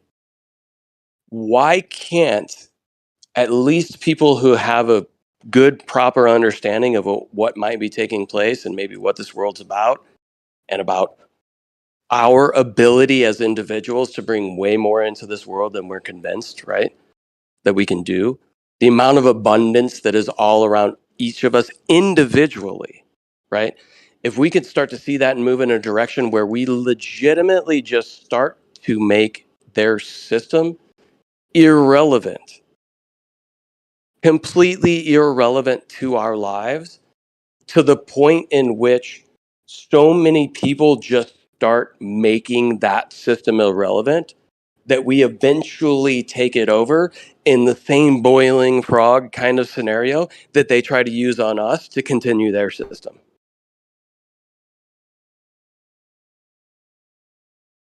Does that make sense? Almost like flipping it on sort of the they, to like almost get them to be more in tune with what we're doing and to try to kind of figure out what we're actually doing, be on our trails rather than us be on their trails. Is that what you're saying? In a sense? No, I mean, I feel like at a certain point when people start peeling away and start living a more free and just life, when I say just, I mean, it takes somebody who's willing to suffer the consequences of their mistakes, own up to everything. There's a lot of self-ownership that takes place in trying to do this, right? And if people continue to do that and more people continue to grow up understanding that kind of way of life, eventually, way down the road, that what you had started becomes something that is way more beneficial for human beings than anything else that has come before it, or at least that you experienced in your lifetime. Yeah, no, dude, I'm with you on all that. I resonate with everything you're saying there. And I think it's very important. Like the idea that the truth sets you free, but also that deceptions crumble on their own. Like you don't necessarily even have to do anything to like take out a deception. It just crumbles on its own ultimately. And you know, I'm not really a fan of attacking like even if these kind of cabal or these deceivers or whoever that they are, if I was sitting in front of them at a table, I mean, I wouldn't just start screaming and swearing and yelling at them. I mean, I would still hold a place of compassion that whatever they're in terms of their kind of mindset. But at the same time, it's to me a very, very potent in terms of the concept that like the truth itself, and kind of like you were saying, just living in what you want the world to be, and in even that concept of righteousness in a certain sense. But you know, whether one sees that in line with their own spirituality or religious viewpoints, however that all plays out, and the shape of the earth is very interesting to that, because you know, in terms of being on a stationary planar surface, like we are all on the same level. Like we're at different elevations. You know, I'm at this, someone's at sea level, someone else is at a higher elevation, but ultimately we actually are all, you know, in this realm, on this realm, within this place together. And instead of being all antipodal to each other on a sphere with this big vacuum out there, in that sense, the way that kind of globe in my mind is kind of structured, whereas on a planar surface that is, we have like the vaulted mystery of the heavens above us, and then we're all literally on that same level. And from that perspective, even, you know, the idea that there's deceivers and whatever these kind of energies are, sort of like in a movie, you know, like when the, like even in like Lord of the Rings and things, like when the demon is finally like expunged, it's almost like at a snap of a fingers, because like the lies or the evil or whatever that may be, like it crumbles really in its own weight. But the only way it doesn't crumble is if people give into it or go along with it or somehow feed it in either believing the lies or deceptions or supporting it or even defending it. By doing that, now they have an army that is doing their work for them, you know, in that sense. And so it does create like a much more complicated situation. But at the same time, if that army begins to come to more awareness that they actually are part of something that is problematic or corrupt in those ways, and that's the idea, like the truth sets us free, I feel like that evil power, like as the truth, as it were, I'm just using it as a general sense, as the truth kind of grows stronger and living in harmony with nature and with each other, that kind of just naturally you don't have to do it through any force or any fighting or anything. Like, it's just the idea that like truth in and of itself, like even within the ether, I think it like glows and resonates, and love as well. These things can actually cause change on that larger scale. And those deceptive powers, whoever they may be, in a sense, like the control they have like dissolves, like that word dissolving, like it dissolves within its own structure. And that is a way that there can be a shift where it just kind of reminds me of that saying, like the bubble of goodness and truth kind of grows, and then that deceptive force that used to be captivating a lot of those people out of that truth or out of that love is then transformed, and then they don't have all those people kind of working for them. And then I do think the shape of the earth, like I said, is linked in as well, because it's the globe, evolution, everyone's antipodal, that, I don't know, to me it has to, that cosmology kind of fuels a lot of the isolation. Whereas the earth being like at rest and we're all here together, I think shifts the whole thing to where living in harmony with each other is just a default. And that default, in a sense, would kind of naturally dissolve these other influences that are doing their darndest to get people to subscribe to what they're doing. Yeah. Yep. I agree. It's just it's a difficult predicament that we're in, right? I feel like there's a lot of good changes that are taking place. What fruit are we going to get from that? I don't know. I think it's all kind of up to us, right? Like what we're doing. But yeah, I don't know. It's like, what's the antidote to the 1984 New World Order nightmare? If they even have that, if that's even a plan that they have, like on the worst, possible kind of, like, what's the antidote to that? Well, here's the thing: it's not even that. Let's be honest. It's not even that our lives in general are that bad. We have just been convinced of a completely different way of life than I think we were meant to live as human beings. But that's just me personally. And I don't know. Yeah, there's like a transhuman agenda. Yeah, transhumanism to take us out of our human natural, status and into this, whatever this other thing is, this like manipulated, deceived, twisted, manipulatable kind of entity that is something that they can be controlled rather than be free and sovereign. Like look at even the Native American culture and whatever you want to glean from what we've been told about the history of those cultures and kind of how they lived their lives. They literally didn't have what we would consider a pot to piss in.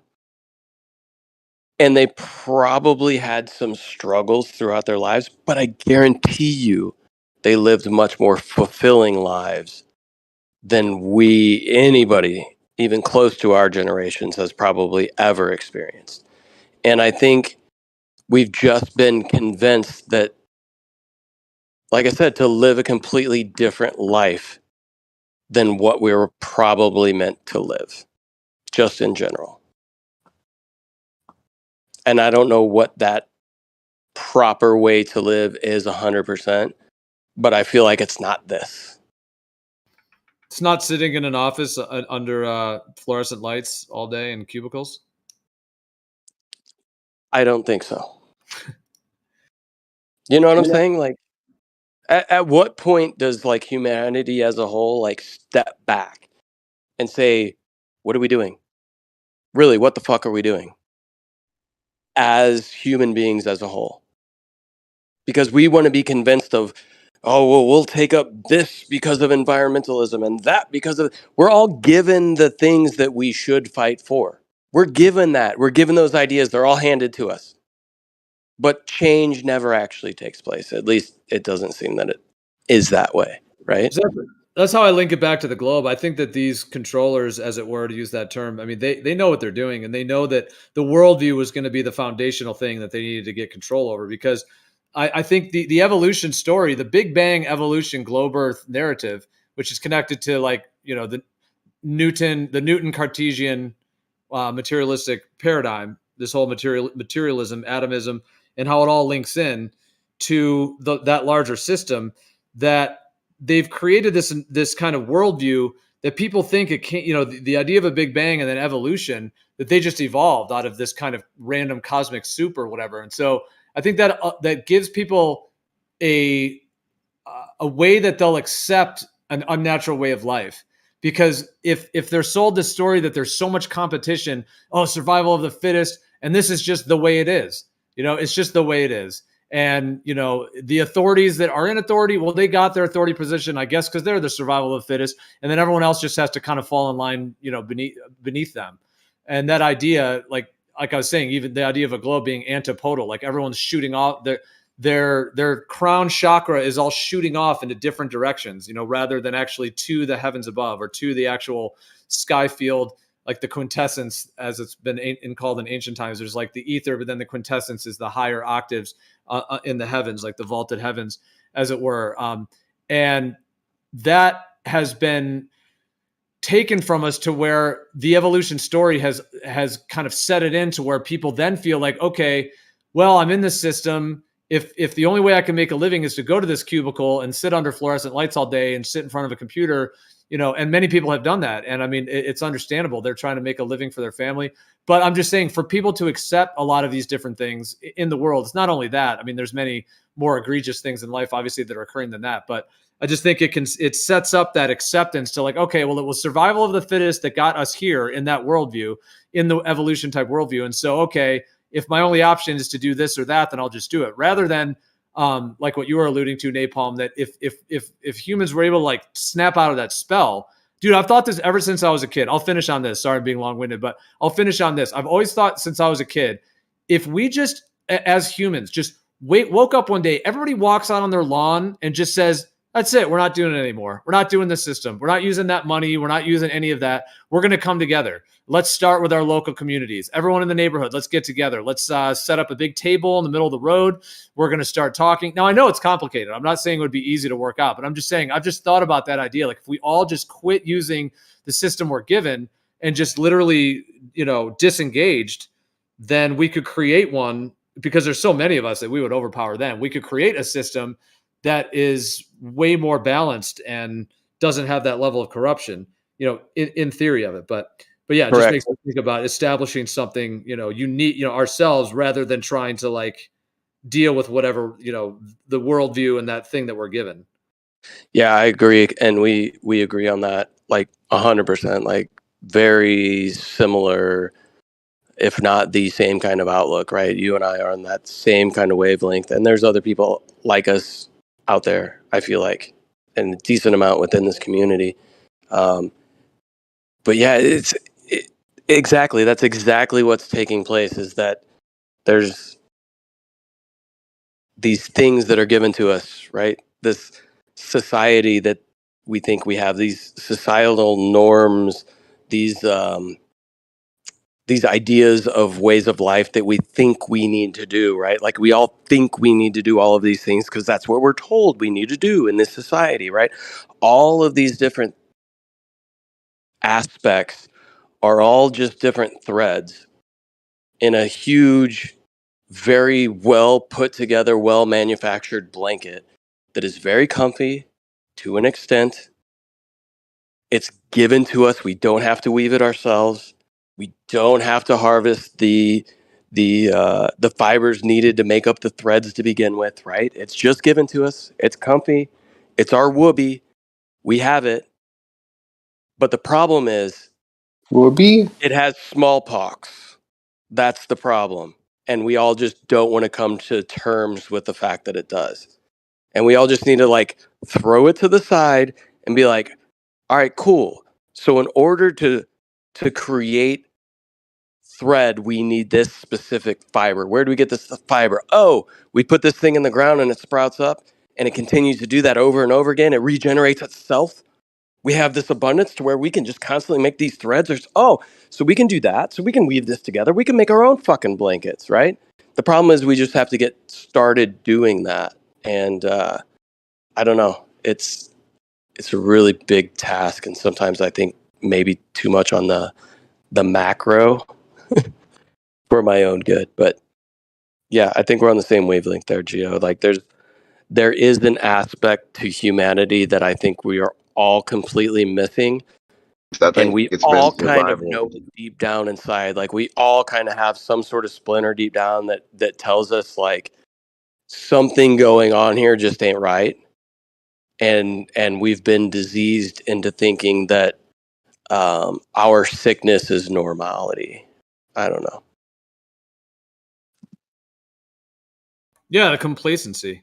I think the globe and evolution, the Big Bang story, it kind of builds that because it builds that kind of structure. Oh, sorry. That's what I was going to start with. Yeah, the worldview is one of those threads as well that makes up that blanket, right? Like that's the base thread. That's the fucking cotton. The worldview is the cotton, right? And then it gets spun into so many different threads. Sorry, I should have led with that. My bad. Yeah, and it's like the idea that like the you can't see through the blanket. I don't know why I added that to it, but it's like they've sewn it in a way, or at least they're trying to sew it in a way that they're getting people to not be able to see through it. And if you can't see through it, then you don't know that there's anything outside of the blanket or on the other side.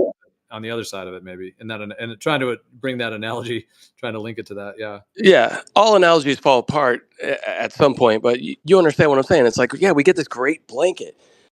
It keeps us warm when it's cold, but it also keeps us cool when it's warm, and it's there, and it's easy. It was just given to us, right? We should praise the people who gave us this blanket, but we don't realize that it legitimately has like smallpox, right? And it's killing our souls, right? The smallpox are just killing our souls, and we just don't realize it. How much do you think money would be that blanket or is linked to that? Because I just think about how the Federal Reserve was established, and then they basically just, the world banks. I mean, they took over essentially the whole world in their own way through the Federal Reserve. Because right after that was established, you have World War I. Right out of World War I, of course, Einstein, they were already taking over science in a lot of different areas. And it's interesting that the 1920s were some of the last time that a lot of those maps, like Earth as a plane, essentially flat Earth type maps and planar Earth maps and information was being made and printed. And I was been looking at some of these maps, and there's like literally writing on them where they're talking about like the globalists are taking over these different areas. And, the Earth is not a globe, it's a plane. They're actually using a lot of the similar arguments that we use. I mean, they're talking about the tropics are different distances, and you can prove this yourself with a simple sailing boat. And it's pretty amazing. And that was in the 1920s as kind of a still happening after that World War I, after the Federal Reserve and World War I into that 20s. And of course, they were doing Einstein and everything else. And then the Great Depression, which was a huge financial reset and totally changed the world and allowed them to get way more control. And then, of course, right into World War II. And then out of that, of course, then there's NASA and the National Education Act, which basically, started to homogenize all education to learn the globe, and then the moon landing and everything else that came after that, the whole history of it all. But with that being the case, I guess I was just trying to link it back to, you were talking about that kind of the blanket that's actually toxic. But I'm just thinking about how, like, since money gives people security, that they can buy food, they can buy shelter, and because they have control over the money, like if you had to name any one thing of being that kind of blanket in that analogy, like would it be the money? Because it's like, I mean, there's just all those questions, there's all the factors of money, like, money is evil and all these different ideas and the attachment to money and just all of the factors of money. But it just made me think about how that, because people who make a decent amount of money, that's sort of the blanket and they're willing to go along with the system because they're getting those resources. People that don't have money are struggling in their own way as well with that. And then, not being supported by, so it's like the toxicity of that blanket is even worse, whereas the wealthy kind of get it better in a sense. And then everyone falls in some spectrum. And it seems like that is like a deep part of the whole control system. So it just made me think of that blanket analogy, like that people think that they're being supported with food and health, clothing and shelter and all the things you can buy with money. But at the end of the day, is that actually what's kind of keeping their system relevant? 100%. If you think about it, the world has been, as I'm sure everyone here now knows, the world has been completely integrated with money in itself or some kind of currency system, which is interchangeable between different currencies. And so you can buy anything with that magical tool, if you want to call it that. And if you formulated the system like that, like they did well, I mean, I don't know how long it's been going on, but like if you want to talk about like the Rothschilds and stuff in the 1800s, They basically forced that on everyone. And then in the United States with the Federal Reserve and everything, like they forced you into that system. And it was obviously rigged. You know, they knew they had more money. They knew how to control people's money. They knew they could tax people, that whole deal. And it was rigged the whole time, the whole system. That's why it's ruled by the weak, not the strong. I think it's survival of the weakest if you're able to get your hands on a certain position, you know, or a certain amount of cash, right? Or, you know, control over some type of, you know, organization. If you get to be the one in that spot. So you can use whatever you want, but you can be a little bitty old dude or lady, hence the queen or whatever. Like, you can be the weakest person around and still run the whole show. So I think it's been ruled by the weak. That's the only part I disagree with about the strong. I said the weak's been ruling so far, and it needs to go back to the strong. Yeah, I agree. And there's agree with that too. Yeah, the strong have been pacified, right? We're the pit bulls in the backyard that just keep getting nice T-bones thrown over the fence to us. Yes, sir. Yep. But in like a weird way that really don't have. We're always gonna, you know, need endless. Yeah. We get the T-bone, we have to pay for it. You know what I mean? They're like, well, here's that T-bone. Oh, now you owe us. Like, hold on, we done ate that. You know what I mean? It's already like, Yeah, but you got to work for it. Well, Napalm, Work for that T-bone. We were talking about before as well, and I see Issa jumped in, and because Issa, I was thinking about you earlier because we're talking about like the polarity. I don't know if you're at your mic or not, but I just wanted to shout you out because we're talking about the polarity between, you know, like sort of, do we need to like establish? I don't mean we. I'm not trying to say like, you know, there's some crusade, you know, tonight or saying. I'm just saying in general as humans, like building a new structure or transforming the current one. And I know you have your thoughts on that as well. So I was just thinking about you on that, like. And I was just going to ask, anyone who wants to respond, but Napalm, since I was curious what because you were mentioning some of that before, and I just want to get more clarity what you think on that. Like, if there was a solution, like let's say there was infinite resources, finances that were available, or because with finances, the way the system's set up, you can have people, you can have a lot of people be able to support something. So I mean, in your mind, if because in today's world, like finances are needed for as a resource. So it seems like there would need to be some kind of transformation or utilizing the system that exists. But then the question is, like, in an ideal situation, would there be a new system established, like brand new, or would there be something that tries to harken back to like the idea of like America as a republic, something that goes back to some of those ideas, or even like ancient texts? Or would it be something that would be kind of fully transforming the current system and then kind of purging the parasites in some way? And I don't mean through violence. I'm just saying, in some way of that darker energy dissolving and then kind of reacquiring a sovereignty within the current system and kind of transforming or reforming it in some way. And like, what are your thoughts on that whole spectrum? Yeah, so I think it's like I was saying earlier, we need to be the ones that are boiling the frog, right, in order to get it back. So it's not like a complete dissolution of their system by like flipping a switch. I think it is we continue to be able to utilize some of the good fruits of the system as we start to implement a more legitimate system to draw us away from what they've established, right? So let's say the focus for the next 2 generations of human beings that are starting to realize we're getting fucked, right, is those 2 generations need to be sure that at the end of that second generation, everybody within our portion of this society has made huge inroads of, let's say, providing food sustainably for individuals within 100 people or less community size or whatever. Not saying you have to break away and create an Amish community, and that's what I'm talking about. I'm just saying within like the next 2 generations, there's an establishment of food production that does not any longer rely upon the supply chain, the anything that we're currently involved with the system's food production, right? Or some other aspect. We take some other aspect, and within the next 2 generations, we make sure that everything that we do is barter and trade, or we've established some sort of currency through a commodity that we're starting to produce on our own, right? So certain little steps like that, to where it's not, hey, flip a switch, boom, this society's gone, or we don't use any part of this society. No, we continue to leverage what they are giving to us, but controlling, to take back small control of certain aspects of it, one aspect of it at a time. Yeah, So- like food independence, like ultimately financial independence, and energy independence. Kind of made me think of those things. Yeah, and even those like 3 basic things, right? Like the most basic things on Maslow's hierarchy of needs, right?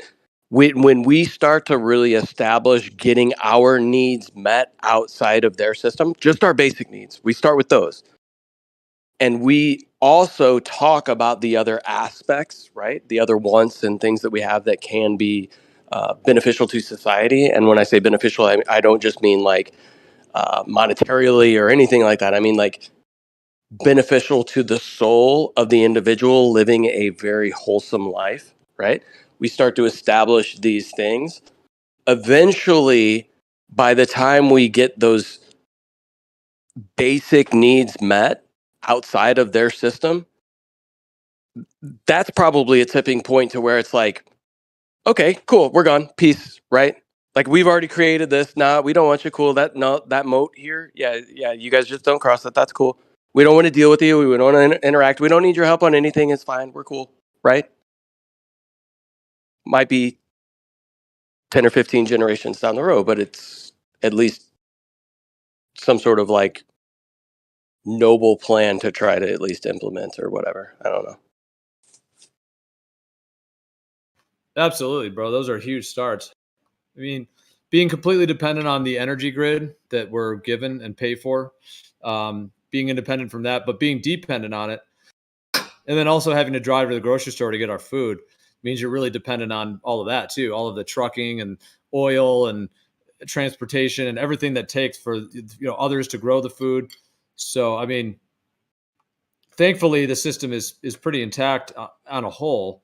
In terms of foods, the food's always being stocked in the grocery stores and everything. There's the other crises of the cost and the way of life and all of that. But it just made me think about the difference, like in those 2 things you were saying. Like if we had like independently owned land and farming and ways that communities could work together to collectively grow food in different ways and have like a more direct living with the earth kind of system for getting food, whatever that would look like. I know there's so many angles and so many components to that, and then also having independence energy wise, like to be able to have our own water, our own electricity, ideally.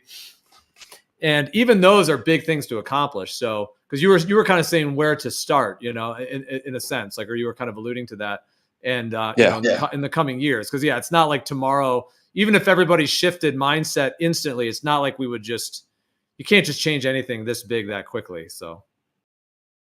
Yeah, I mean, think of it this way, right? Like I live in a normal ass suburban neighborhood, right?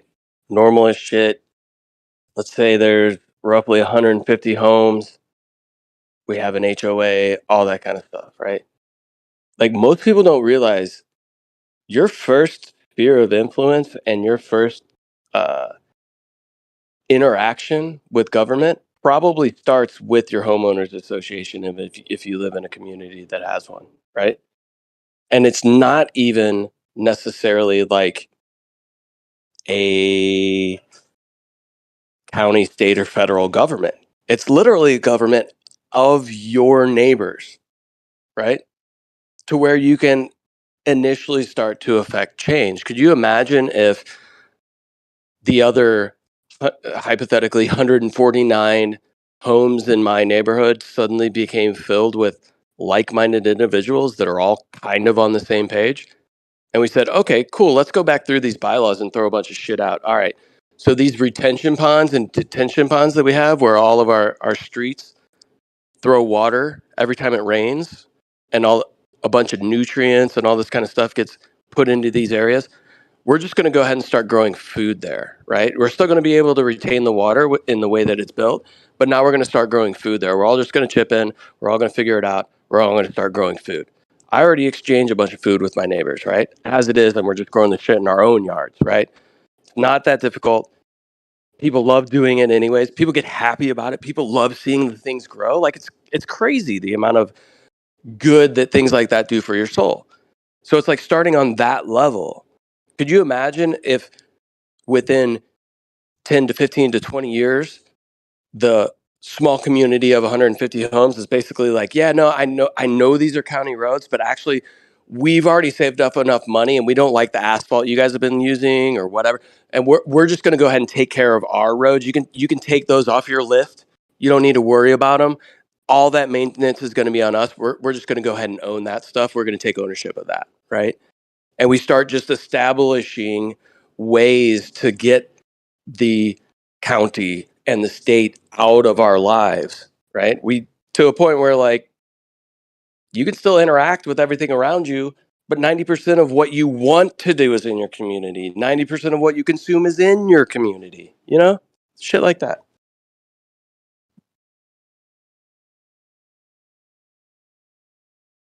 Sorry, that was a monologue.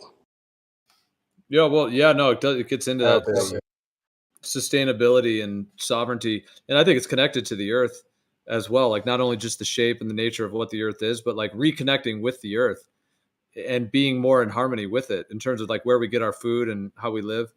Yeah, I think there's huge potential for that to, because yeah, like the kind of 1984 Blade Runner kind of, I mean, yeah, there's a lot of kind of like dystopian future where nature is like destroyed and it's literally just pavement everywhere and whatever, like these I don't even want to call them smart cities, they're dumb cities, deep underground military base cities, or just right. The opposite of smart, they're just dumb cities. But anyways, like that concept, and who knows where the kind of they may or may not want to take things or in that way, but yeah, I mean, I think what you're talking about is like a lot of those basic concepts of like, yeah, just sustainability and permaculture on the farming level and on the energy level, and just like getting back to actually living on this earth, like the way that, I mean, perhaps now I'm just sharing my viewpoint. It may not be everyone's preference. So I'm not saying everyone even has to do this or anything like that. I can only speak for myself. Like I deeply long for I'm not just talking about my own personal life, but just for humans on a much larger scale to be able to reconnect with, kind of like you were talking about, just like being a human in nature and connected to the earth on that level, rather than so disconnected, like we were saying before, just that quintessential, like you wake up and leave your family, you leave your kids and your wife and your family, then you go to a job and sit under fluorescent lights and stare at a computer all day, to pump out some kind of product in the system, whatever that may be, versus that kind of lifestyle, which is kind of like, in a sense, been part of the kind of caricature of this modern time. And that's just one scenario. There's many other kind of just unnatural ways of being with the earth. And then that gets to the question, do these kind of powers that be, do they want to have us disconnected from the earth? Not only as to what the earth is, but living on it. Like, do they want us to be more dependent on the system and less actually connected to like the free energy machine that is the earth? Yeah, that's exactly it, man. It's like we as human beings seem to have the propensity to try to pull ourselves away from everything else within this world and almost kind of work against it for some reason. And it's like, to what end, right? We all seem to be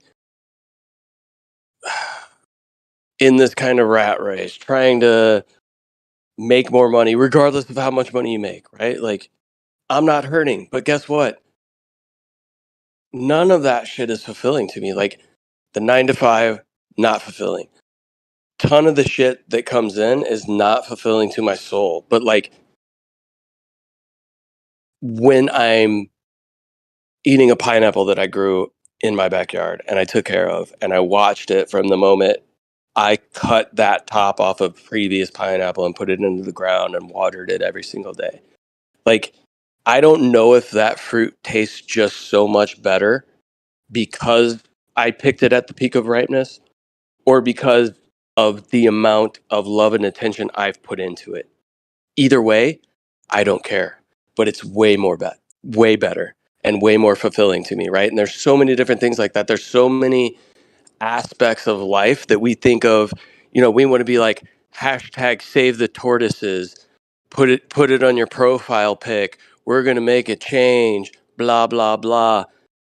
But most people don't even know what the fucking turtle is, have never interacted with it, don't care, whatever. It's just the cool thing to do. We've been convinced to follow the environmentalism routes that we're told to follow instead of actually understanding, realizing, and appreciating these things that are around us. We don't need to save the tortoise if we get to the point where we love and admire the tortoise so much that it doesn't need to be saved to begin with.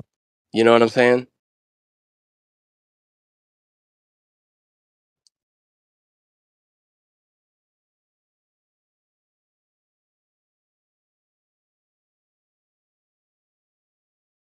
Really having a actual tie to this world, I think, is way more fulfilling for the soul. Like, I only get it in small doses as much as I can in my life, knowing that, like, we're all kind of in this scenario that we're all in, right?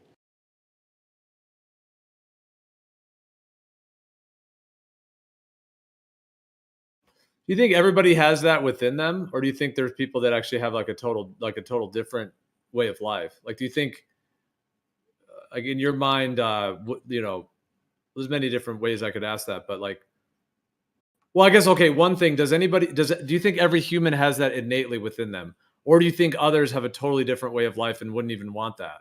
That's one question. Yeah, do you think it's like native that humans have that deep down inside, even outside of all the like financial pressures and psychological and emotional and the traumas that someone may have experienced, the disconnects they have, the financial limitations, all of the different components that's kind of compartmentalized in life in all these different ways, and the excessive media consumption and these different kind of factors. But I'm just saying, do you think underneath all that every human has that within them?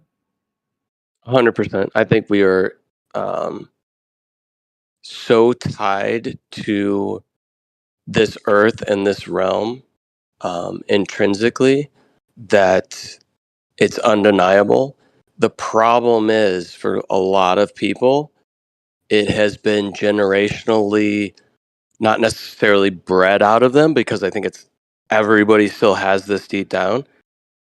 It's just been conditioned to not try to tap into these connections that we have intrinsically with the earth and even other human beings around us as a whole.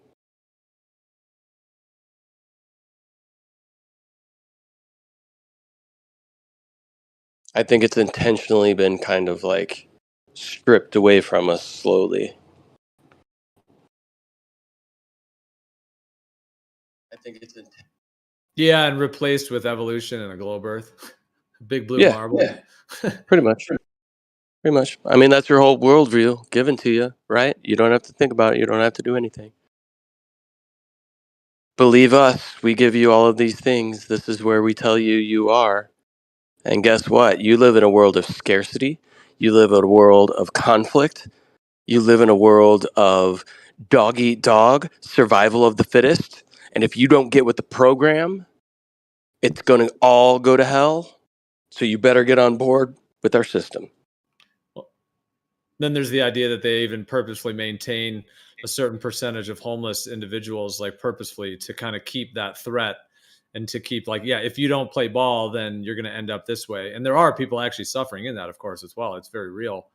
But yeah, even that potential link to it as well, that's kind of because if you don't play ball, like, what is their threat? Like, if you're just born into a life and you're like, yo, I just want to chill and eat some food off the land, like, you really just can't do that in a way, because you have to like own land and taxes, and it's almost, they've set it up to where that's the thing. Ever since they got control over the Federal Reserve, and it's not only that, but it's that everybody is agreeing to it in some level to have that be the case, or at least enough individuals are being, to let it fly, to even let that Federal Reserve thing even exist. But yeah, since they have that, it kind of sets that precedence that you can't even, right now, you can't just live on Earth or just be a human. It's like you have to be in their system to survive. That's where they got us right now. And that's what would need to be shifted, is that we don't have to depend on that, or somehow transform the system. Yeah. Yeah, we've been convinced of that. And we've been convinced of that by those around us, those closest to us, right? So since we've been convinced of that by those closest to us for so long, we just take it as the way that things should be, right? Our parents tell us that we have to do this, we have to do that, right? But they're doing it because their parents told them, right? And it's just been this slow progression to where we've been convinced that this is the way that things have to be. But like I said before, there is no other than human beings. When something is born and starts to survive on their own, what has to be paid for? What has to be done? Who do they have to go to? Right? So some animals can be born in a structure like a wolf pack or something, that, and everybody just kind of falls in the line, but they all work together in this falling in line to best survive together as a whole, right? There is no necessarily malice behind that alpha male and alpha female, right? It's not malice, it's just kind of a natural way of things. And when certain things are, literally everything other than us is born into this world, the things that they need to survive are all around them. Everything that they need to survive is there, right? So when a bird is born and a bird survives to live to be an adult bird, how much did they have to pay? Who did they have to pay? Who were they beholden to? The world, everything. Exactly. This doesn't make sense. What's up? Everybody has to pay. What's going on, you guys? Oh, everybody Nothing's has to given to pay? anybody for free. Yeah, nothing's given to you for free. No bird. The bird, when it's born, its mom will feed it in its mouth directly, but then it jumps out of the tree, and then it has to fight other things for that food. Correct. So what did that mother have to pay? She had to steal it from somewhere. She had to take it from somewhere else. Yeah, she went to somebody else's. She took it from some plant, or she took some the worm.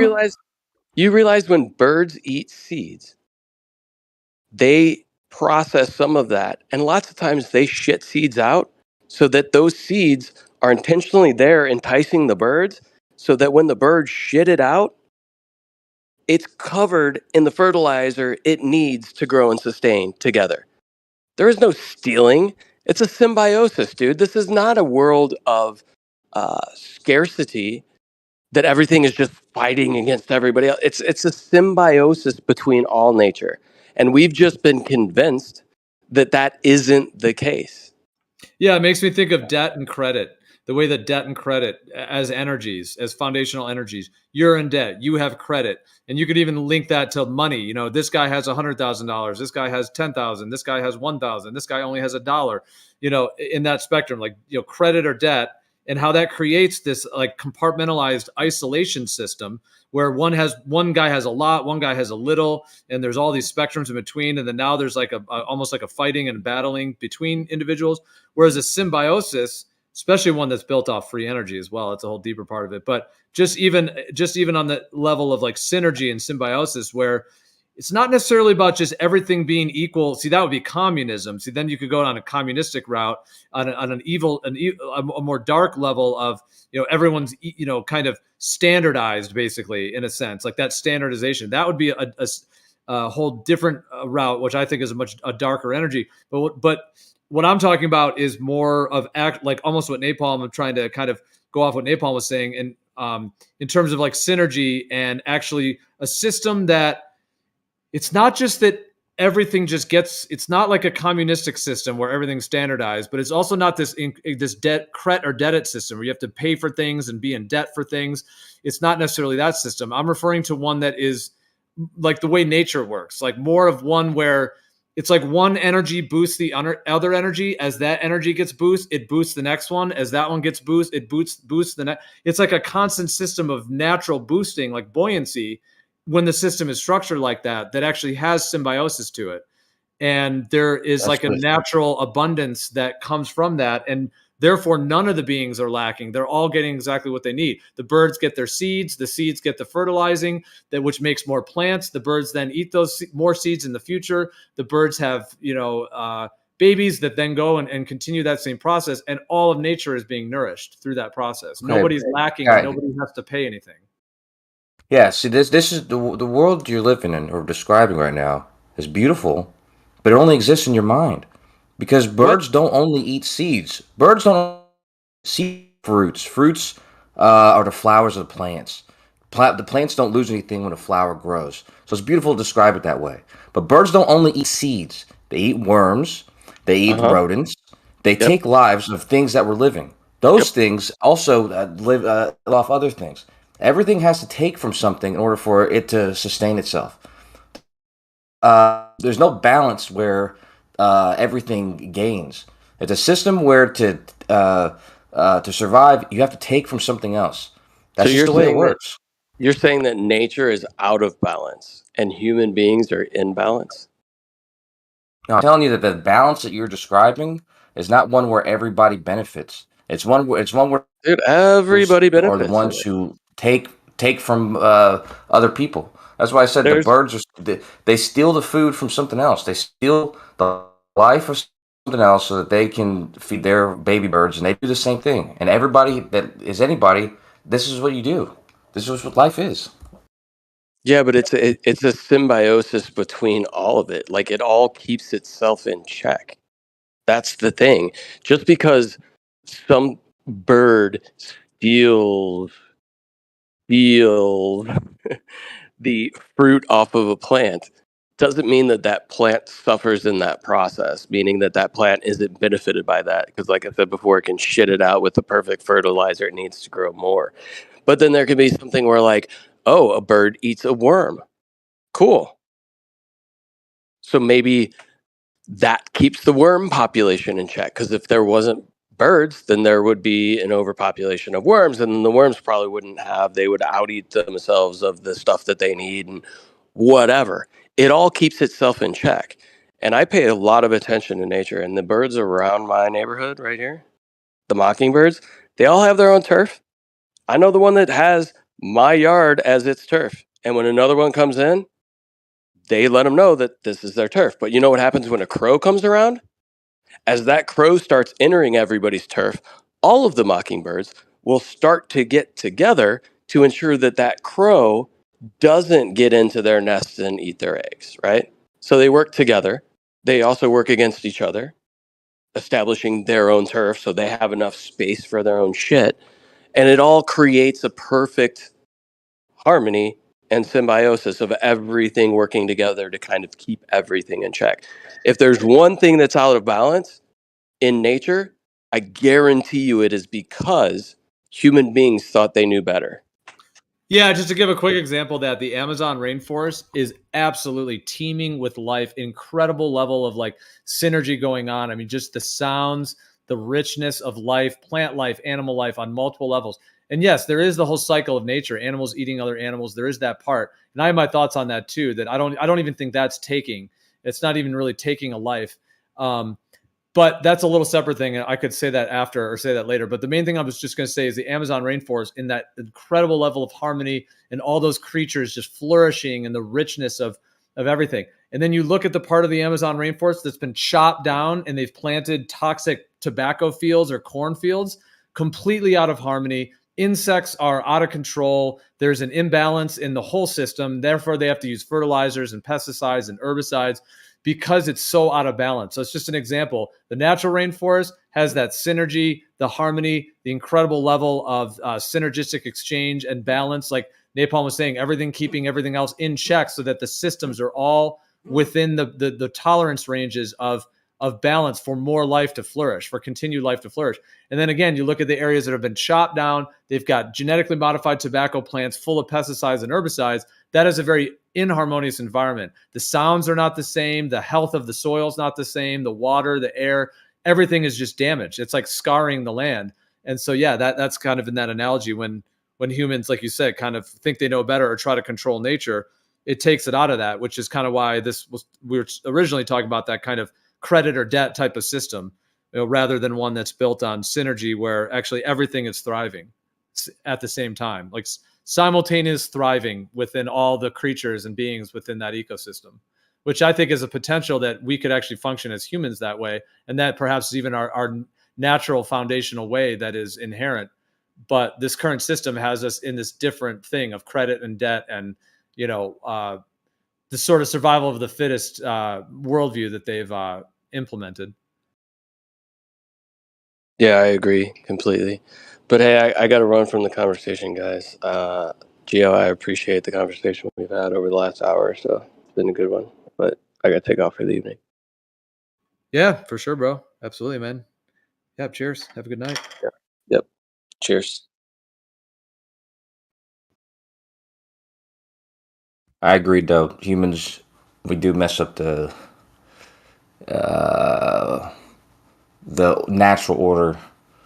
But that's because we're good at what we do. We're like too good at it. We're the best of the best, and we take off more than we can chew. Fuck up the whole. But I mean, we create a new balance. It just kind of fucks up the world for the most of the species. But we make a new balance. One where rodents and cockroaches and pigeons, where they can prosper in our wake. Well, see, I was going to say one thing about that before I forget, because I was going to say that too. So in my viewpoint, like if you have like deer, that are out there running around, beautiful deer, beautiful animal, creature, etc. If a wolf comes and just kills that deer, just absolutely mauls it and eats it alive, kills it, I don't actually think the deer feels as much pain as we might think that would be for a human, for that to happen to a human, for a dog to like attack you and like, clench onto your throat and kill you or whatever.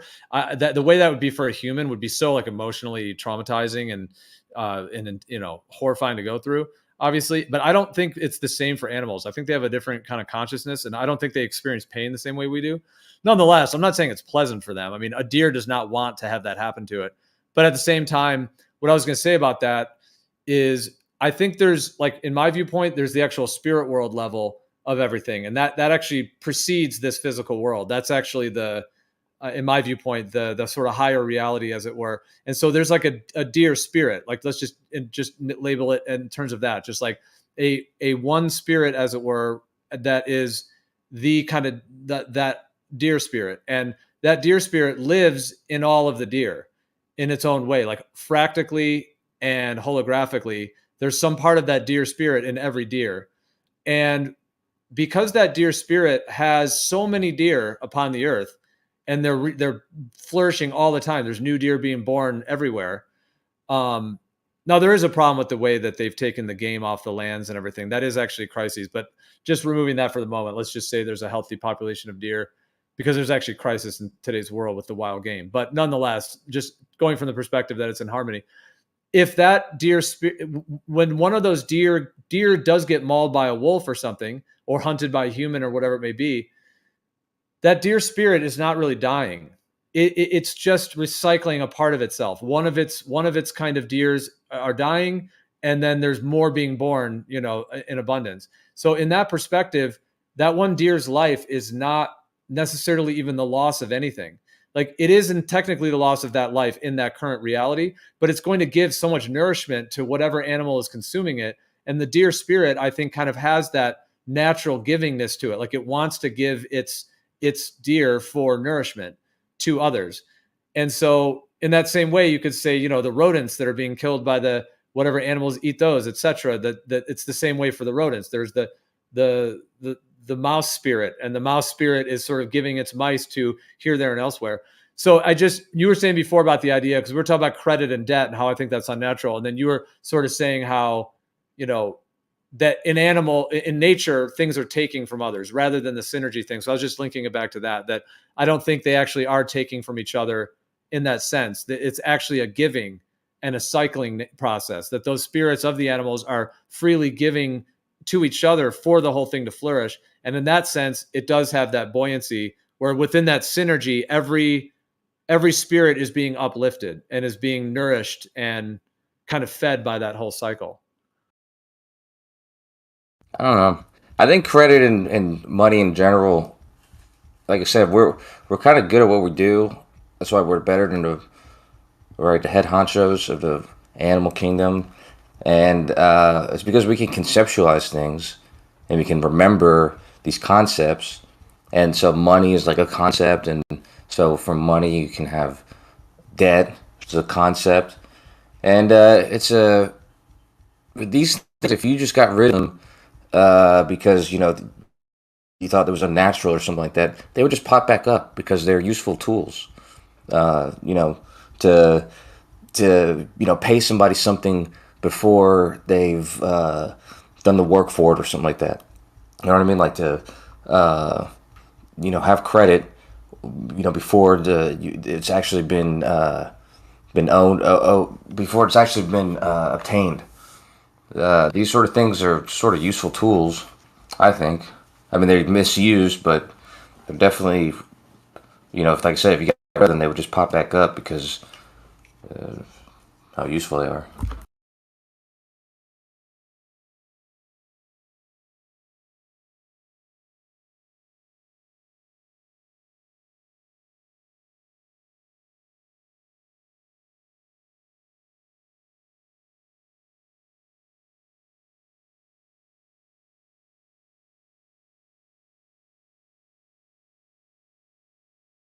Well, I think that conversation had kind of been sparked by the idea as well of just the nature of like the way that the system is currently set up, and is it like in sync with human nature and with the way that we're like to live with the earth, or is it at odds? And then I was even linking that to like evolution and the globe earth itself, the whole story of evolution, the Big Bang, everyone on a globe earth that's like antipodal to each other, that's sort of out of balance with each other. And it's like I was even mentioning like our chakra systems, like on a planar level Earth, all of our chakras are actually in alignment, like vertically to the heavens and the electric system of the Earth, and there's a certain like harmony within that. Whereas on a globe, that's all like thrown around a ball, and now everyone's like sort of spine and chakra system, are kind of when we're just standing up straight, that kind of like natural human form is. They're all fractured and split away from each other, and they're like fighting each other. Like one person's is at a funny angle to another. I'm just saying, like, even philosophically, I'm not saying that is happening physically, but putting people's minds in that state and with that cosmology that is sort of this flying on a ball through an infinite vacuum that we don't really know what it is, and there could be all this other stuff out there. There's so many parts to that like evolution cosmology that seems to have set up, in my viewpoint, this influence of this more like out of harmony system and way of exchanging with each other. And I think like the credit, the debt, the money system, a lot of these factors are like have been taken into that unnatural form rather than being something that's actually in like synergy and harmony, more like a free energy machine works. Like that could be the alternative, that that in a free energy machine where there's like harmony and synergy, everything works together for the betterment of the whole, rather than everything working against each other for the betterment of a few, and ultimately the worsening for the larger whole. You remember in Fight Club, like the whole mover? I just think we need something like that, because like the debt system is that's one that will always persist, of course, but it does become wonky whenever it gets concentrated only to a very few, because then you can't really You can't really take it from those the concentrated few. So you kind of got to reset the system every so often. But not in a movie way. It's like in a real way.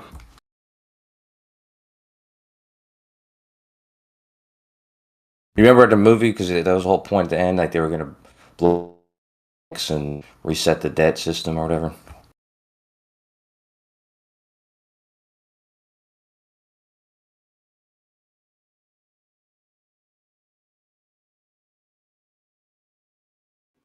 Yeah, I mean, why are we in debt to anything? If we can live off the earth that freely gives us food, why would we ever have to be in debt to anything? Depends if it's borrowing. Like if the sun gives food and grows things on the earth, and the earth is a constantly regenerating system, and our bodies are regenerating systems, we could just live in harmony with that cycle, with just the sun, food, earth, soil, water that just regenerates. And then from there, we could do other things with creativity, enjoyment in different things. But this whole thing of being tied to some system that you then have debt to, it's in my viewpoint, it's very out of harmony with nature, and we are nature. We're connected to that system. Like it's like an inorganic entity. That kind of structure is how I see it. Like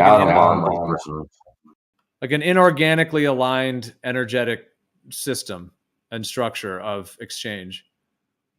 And because it's inorganic, it has all these imbalances in it, and all these synthetic kind of problems that stem from it. Like, for example, the dramatic gap between the wealthiest and the poorest.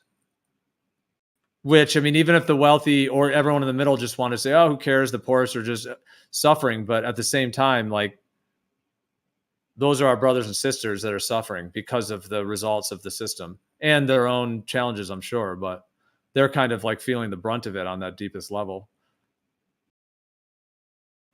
Like that's an example of a synthetic inorganic type system that has sort of like if you go into that Amazon rainforest and it's all in harmony, you don't need pesticides, you don't need herbicides, everything is just flourishing and growing and everything's in harmony. But if you chop all that down and start to grow genetically modified cornfields or something, now you have all these problems because now you've created this inorganic like scarring on the earth that is out of order with itself and out of harmony and out of balance. And then you get all of these aberrations. And then you have to try to fix the aberrations, with synthetic things because the original thing is synthetic. So if you got sick on something synthetic and then you're trying to use synthetic things to solve that, now you're like, it's like synthetic upon synthetic solutions that don't actually result in that energy of like regeneration and growth that would be needed to get it back into harmony. Can I ask a question?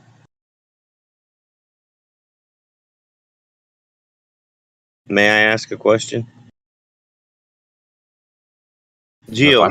Yeah, bro. Yeah, you got the floor. Yeah, man. So have you read the 1935 Emergency Banking Act? That's the one where they took all the gold? That's when everybody quit signing their, deaths and births in their Bibles too. And the proclamations, the presidential proclamations from FDR. Did you read those? Did you read that act and those proclamations that we're still under that law, by the way. Right now. But yeah, you should read that. You should all read that because the United States owes the debts. All debts are paid, public and private. That's what that law says. So how can you owe a debt if all debts are paid? You can't. That's how it was meant to be. What you were talking about just earlier, you were saying how everybody why would you need a debt when you can just go live off the land? You can have animals, you can have a house, you can have property.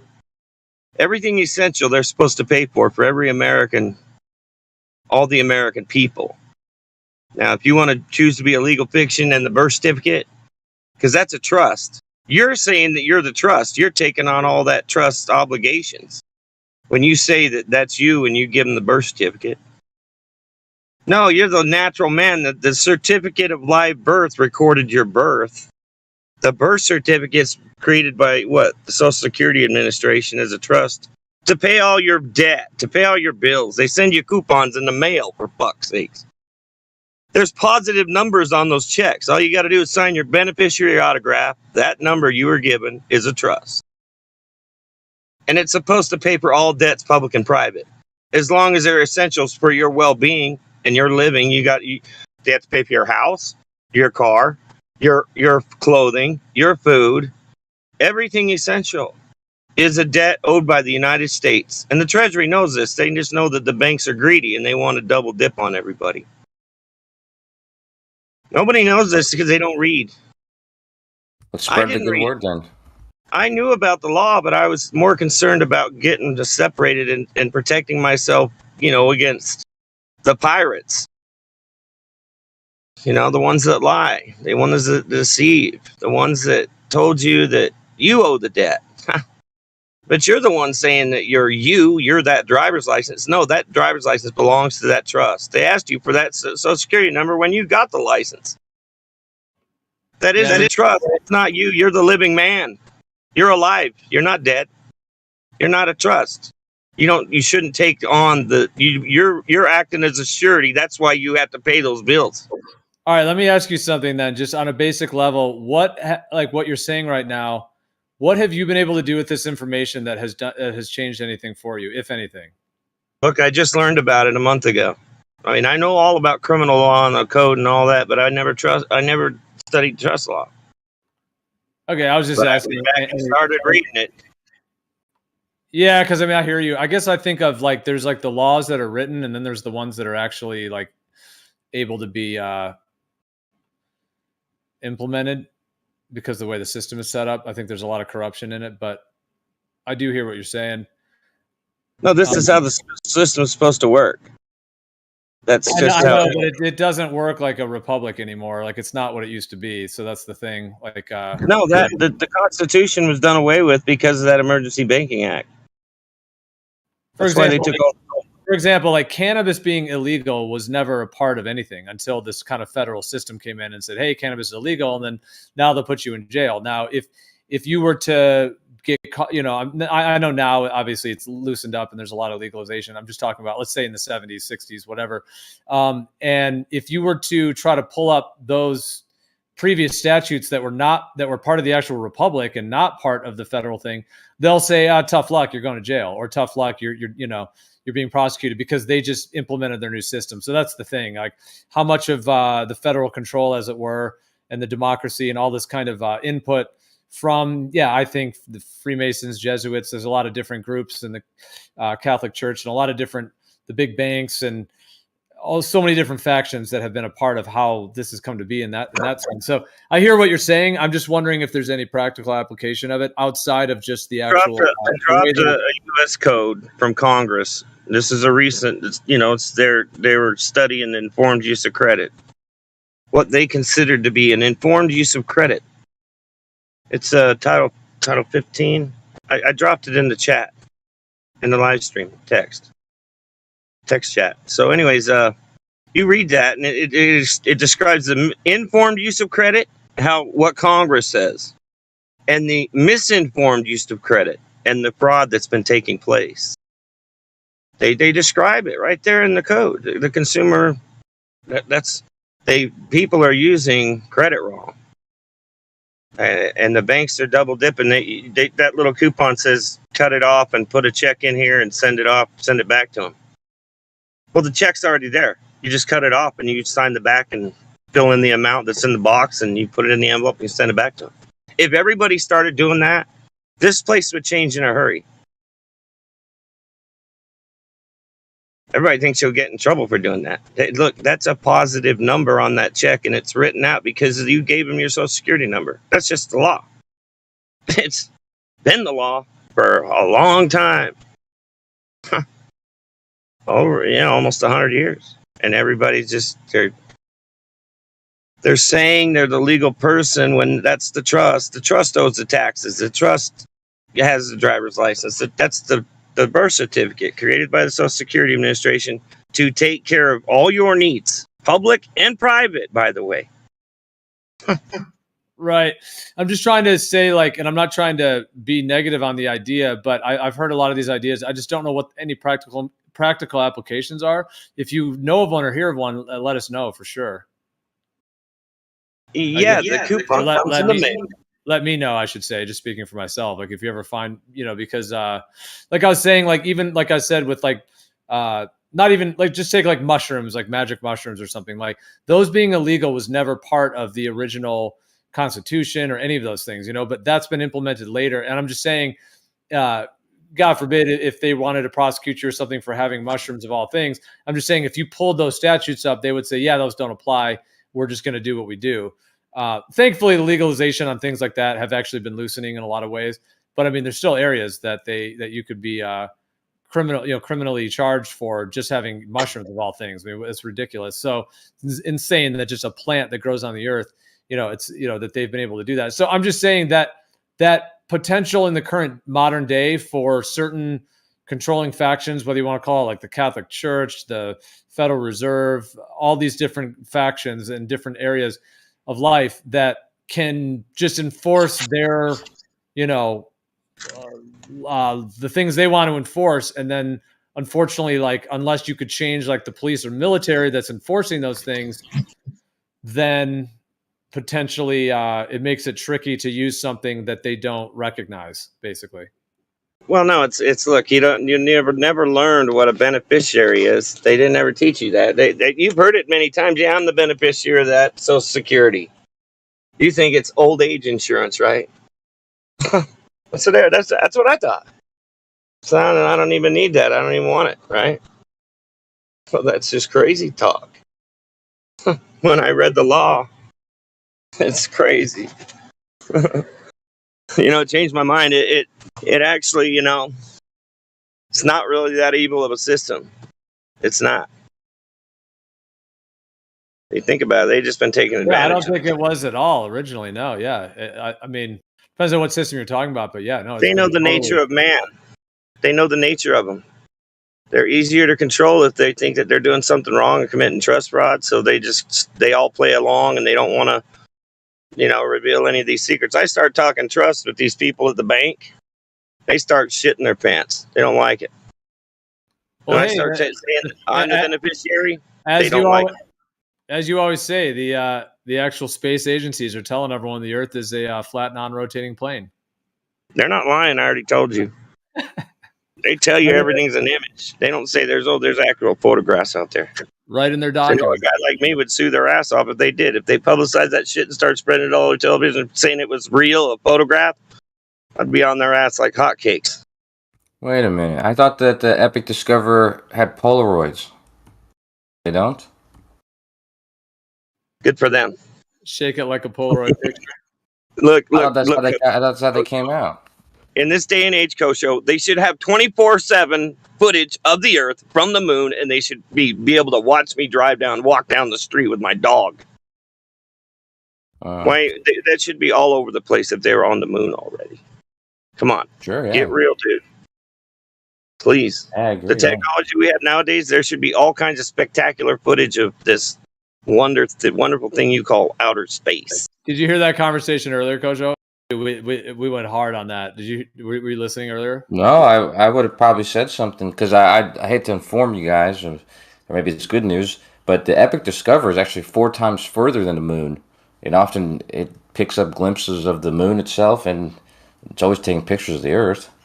So, dude, there was a whole discussion on it earlier. There was like 40 people in here, and it was just absolutely it was a bit hectic, but it was super heated on exactly that. Like Witsit had brought up that whole topic, yeah, and it was. I didn't get to hear it.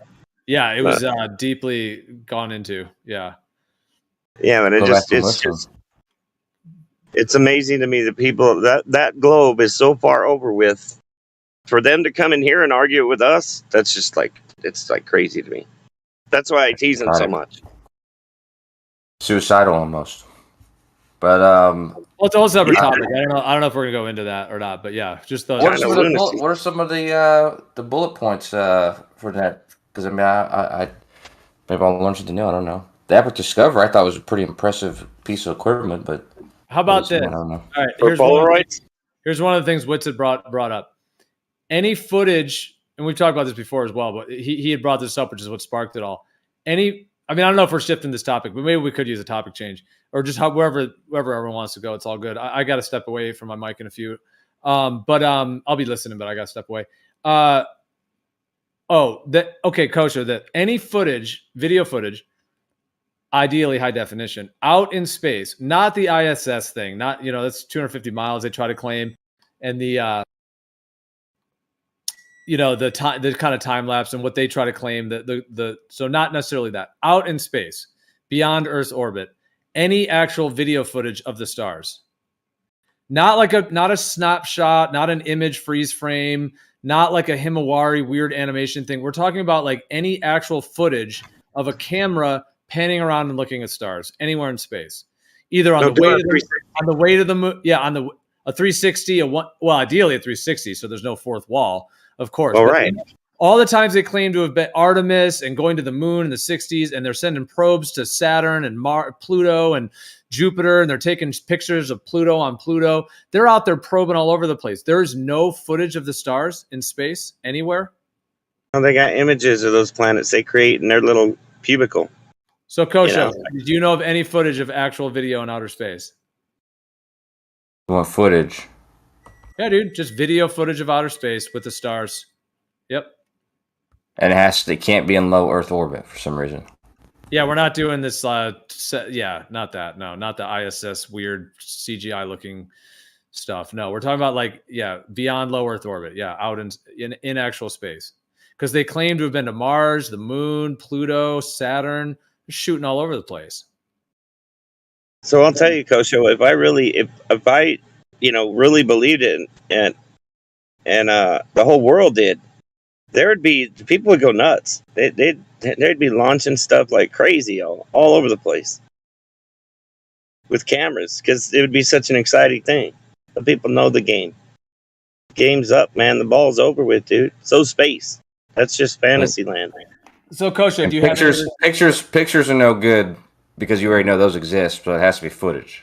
Well, yeah, we're not talking about a freeze frame, because a freeze frame shot, the James Webb Telescope, and here's this Hubble-looking thing. No, dude, no. We're talking about video footage, live video footage that we could look at, we could validate, we could look at the positions of the stars. For example, if this footage was taken, so they say the moon is 236,000 miles. Let's say 100,000 miles out, right? So the ISS is at 250 miles. We're not talking about 250 miles. Well, that's what they claim it's at. We're talking about 100,000 miles, 200,000 miles, any miles.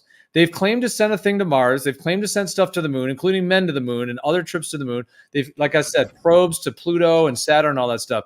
Any actual video footage from out in actual space, video footage of the stars. We could look around, actually look at it and see, oh, dude, look, these stars are actually different than they look on Earth. Like the positions of them are different because we're 100,000 miles out, or we're 500,000 miles out. Or even on the way to Saturn, throw a camera on. They claim to get pictures of Saturn, no stars, of course. We have these funky little freeze frame shots of Saturn, but where's the whole trip there? Where's any video footage in outer space? Fluid video footage of the stars in outer space. Anywhere. So you need footage. The pictures don't count. And it can't be in low Earth orbit. Yeah, Witsit brought you up because he said that you tried to contact NASA for this Artemis, the Artemis video footage of they claimed to do some navigation thing with cameras, and then they said that they were going to release the footage, and then after the Artemis thing happened, they refused to. They wouldn't release it, and then he even mentioned that you contacted NASA to try to get that footage, and then they just fluffed you off and you couldn't get it. So he actually I did.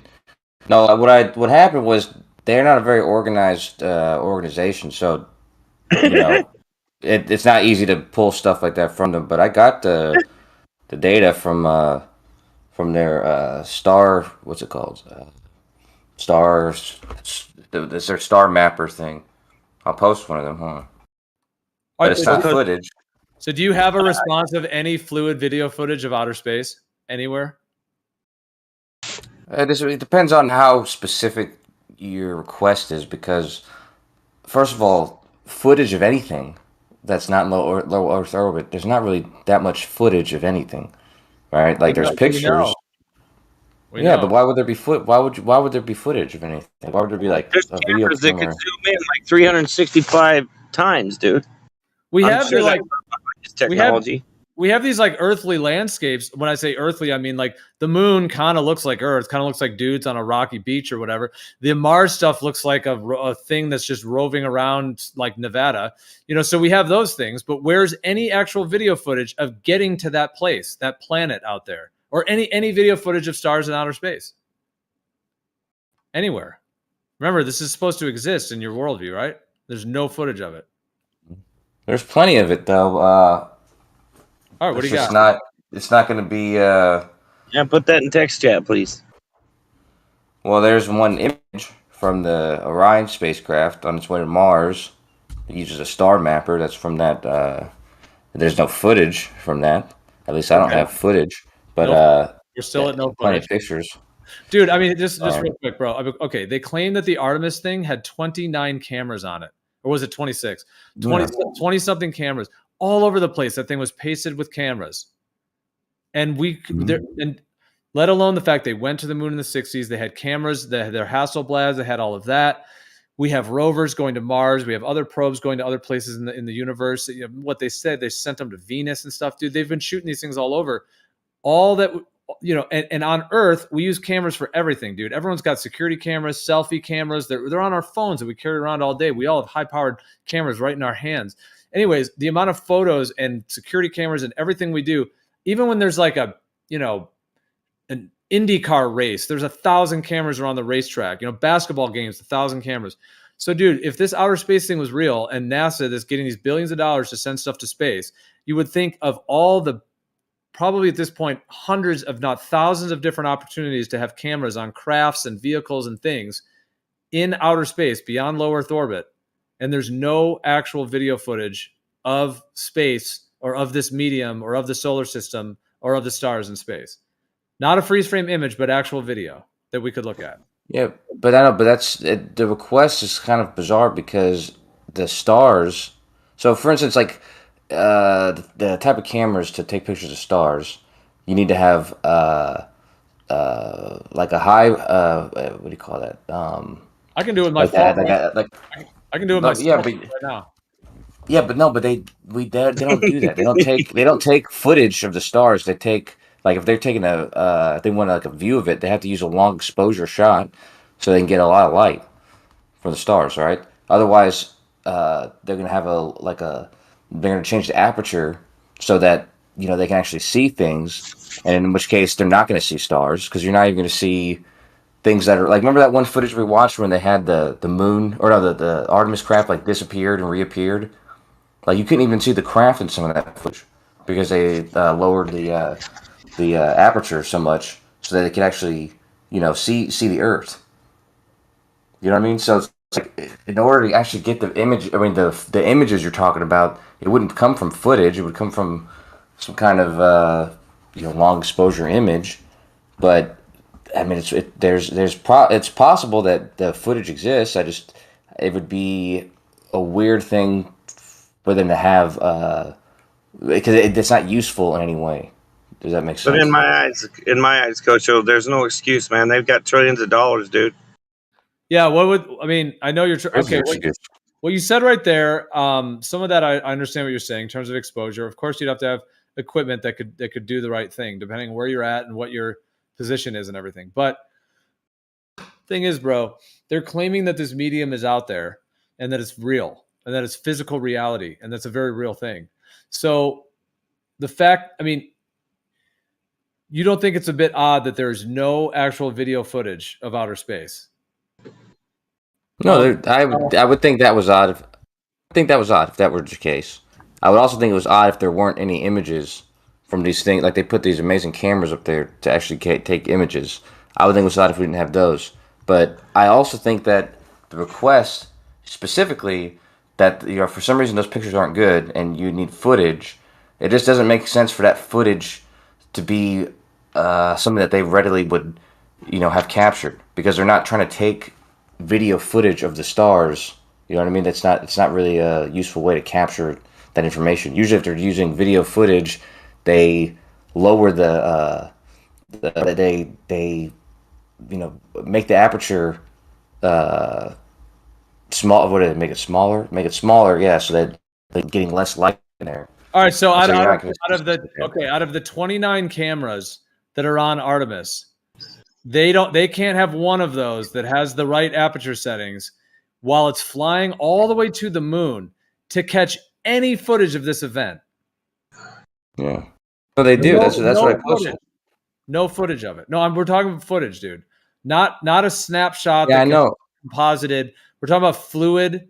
I mean, they could still composite and fake fluid stuff too, but the difference is with it. There's a lot of components. It could be analyzed. There's got to be a reason they don't release this, because they fake a lot of stuff, but they don't even try to fake this.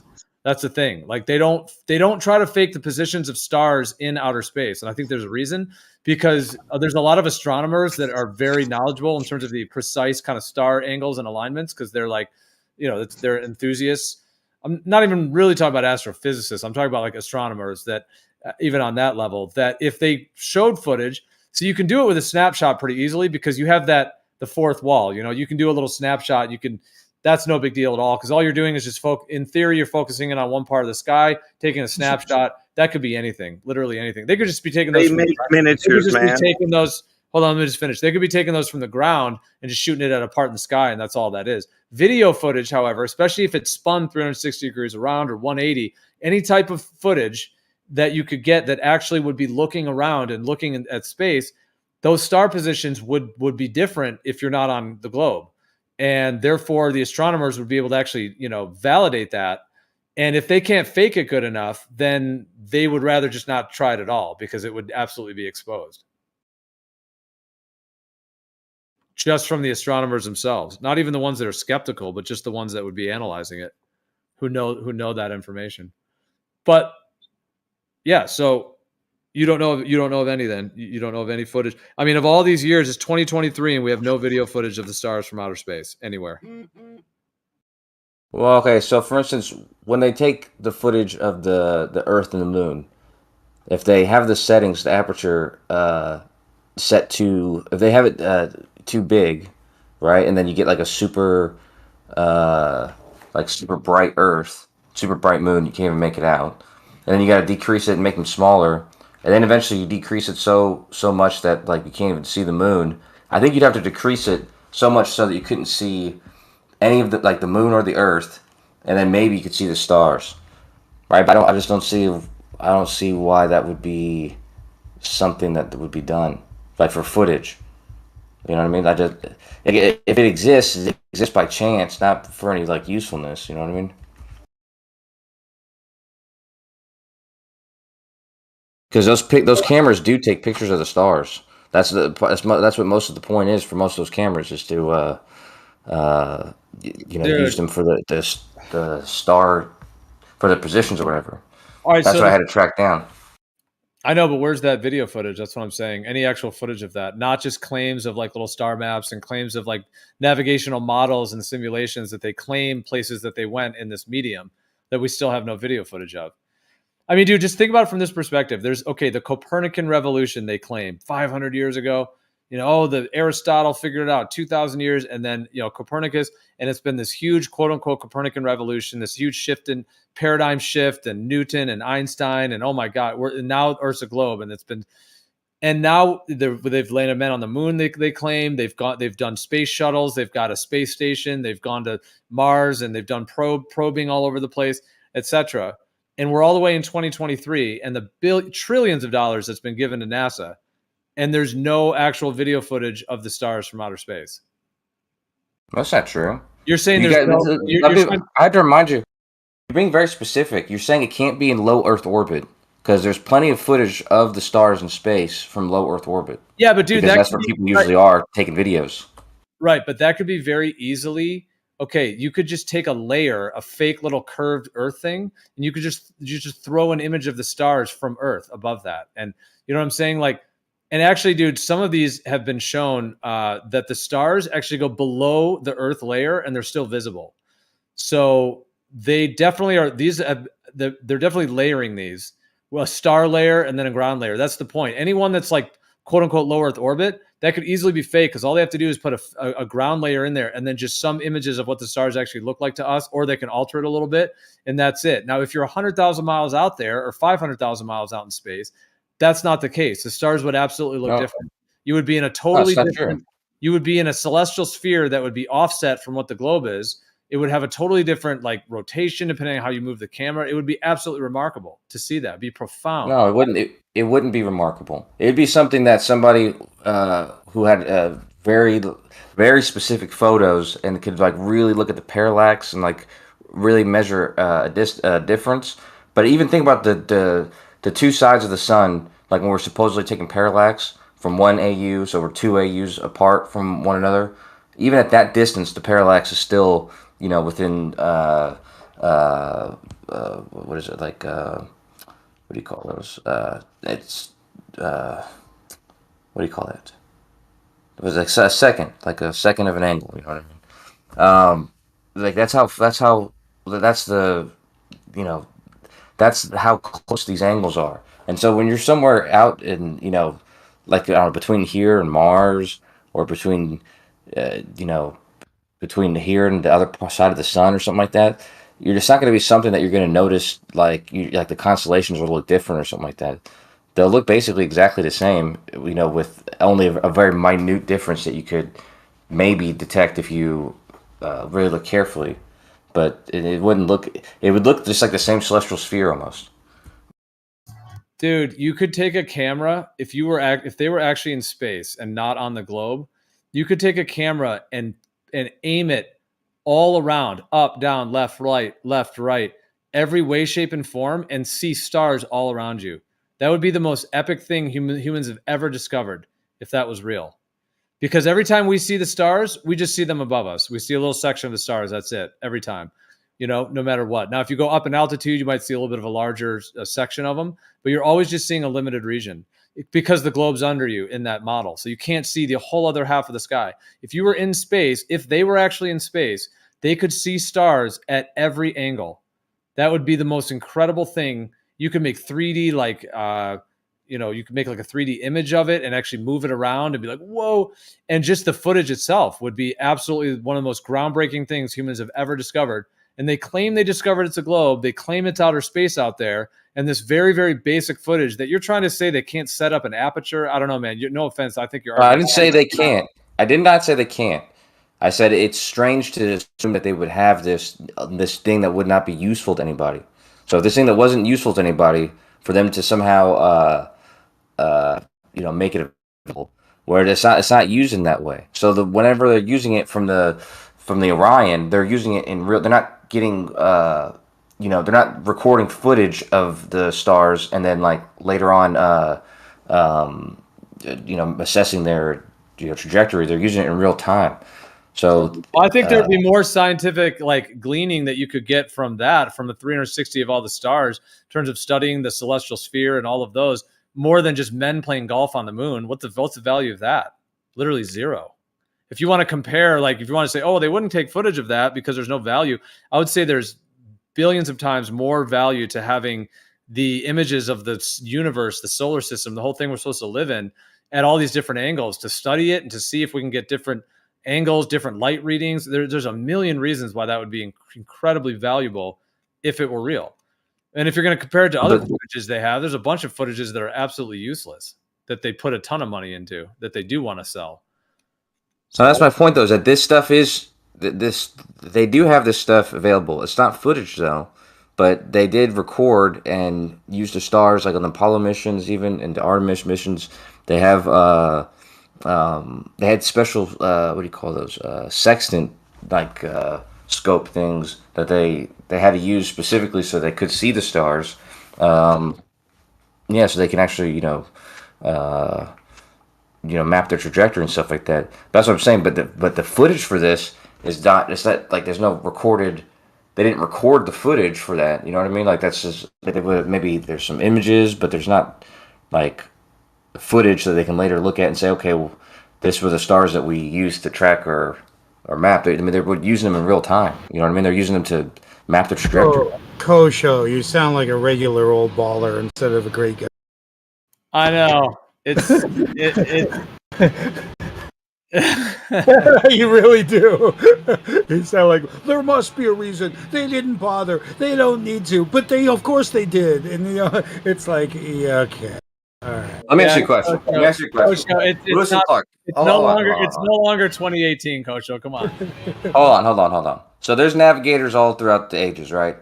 People use maps, right? Why don't we have footage of people reusing their maps? Like looking at the map and plotting their points. Well, that doesn't make sense for them to have this, like the footage of these things. Like it makes sense that they use maps. It makes sense that they have some stuff recorded on their trip. It doesn't make sense that they record the, the thing that they're using to track their, or to guide their, path and stuff like that. This doesn't make sense. Like I have pictures from the Apollo missions. I don't have footage from that though. Hey, question, Coach O. Do you think that if they did have footage, some of it might be epic? No, I think it would be boring. You don't think there'd be anything like epic the image I posted is an example of it. It's just a picture just like of the stars. But if you had footage, like 360 footage of all the details out there, showing the Earth, showing the moon, showing the whole, like just one satellite that has like a 360 camera on it, showing it like 24/7. Do you know what they call those cameras? And they put them up around buildings and stuff. PTZ, pan, tilt, zoom. That's what a good camera does. And we don't see that up there. We don't see a lot of just one satellite would be epic. It would be epic. You get all kinds of footage. It'd be like, even if you think some of it would be bad, you'd think they would have at least tried it and like, okay, here's what that footage looks like. Look how boring and shitty it is. Yeah, we have an example of that. Sure. Show tells us how boring it looks, and we can't compare it. I mean, Coach O's coming up with, no offense, Coach O, but you are in like total defense mode. Like you're trying to just write it off or kind of give excuses. But the reality of the situation is we're in 2023. They claim that we're in the midst of a 500-year huge scientific quote unquote revolution, the Copernican revolution, that the Earth is a sphere. We have this multi-trillions of dollars of space agencies that are sending probes. They're going to Mars. They're going to the moon with rovers. They claim to take men to the moon. They're sending probes to other planets, Saturn and Pluto, and taking pictures of Pluto on Pluto.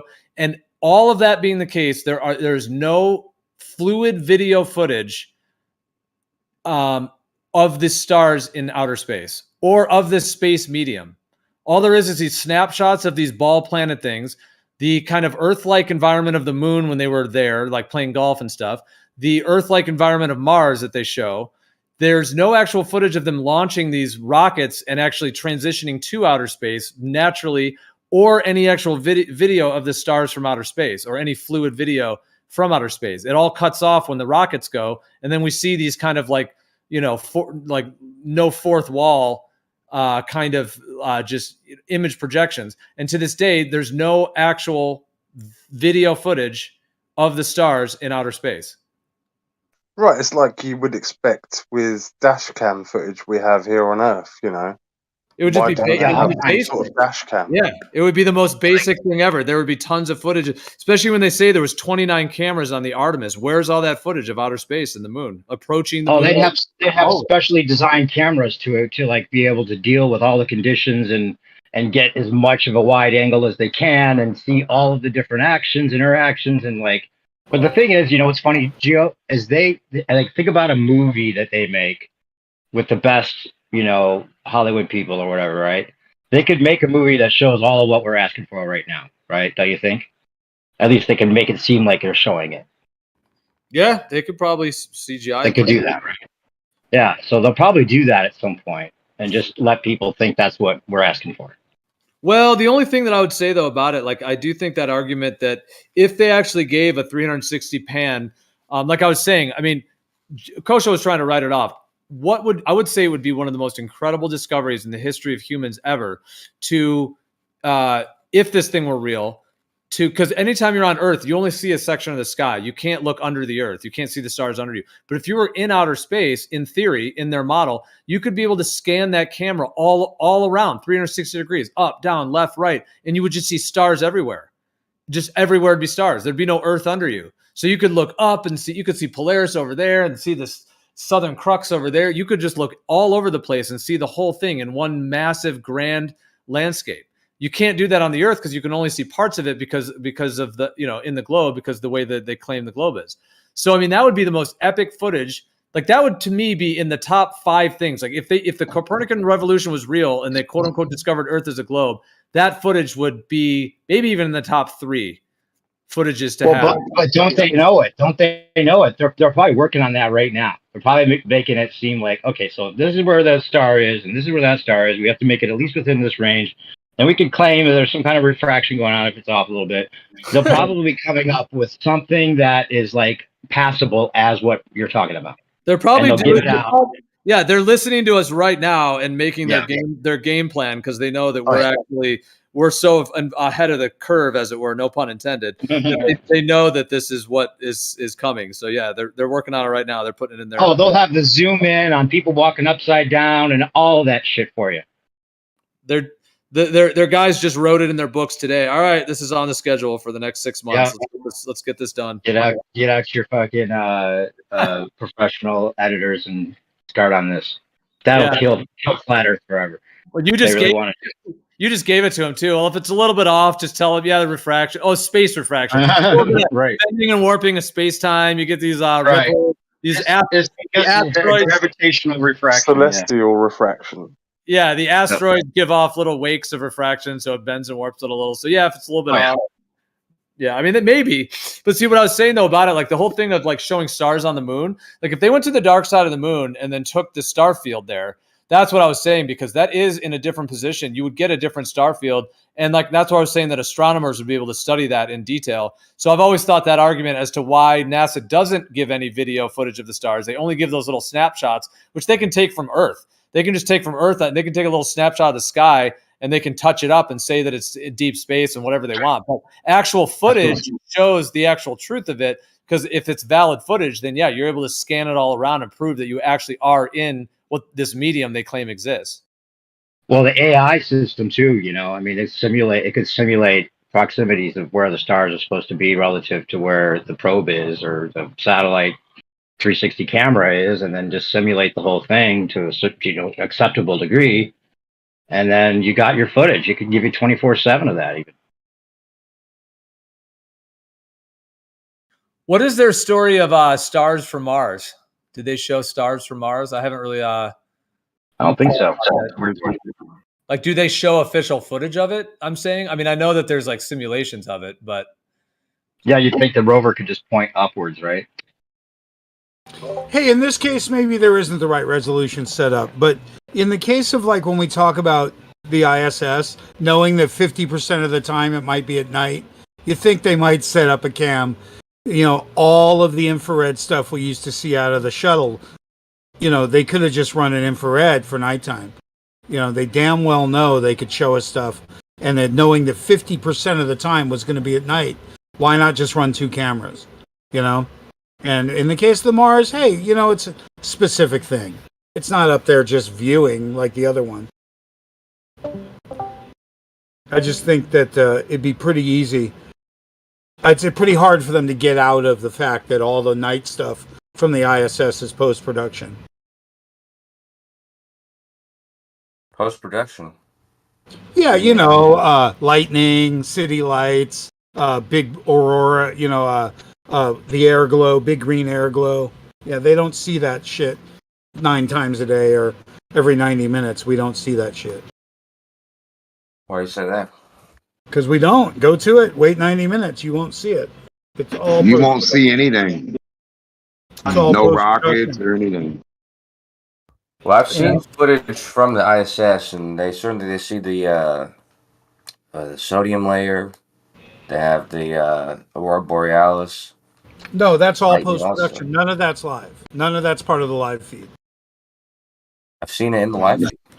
Well, you haven't. You can go check now in the next 90 minutes. I told you could go check. It's not there. Trust me. It's not set up for that type of camera. They don't show shit like Democ just said. And in fact, we know during the entire shuttle series, they had infrared. So we could see all the activity in space that we saw during that program tons of space activity that they're not talking about, tons of stars.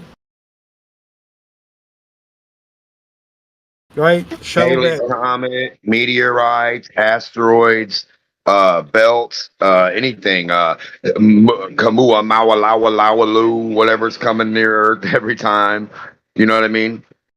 But there are no good day and night transitions, and knowing that, you think they would have put a night cam.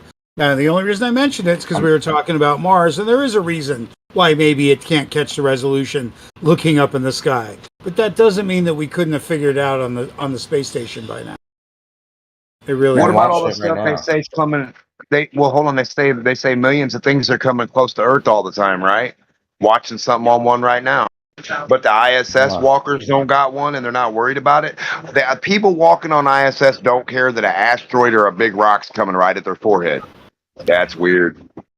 You know, the odds of a meteor hitting the ISS would be the same as imagine that a meteor would come and hit a school bus. Right? I mean, there's actually more surface area that it's orbiting than there would be here on the surface. That didn't make any sense. Yeah, if you throw something from the sky, hold on.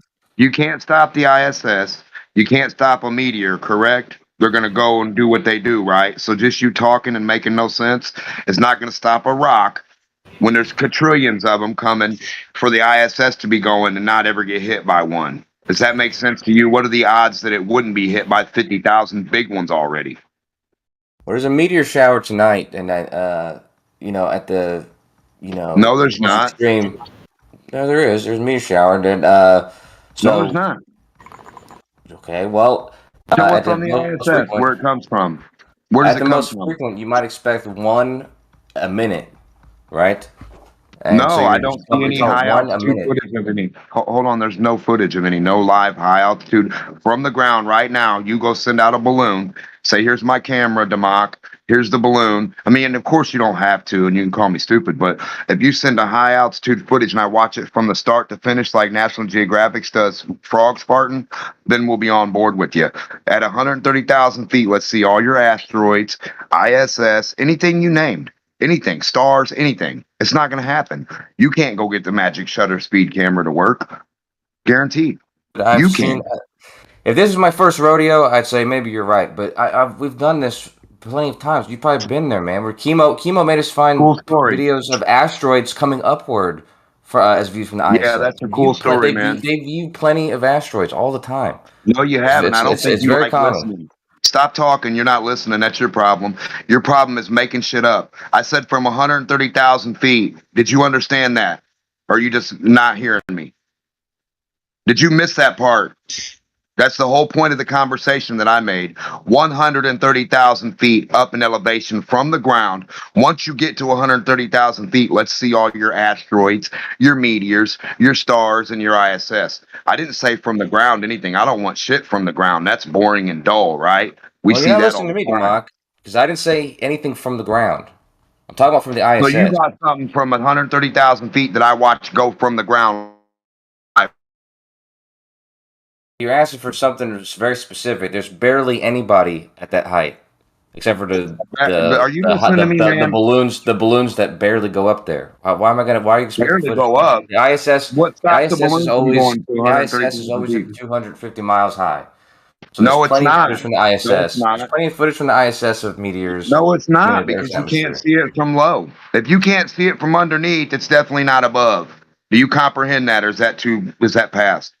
Like, what are you talking about? See it from underneath. No, you don't. Go get your footage right now from the ground to 130,000 feet. At 130,000 feet, I want to see the ISS go over it, and stop lying. Don't make no excuses now. From 130,000 feet up in the air, high altitude. Not from the ground, not from airplane, not from Liveville. From 130,000 feet, Coach Show. Let's see that footage of the ISS.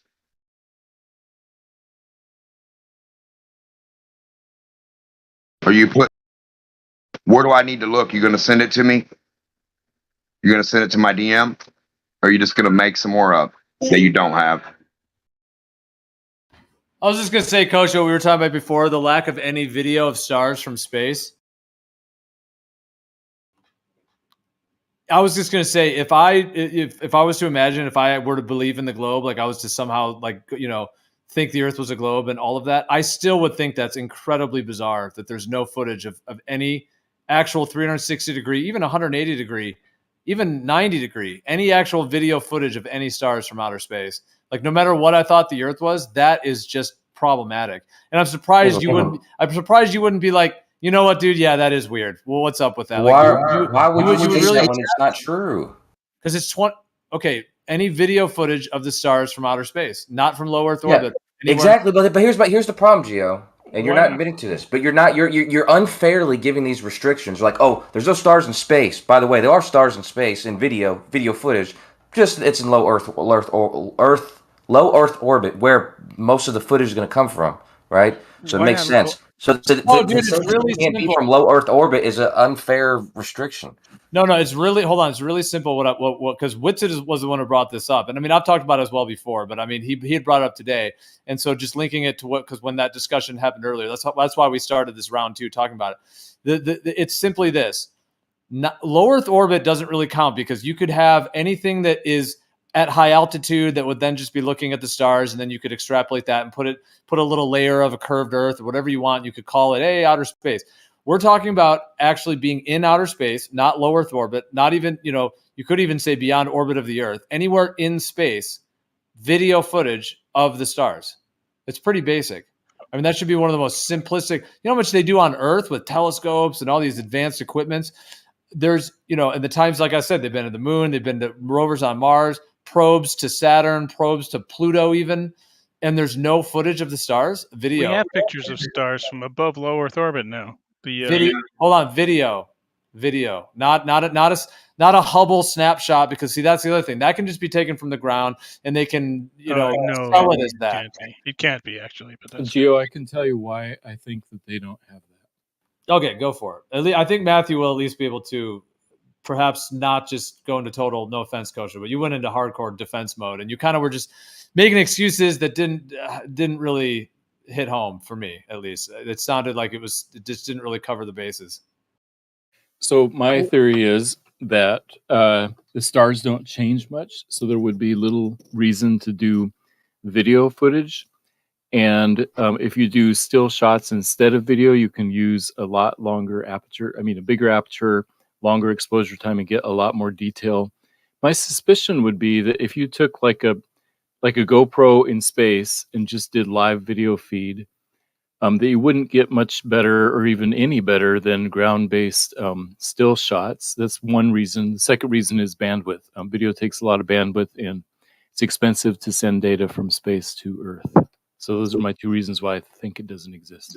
But on the 29 cameras that were on the Artemis that claimed to go all the way to the moon and orbit the moon and come back, there's no video footage of space and of the solar system and the stars or anything?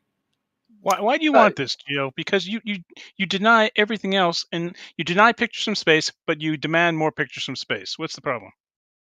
No, we're pointing out that there is no fluid video footage anywhere that exists of. You wouldn't watch it. It would be boring to have. You would just logically expect that it would exist if that's the claim that's what they're doing. They're going to all these places up there. You'd expect them to record the journey, but yeah. Yeah, here's a ridiculous analogy. There's no live webcam showing the Mona Lisa. Because people don't care about a video. They want to. I mean, if you want to look at the Mona Lisa, a picture will suffice. She's not changing her smile. You have all these people recording all of their journeys on whatever vehicle they use in the day. They record their whole journey, right? Yeah, we have dash cams and security cameras and cameras on our phone everywhere. People are taking selfies.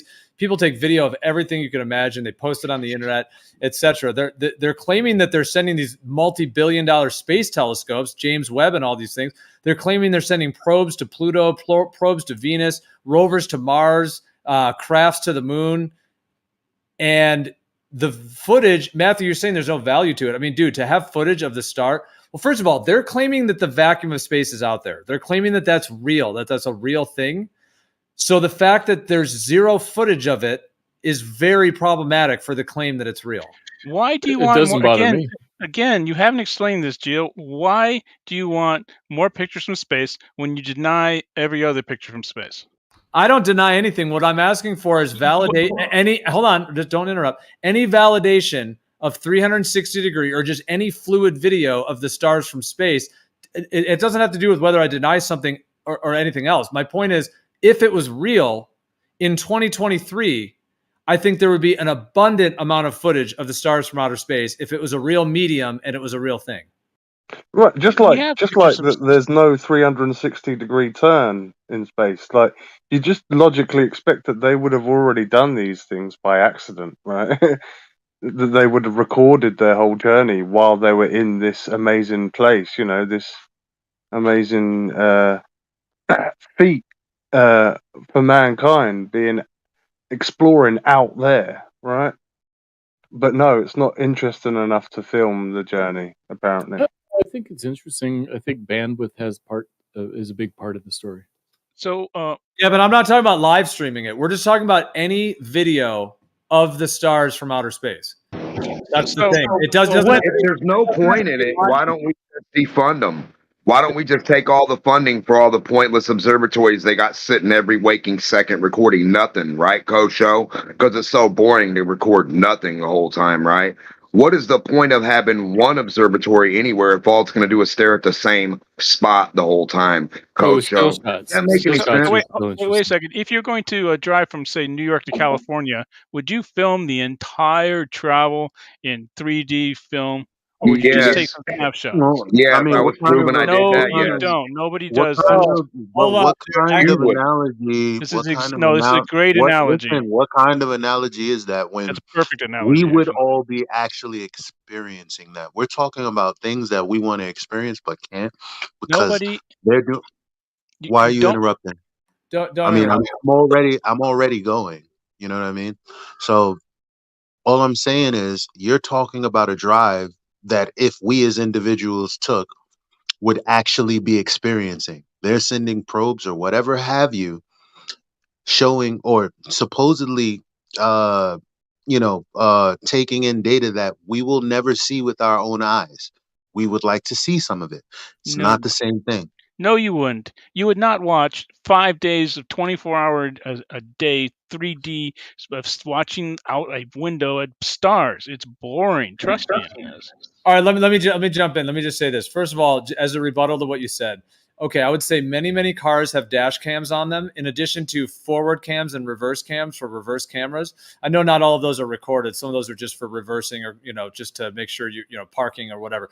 But I'm also talking about dash cams. So many cars do have dash cams. Many cars that do make a long trip, like you said, from New York to LA or something, have a dash cam and do record the whole thing. Secondly, Google Earth goes around, Google Earth Street View goes around and takes a 360-degree camera of every nook and cranny practically on Earth, in every city, up and down streets. That's not live. That's not live. The one from my neighborhood is 5 years old.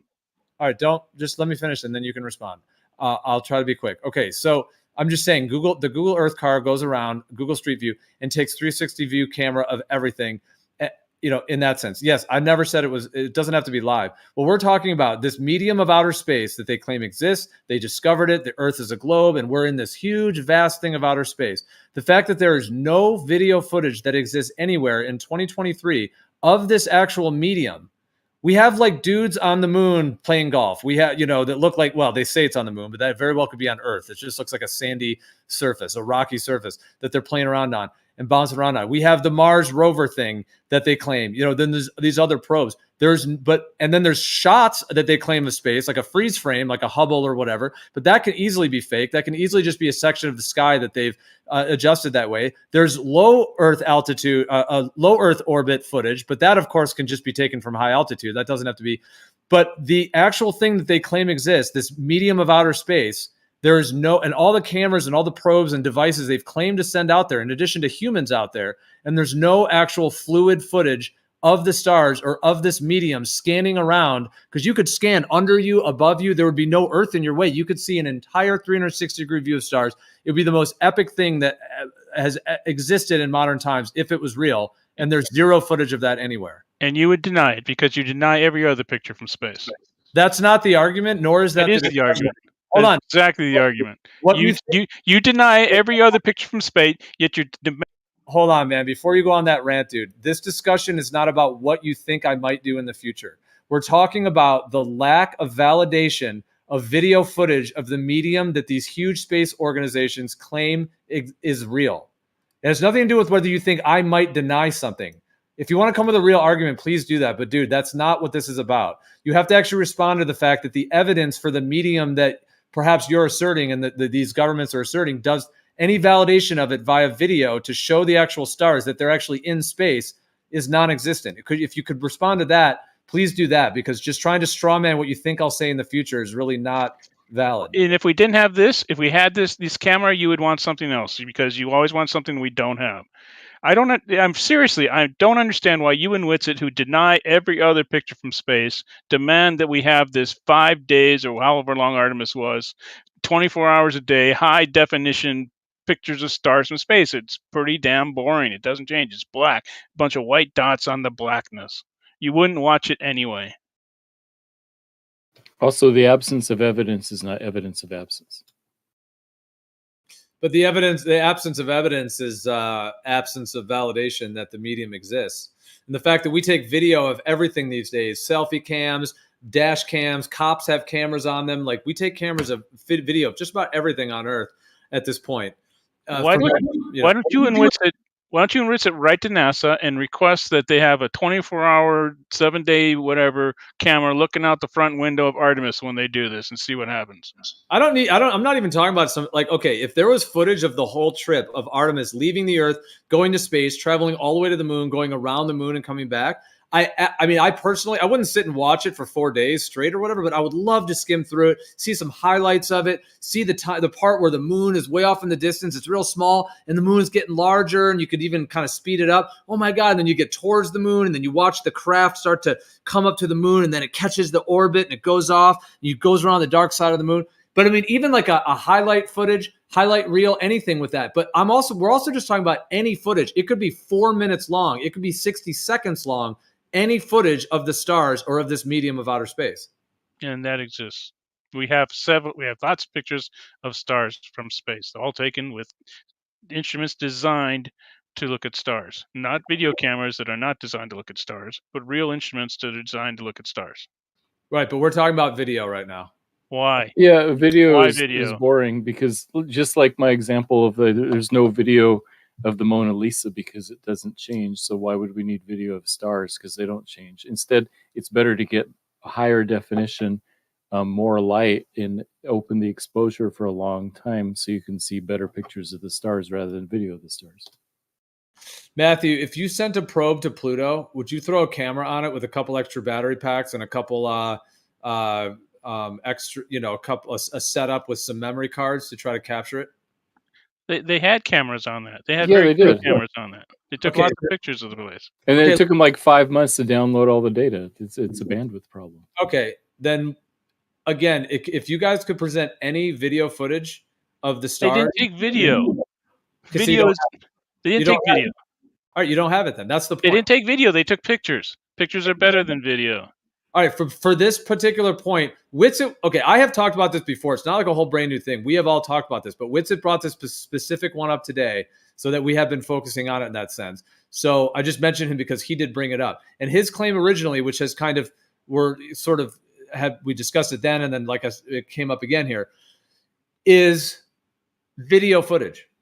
Because the thing is that because like I said before, if you have a snapshot, that can easily be faked, meaning that thing doesn't have to actually be in space the way they claim it is. That could be done a whole bunch of different ways. And the fact that it's a snapshot, we can't really validate that you're actually in a 360-degree environment with stars all around you. But you know how intense that would be, dude? If you were out in space doing a spacewalk or whatever, out in the middle of space, you could look down and there would be stars under your feet. You could look up, there'd be stars above you. That would be so unlike, I mean, that would be one of the biggest breakthroughs if this thing was real. If the space here's 16 seconds from the ISS taken of the Milky Way. We're not talking about low Earth orbit ISS. Why? What's wrong with low Earth orbit? Because the other thing, that can easily be ground. No, fuck you. Nobody's been above low Earth orbit in like 50 years. So basically what you're saying is, where we are right now So NASA show what he's saying is that it could be fake from the ground, because from the ground you can only see 180 degrees around. But from deep space, you should be able to look all 360 degrees around, except for the tiny bit covered by the Earth. That's a factor. I think Ahmad muted you, Paid. I'll unmute you, but you did totally blatantly interrupt. Please don't interrupt, man. You can have your whole time, bro. Like, I was just gonna let you go, and then I was gonna go next. But dude, just hold your horses, and then you can speak, man. You can have your time. Just relax and go one at a time. Anyways, what I was saying is, what was it? Oh, okay. Yeah, I already said this before. Maybe you weren't here. But dude, the thing about quote unquote low Earth orbit footage is that you're only seeing, like Matthew just said, you're only seeing that a little portion of the sky. And that could easily be either high altitude footage above the Earth. That could be you could have a CGI layer, like a curved Earth layer, and then just use high altitude footage of stars, or even footage from the ground of stars, and just kind of concoct a little composite. So the point is, those can very easily be faked, and they're not really showing anything new. Like a snapshot of the sky is not anything new. A video of just the regular star movement that we already see is nothing new. The thing that would be different and that would delineate this quote unquote discovery of Earth being a globe and being in a huge vacuum of outer space is the fact that the stars would be all around you in a 360 degree pattern in this vacuum they claim exists. That would be very unique. And the stars would look unique as well. You might even be able to see different, because you're out of the Earth's atmosphere. You might be able to see more, you'd be less limited by the Earth's atmosphere, whatever the Earth does, the refraction, all that stuff that it does. We know it makes the sky blue. I mean, we know there's a tremendous amount of refraction or whatever that is already occurring. So if you were out in space, that would all be absent. So that's the thing that is being pointed out that doesn't exist, and it's a huge problem. Okay, go ahead.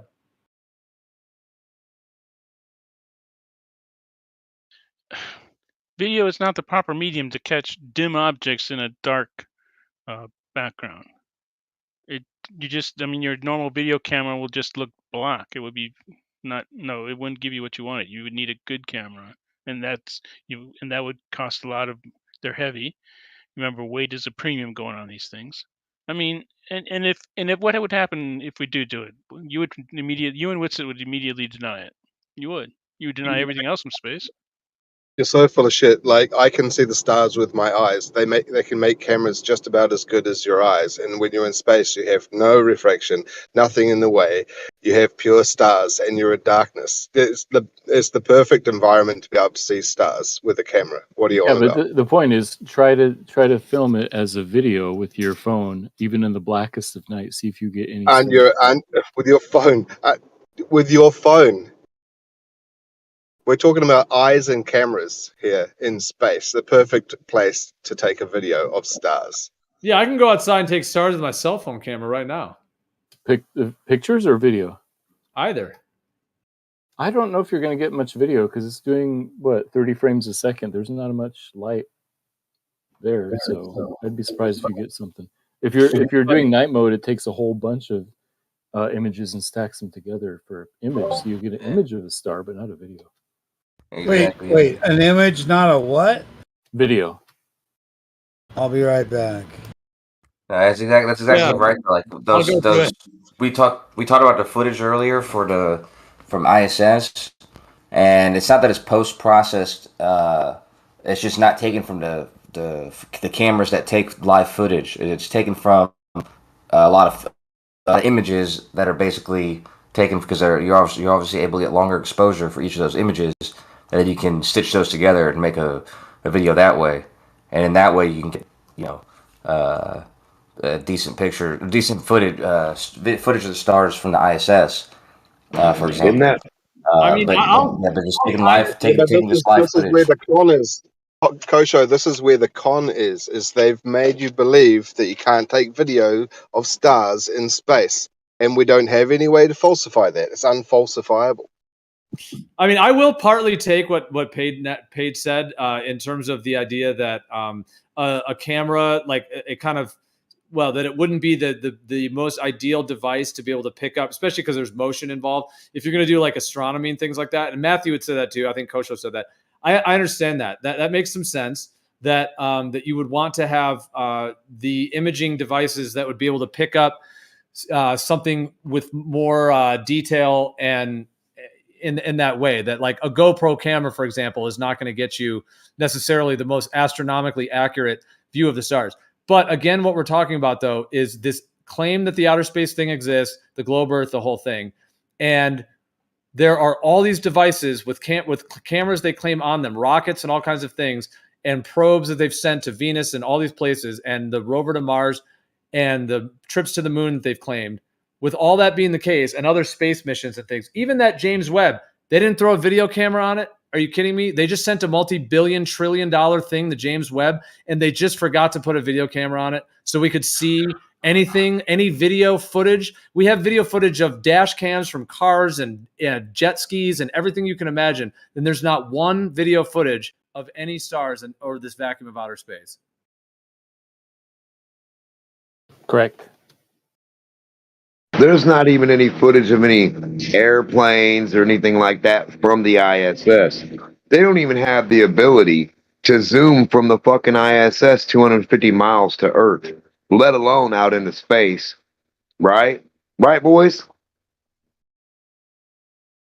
I mean, just to be fair, I think it's just funny because what we're complaining about, or you guys are complaining about, is a very specific thing that don't have available to you. When you're talking about the James Webb Telescope, the Hubble catalog of footage, there's plenty of footage of stars from space, but you want, or plenty of pictures of stars from space, but you want specifically video footage of stars, of them heading to the, to the...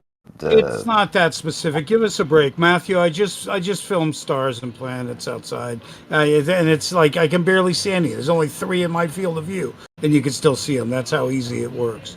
So I don't know why you discounted video. I don't know why you guys are discounting the curiosity we might have to see the world. It's really embarrassing. I think you guys are both pursuing an incredibly dishonest, especially for both of you, path right now. Well, who cares? We can't anyway. Nobody cares. You're demanding this. Then we wait for Shill to come in and say, how dare you? And it's like, what do you mean, how dare you? You guys are making really blanket, silly kind of claims right now. You're like, right. I mean, What's the point? What's the point for astronomy at all? You guys are great guys. Oh, sorry. I'm just saying these are great guys. These are good people.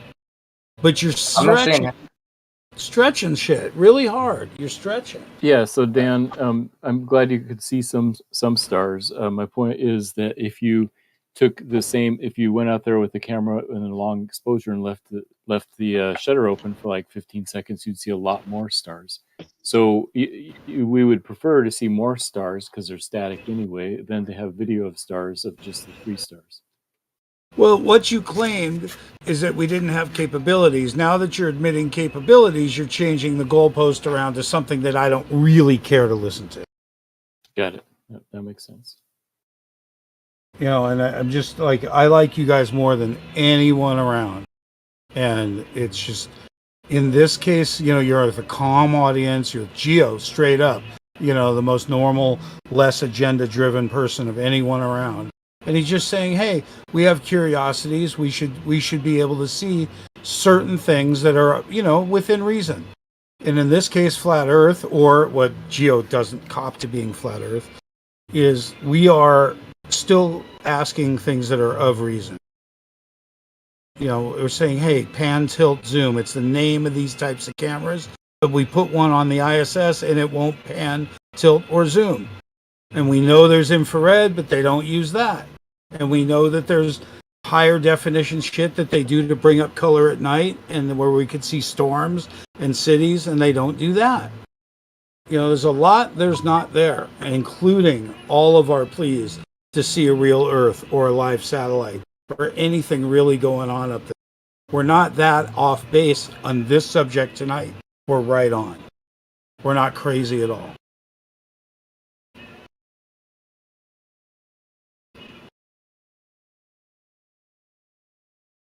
Well, I mean, your complaints are just complaints, and I don't think it's crazy that you guys are asking for it. I just think that you guys are being unfair, completely, in my opinion, because in order to complain about this, you have to throw out everything else that does exist to look at this one specific thing or just one specific, because there is footage of stars from space, but it just happens to be from the ISS, and for some reason that doesn't count. So it's like, okay, I mean, the complaint is just very impotent, and it's not very meaningful, because the thing that you're complaining about that doesn't exist actually does exist. It's just you have to hyper isolate, what it is that you're asking for in order to see that it's not really available. No, all you got to do is be smart, right? Be smart like a Glober, right? That's supposedly really smart and does all this crazy stuff in outer space, and wait for a solar eclipse, right? So when the Earth or the Moon is in the way of the sun, both of them, you go to the other side. When the ISS is on the other side, pure dark, right? And then you film all those beautiful stars, and then you film other stuff like the Earth in the way and other stuff. Like, if the ISS is really going around the Earth, you could film so many eclipses and solar eclipses and lunar eclipses. It wouldn't even make any sense. Every 90 minutes, you'd see some kind of fucking eclipse, right? Right? What we do on the surface too, it's called nighttime. Yeah, that's a cool story. It's called "Can't Never Get It from a Side View" time. Yeah, I mean, Coach, I don't want to repeat, because I've probably said this several times, but I mean, the thing is, bro, like, you're talking about high altitude. That is different, because a high altitude footage, or just what they claim the ISS, that's only 250 miles claimed to be above Earth. So that could be high altitude footage of stars. That could be even footage taken from the Earth of the stars and then just kind of projected onto some kind of composite. That's nothing new. There's nothing groundbreaking about that. And there's nothing about that proves outer space. Even if you believe in an ISS or think it's up there, that actual footage doesn't actually validate that. The thing that would be different is any video footage in actual outer space when you're far enough away from the Earth that the Earth is not blocking this half of the stars. So you could see the entire star field. That's the difference. That's what would be available if the Earth was 500 years ago, if Copernicus and the whole story of the heliocentric Copernican revolution, if this was all real and the trillions of dollars at all these space agencies, that would be the one thing that would validate, at least video footage wise. And of course, I mean, whether it's real or fake, that could all be analyzed and looked at. But that would be one of the most baseline things, because you could actually pan the camera around and see the entire field of stars with no Earth blocking it. And that would be the first time humanity has ever even seen that, because all we always see is just one little patch of the sky of stars. That's the thing that would exist and should exist if space were real. And it's such an easy thing to do. Any camera that they had 29 cameras on Artemis. So they had every angle in every direction. There should be plenty of footage of this, and there's none. And the thing is, it is not as easy to fake. I mean, they could probably fake it, but it's like the actual essential footage that's required to validate the medium isn't there to validate the medium. I'm not even saying that footage would 100% validate it either, because then there's the whole question of whether video is proof of anything and that whole question. But it would be remarkable, because there would be stars all around you. Those are great points. Those are great points. It's if that NOAA one couldn't zoom out a little bit and show you the entire sky, But apparently this is a million miles away. Clear photos from apparently these observations aren't important. We should just not be interested in these observations, apparently. Flurf, you speaking like a flurf. What observations aren't important? All of them. Because we do find it important to take that. This is why we put the James Webb where we put it, because it's now not blocked by, and we have a whole shield where it's not blocked by the sun, so we can point it in a part of the sky and take a look at it and point it in any direction. But that's my point. Is you guys have to forget about that in order to complain about this other thing, because there's not live footage of it. But there is plenty, like the Hubble catalog. You can look at. There's plenty of directions that you can see. So, I mean, that stuff does exist. It is valuable, and that's why we have something to do that. The amount of artistry that you're going to find between Hubble and Webb counters the work that they actually do. I'm going to find more artist depictions of what they do than images of what they do. Yeah, but Kosho's point is, what's the point of looking at stupid ass stars? Isn't that boring and retarded? So we No, should they're just shut moving. it all down. Get that boring damn Hubble, boring all of it, boring whatever it is, space web, old piece of junk. Put it in the junkyard, get you some money for it, and just trash it. It's pointless, right? It's garbage, right, Kosho? All right, thanks, Democ. But here's a catalog of all the raw footage from these the images from these not just the Hubble but Can we other get new ones? observatories. So I We mean, don't want the old ones. yeah, there's new ones. They're up. It's updated all the time, man. It's updated all the time. You can see How old come ones we and new don't ones got in the that ones catalog. we're I asking think for? all of them are in there. So You don't got the 6 walls we're asking for. You got one wall, Kosho. You said you're taking pictures of one wall for life. You're a one waller for life. You don't have any other walls in the studio. There's 6. You're missing the ceiling, you're missing the floor, and you're missing the other 3. Kosho, you're missing all 5 walls, bro. What's going down? What kind of astronomy is that? One wall astronomy? Cool. Yeah, I mean that is a good point. All these photos are like, you know what he means by one wall? Yeah, it's just like one wall of a studio. That's the point, dude. I'm not saying it's a studio, but I'm just saying that analogy because, dude, any snapshot of the sky can be done from Earth or high altitude footage over just a planar stationary Earth. So that really doesn't show anything different. The thing that would be different, dude, I would just say this: if it was real, if outer space was real, it would be so foundational to have video and still shots of every variety of the stars from outer space. That would be, in terms of astrophysics, astronomy, that would be on the top list of things that would be documented in thorough detail. And that would help, especially if it was a lot of authentic footage. Because, like, in terms of if it was video footage of the stars, at least it'd be something to look at. We could analyze it. I'm not saying they couldn't fake that either. Maybe they could. Like we were joking earlier, they're probably adding this to their to-do list right now, listening to us. They're like, yeah, let's get this done. Let's CGI some 360-degree video footage from outer space. That's So what it says. probably in 6 months, they'll roll it out as a CGI version of it. That's what I said, Gio. If they had what you wanted, you would just dismiss it as CGI. No, well, no, not necessarily. Hold on, I'll just say not necessarily though, because we could analyze it. We could look at it. When I say something is CGI, there's reasons that I would say that. For example, the footage that you guys keep mentioning of the stars of the ISS footage, there are specific areas where the stars go underneath the Earth layer, which shows that it's a composite image because the stars can't go underneath the Earth. They're blending into the Earth because the two layers were not like cut perfectly.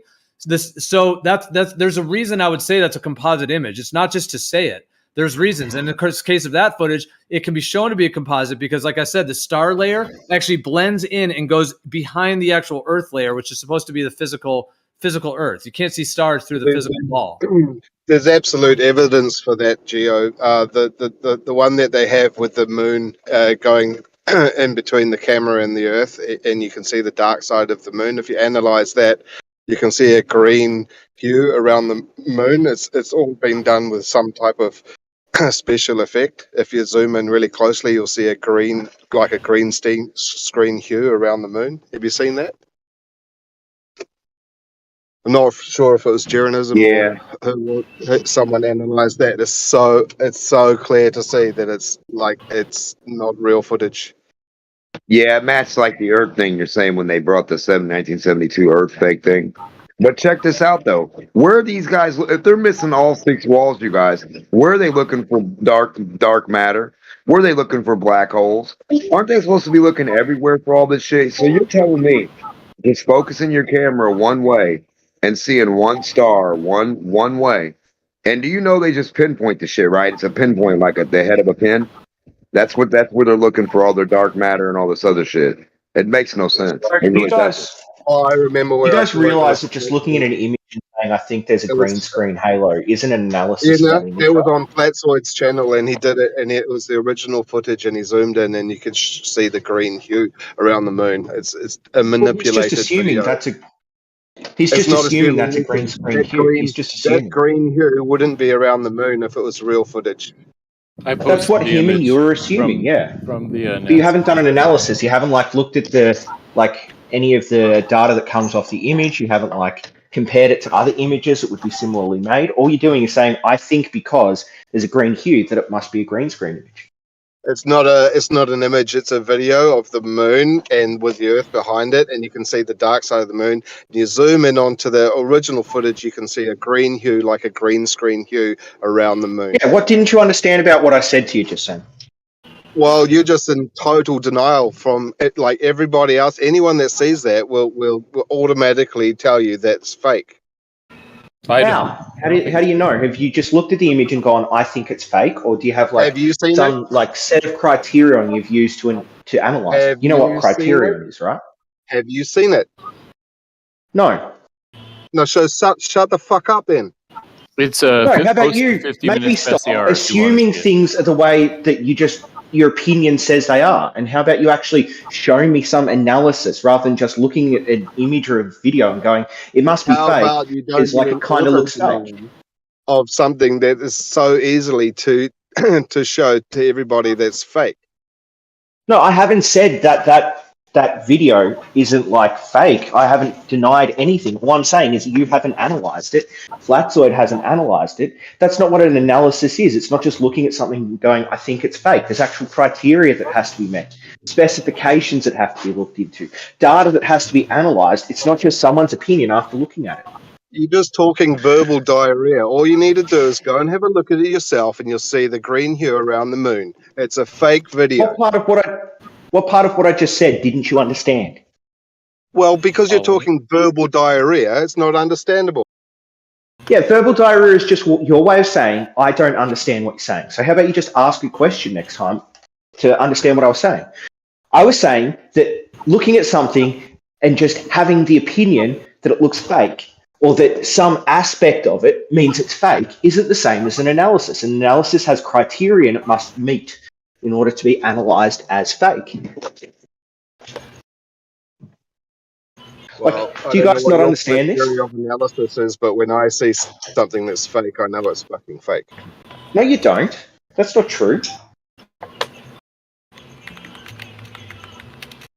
The human eye literally makes up shit all the time. And the brain makes up shit all the time. Wait, does the eye make up shit or does the brain make up shit? Well, the brain makes up shit because the eye's imperfect, so. Wait, but the eye, all it does is it brings the brain the shit, and then the brain, yeah, can and then the brain makes combobulate. stuff up. Yeah, It's so the eye is not really doing interpretation. anything wrong, right? Your body has a pulse, right, Riggs, and everything like that. So your vision, that's like part of the pareidolia and the blur too. Like when you look out in the sky, you see little sparks and little blink. Like there's just like little bitty things, right? And then you know that your body is like you got your heart, your every boom, boom, boom, boom, boom, your rhythm and your pressure. So your whole body, your blood pressure, everything, it's all in your eyeballs and your whole body. It's in everything. So when we notice certain things and they notice things in the lab to make it short, some of it is our own fucking body, our own eyeballs and shit like that. It's not the mechanics of something. It's not the other shit oscillating or going boom, boom, boom, boom, boom. It's but go ahead. Yeah, that's why we use tools to look into that sort of thing instead of just our own opinions and our eyes. So like when you guys say you look at an image or a video, tool does the see same. something that looks a bit fucky and then just assume it's fake, like that's ignoring actual Your data tool and does analysis. the same thing. Your tool has a power rate, a wattage rate that it works on, and it goes woo, woo, woo, woo, woo, woo, woo. It gets a relay of power until the power is gone, correct? It works just like your heartbeat or your pulse. It's the same No, it fucking thing, doesn't. buddy. Yeah, it sure does. No, it doesn't. You tell me when you got a battery that never stops. Show me it. That never runs out A ever. mechanical Never gets device weak. can be like it can have all the specifications known that can be known between multiple people. But you as an individual, like you can't show someone else what you're seeing. You can only Your take an image computer- of what you're seeing to show someone else. I'm guaranteeing you everything has an oscillation rate, especially if it's off electricity, buddy. And all your cat toys are done by electricity. Your computer and everything. The screen of your computer has a flip rate, right? Is and that a power everything? rate that surges like wah, wah, wah. I know what I'm talking about, dude. Trust me. What if I was to have a supercooled element? Would that have an oscillation rate? Listen, the medium has its oscillation rate or whatever it does when it changes and converts itself to do what it does. And so do you guys. So does everything. Every electronic thing that takes a power source to go in it to work does the same thing as you with your eyeballs. It has pareidolia. What about physical cameras then? Like the Hasselblad camera used a fries. Pareidolia. I tried to tell you. Go ahead though. What about a physical camera? What's the oscillation rate? Is it powered by a battery? No. Well, how does it work then? You click the button, the shutter opens, and that exposes the film to light. And then the shutter closes because you've released the button, and that allows the light to imprint on the film. So what do you need a camera for? Why don't you just take a board and cover the paper and then move the board and then put the board back? We need a camera. Yeah, that's what the original cameras did. So your body is moving that board and moving it back. There's wind, there's atmosphere, there's temperature. Everything is going on, right? Right? Yeah, but what if I got like a candle and a piece of string, and then I tied that to a stick so that the stick would touch the camera and make the camera go? What's the oscillation rate in that? Make the camera go do what? Make the camera take a picture. Like it hits the button opens the shutter ends up taking a picture. How perfect is that picture going to be? Can it have any blurs in it? I don't know. Why does that matter? What's the oscillation? Well, what if I have a million things going a million miles an hour past that camera? Is that going to be good for you? Is that going to give you good data? Yeah, it's going to be good for me. It's going to be perfectly healthy for me. Still frame of something you can't see. Impact my health. So you'll have a still frame. You'll have a still frame of something that was too fast for your camera to catch. What's that going to help you with? How do you know it's too fast for the camera to catch? I don't know. That's a weird assumption. But I'm pretty sure it is. Is it? How do you know? Like cameras work off light of photons. I don't think you're fast enough to burn your string. Hold on, because you said you had a candle and a string and a stick. I don't think that shit's very fast, buddy. Okay. What's the oscillation rate for those things? Why an oscillation rate? What is that? Yeah, you said everything has an oscillation rate. So what's the oscillation rate for a camera? Well, so what is it? So you don't know that exists? It's the amount of power or wattage, like from first impulse. What's the wattage to the end when it works? Camera being turned on by a string? When you turn stuff on, there's an electrical impulse that goes from the back of it to the front of it, and it continues to do so to feed itself, right? Physical camera, right, and then it goes to the ground, right? Or it just gets used in source. So there's an input and an output, like a pulse of power. I'm sorry you don't understand it, but that's what's going down. So if I physically cause the shutter to open without using like a power source, without using electricity, does it still have an oscillation rate?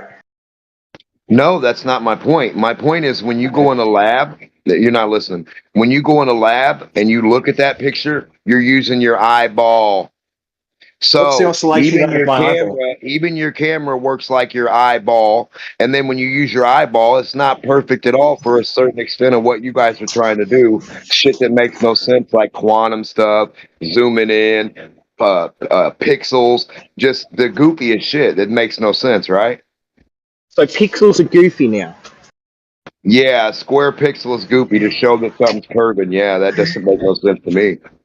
Yeah, you understand if you put like enough small squares together and then zoom out a bit, it'll look like something. You understand there's no arc in a pixel square, right?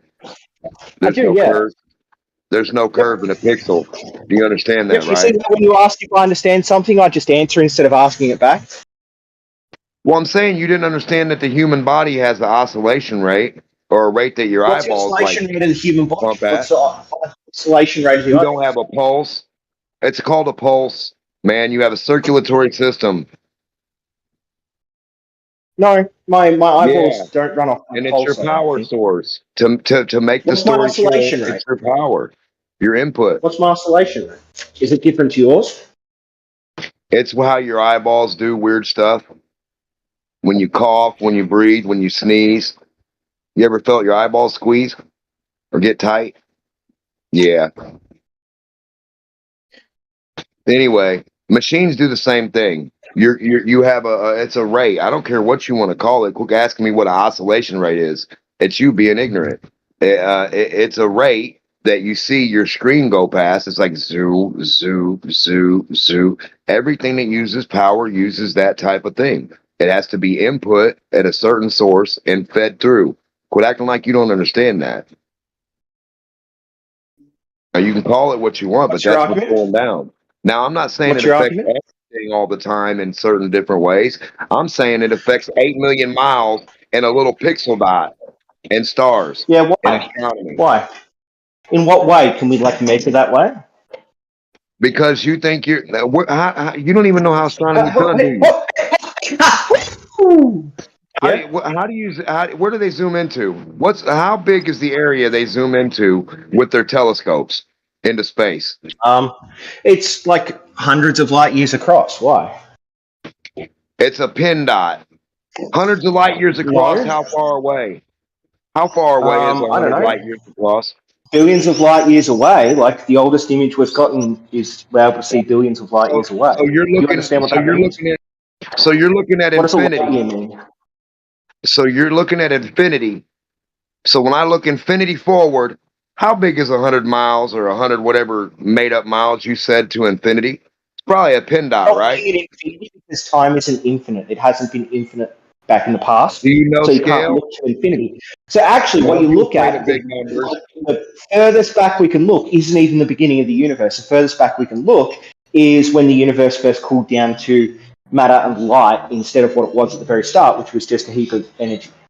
You're not looking at the beginning of the universe, Goofy. You guys are looking at the edge where it's expanding to. Get it right or get it tight, buddy. I think that you don't make no sense. You think you're to tell me a distance that you can't verify. How many inches is that distance you said? It's in light years, not inches, so inches doesn't make sense to ask. But anyway, why did you say we're looking at the edge? Why did you say we're looking at the edge? You're not using inches, buddy. Why did you say we're judging looking at the edge? What's your key? Your legend. How are you judging light years? With what size? Where? So the way you can judge light years is by the color of the galaxies in infrared light. Color? In energy. Yeah. So I got a rainbow out here. How many light years is it? It's not capable of being measured as a rainbow for light. What do you mean? That doesn't It's the make color? sense. Hold on, Demok. If you don't understand, you can just ask me to explain. Hold on, just as a point of moderation, Demok, if you could just give a little more space to let him respond, because you're kind of clipping him, and it's kind of getting a little heated. Just slow down a little. Just give him a little space. If you guys are going to engage, just so we can hear what's being said. Sorry. Yeah, it's all good. The way I understand it is that as we look back in time, the color of the galaxy changes, like the galaxies we're viewing changes, because it uses up a lot of the energy within the galaxy over time. Generating stars. Those stars create a certain wavelength of light. So further back we go, we can just look at the light signature coming off that galaxy, and then we can figure out where in the spectrum of light it sits, so we can then determine the time that it's from, because it's like a known rate for the change of energy in galaxies. Similar to radiometric decay, actually. Radiometric, that's funny. And that's why I said it's a focal point, because you don't have a distance from left to right to give me in millimeters or inches or feet to tell me what I would be looking for if I looked through my telescope to see what I could compare 100 million light years or any of this other garbage with, not even 93 million regular years, miles. I can't even see what 93 million miles looks like from any astronomer. They won't give me the key legend. So I don't know where you guys get it from. I don't know where you're saying what a light year is compared to a regular year, compared to another thing when you're saying it's a color and it's supposed to be a distance. So you're really confusing me now. Now we're using colors for distance in space. And if you're, hold on, I'm almost done. Now, if you're supposedly looking where space isn't yet, and we're looking for all these black holes and the expansion and where space is going, right? And Kosha said we're only looking one way, right? And we know this. How did you all of a sudden look another way and look backwards into everything? Now you're looking into the Big Bang. That means you're looking into the past Definitely not the future. Supposedly, you were looking at the future to see where space is going and expanding to, right? That's what they were trying to figure out, right? But now you're looking both ways. Now, Geo, I, and everyone else asked for both views. We want the views going both ways, around the Earth, past it, and in the other way you guys look. Well, we don't have it. Go ahead. Yeah, so what do you think a light year is? Do what? What do you think a light year is? Something you made up, unless you can demonstrate the size of it with a scale.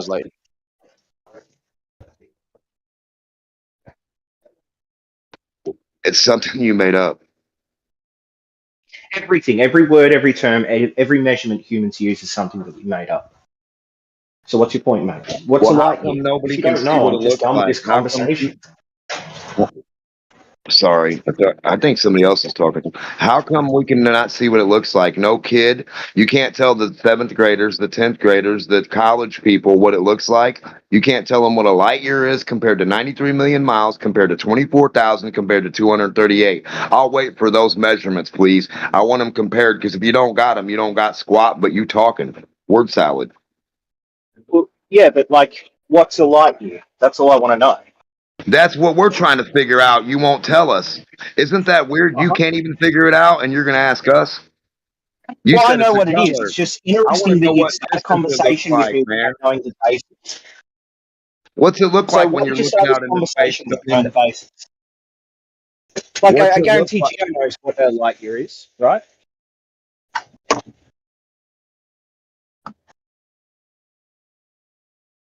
Somebody needs to know what a light year looks like, right? If you're looking out into a pin dot of space and you're calling that light years, and it's only the dot of a pin, what's your problem? Devok, where's the light year in a lab? Come on. Well, I don't know. Show us Well, the Gio, light year. look. They got to be able Gio, to show this. Here's an interesting question.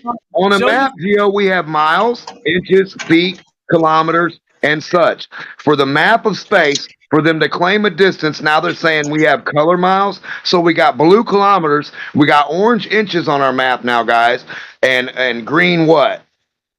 Green millimeters? I'm gonna explain the concept to you, and then you're just not gonna understand or not believe it. Okay?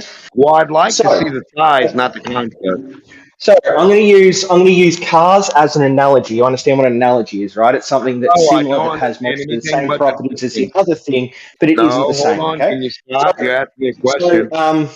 So when I take a car and I want to figure out a certain distance using that car, even if I don't have a ruler to measure the distance, what I can do is I can do the speed of the car and then the time it takes for the car to go that speed. So if a car's going 70 miles an hour and drives for an hour, it should have covered 70 miles, right? No, wrong. From where to where can I see?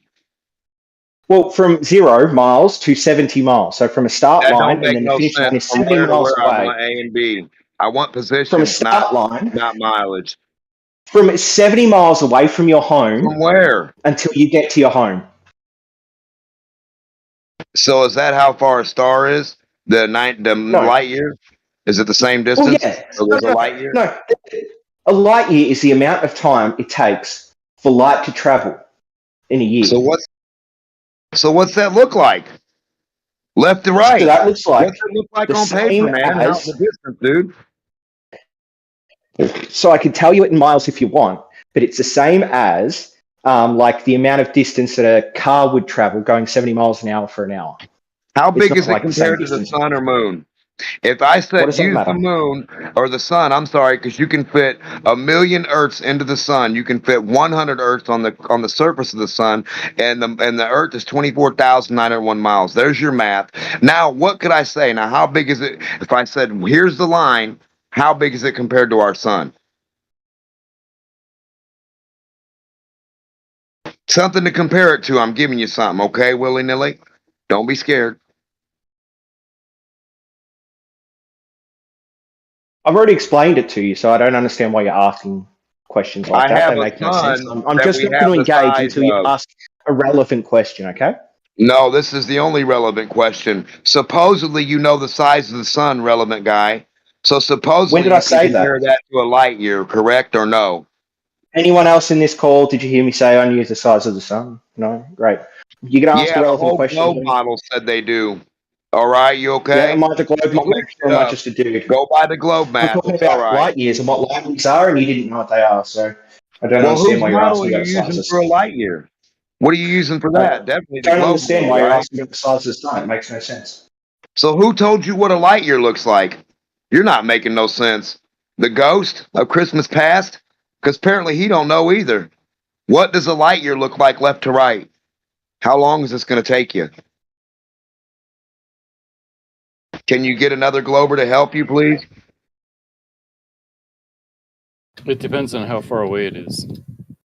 Yeah, so if you wanted to figure out what a light year would look like left to right, you'd have to have two objects, one that's roughly the distance from the other object that light would travel within a year at its constant known speed. So then you'd see the light light up one thing on the left, and then as it travels to the right, after a year's worth of motion, you'd see that the light would then hit the second thing. And that's how you'd measure left to right light speed.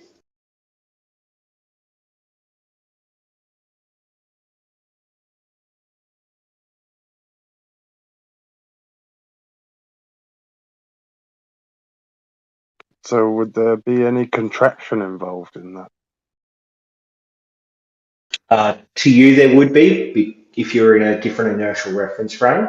But if you were traveling in the same inertial reference frame as the receiver of the light, you should be able to. Yeah, there should be. I don't know. There should be some calculatable contraction, yes, but I don't know how much specifically, and I So, don't know which reference frame you'd have to be in to get rid of it. I think you'd have to be traveling with the light. so the distance wouldn't be constant because you could have elements of contraction.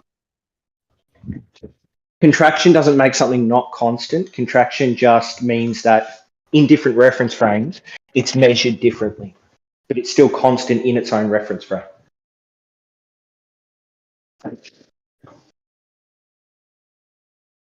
This is a problem that Alan and Whitsitt and Shane and a few others that are doing this whole GPS disproves relativity thing have, is that they think that but like satellites are somehow in the same inertial reference frame, and that the receivers, when they're in motion, are somehow in the same inertial reference frame, but they're not. They're just like not. They're both in motion. The Earth's in motion. Everything's in motion relative to each other. So there is going to be some contraction between the emitter and the receiver of the GPS signal, such that the speed of light, unless you're actually traveling with the speed of light, would look different.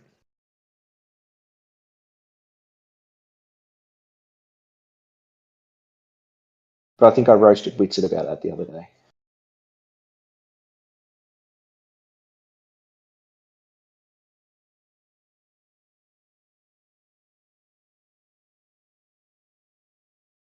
Are you I didn't mean to enjoying the shut things toilet down. right this second, dogs? No? Why? It sounds like a restroom. No, I'm actually at work at the moment. So it's like a big office building. So it's just like, it's got hard floors, so it just bounces off stuff.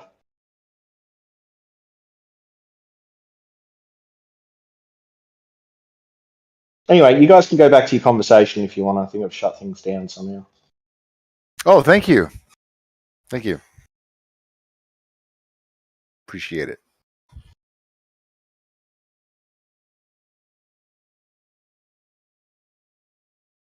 Yeah, it's funny how the globe proponents, man, they just shut down flat Earth. Like we just have nothing.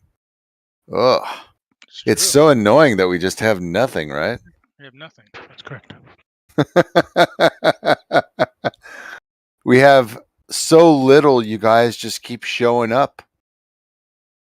You have nothing. You know, the easiest way to get us to believe you actually have something is just to present something worthwhile. Oh, I don't even care if you guys what you guys believe, honestly. All right, stay salty. The problem is that science is not a belief system. That's a basic malfunction. No, no, it's not salty. I actually don't care what you guys believe. You believe whatever you want. Your character shows more than anything.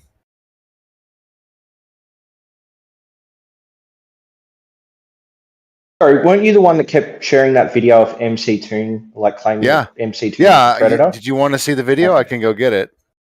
Yeah, I've watched the entire video. There's nothing linking Cool. MC Toon to being any sort of predator. Great. Or I'm groomer. glad you could use your Would you own keep sharing personal that video? discernment. Like, doesn't that I'm show you glad you could something use about your your own personality and the discernment. personality of flat earthers that you're currently so salty about me coming in and just spitting facts? You know how every you time know you come there was across a nothing globe in that earther, you have video? to claim that there's some groomer or some like It's because child that you watched it predator. yourself and you made your own conclusion.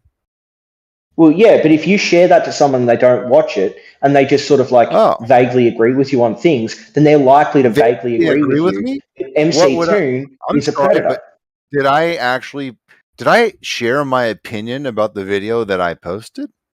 Well, no, but you shared the opinion. You shared the No, I video didn't. itself. I didn't. So, I Reese, shared the so I can video. finish my Right. sentence, please.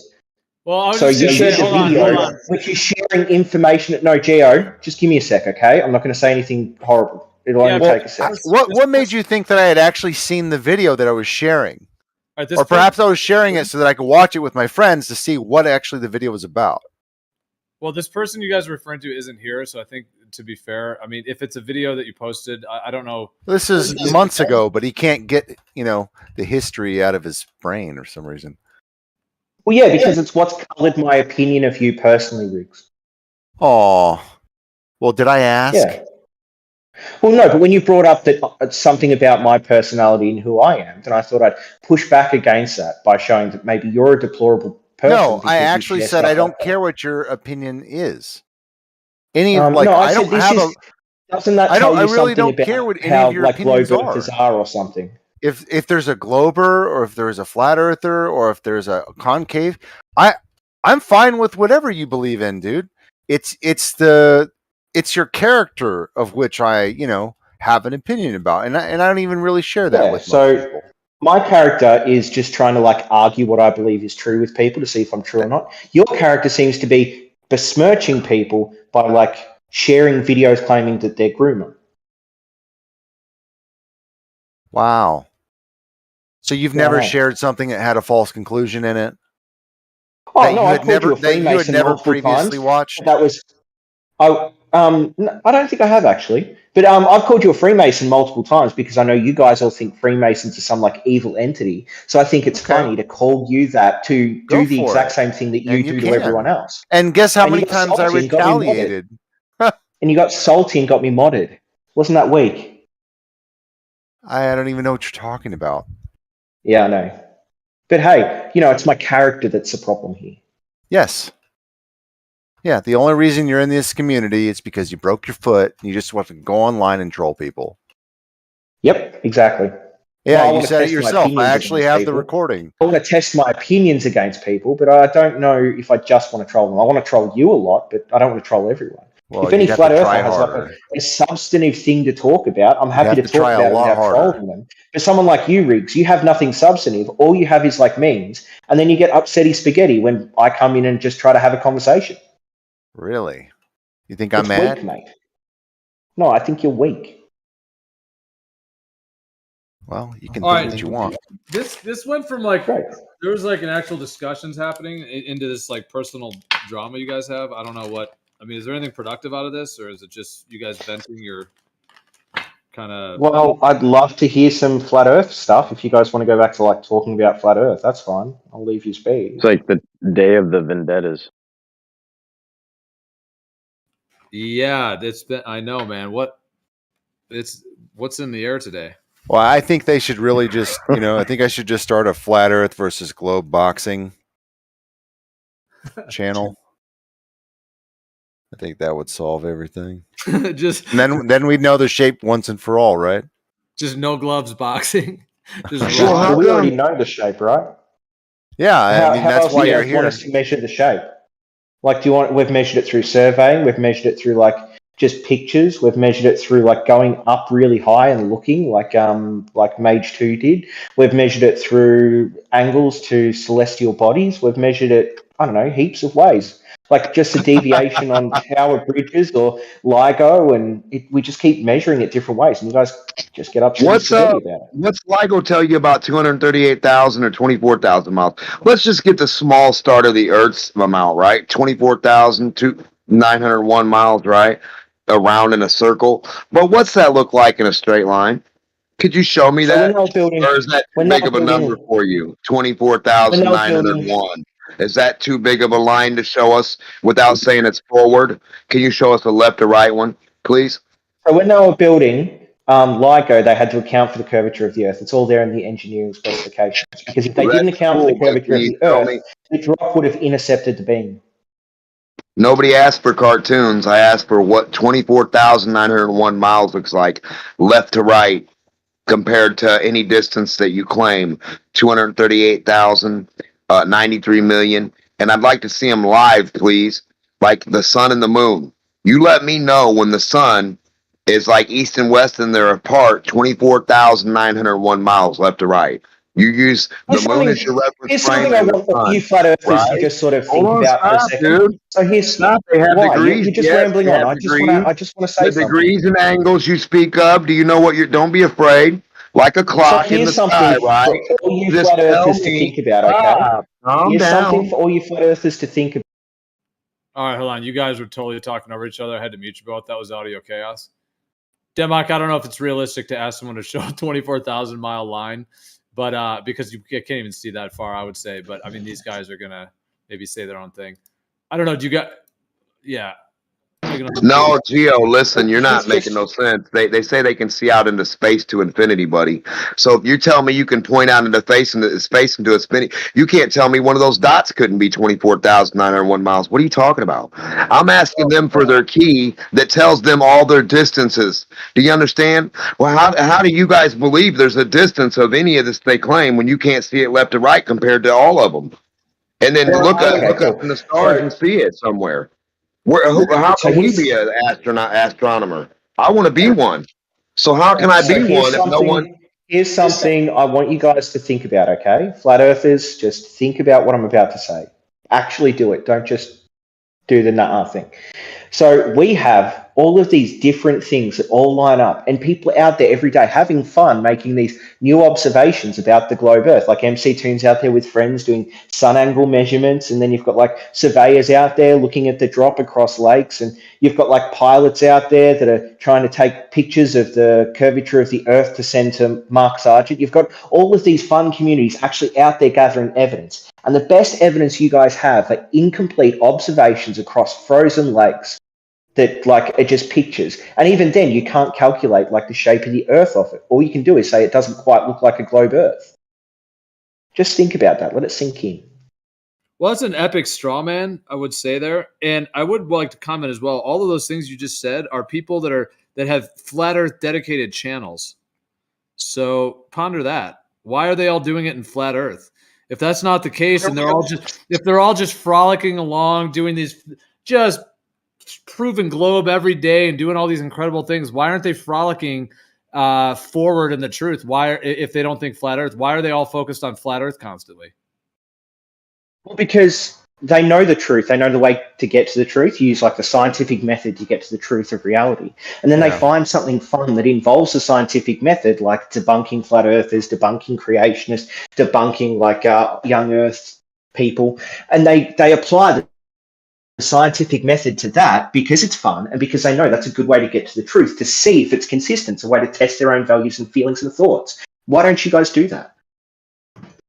It sounds like they're doing more science than the ISS. Trying to. Hold on a second. I'm trying to get the distances from you, brother. I'm trying to get what 24,000 looks like, 238,000, 93 million, so I can put them on the star chart on the wall next to all these stars, like the Dipper and the nebulas and the Aurora Borealis. Like, come on, man. Right? Cassiopeia. We got all these stars we want to compare and see the distance ourselves. Like, what do we have? What can a kid use to look at the stars and be like, hey, little kid, that's retarded amounts, little kid, you'll never know. Sorry about that word, but I'm just saying, like, we can't tell you nothing, little kid. Look at all those dots. They're no distance apart, no how. What the fuck does that mean, guys? Really, come on now. Get real. I know what I'm talking about. How does an astronomer do it? How did they get these distances or spaces when he's telling you it's a color? But I'm the one not making, no, I'm making sense, trust me. How the fuck is a color a distance of space? Doesn't make no sense at all. So what was the last bit of flat Earth evidence that any of you can give us? What was the last bit actually found? Reality. When you go outside, those are the real physics. There ain't no other ones. So when you pour water on a ball, that's what happens. There ain't no magic vacuums doing any magic stuff.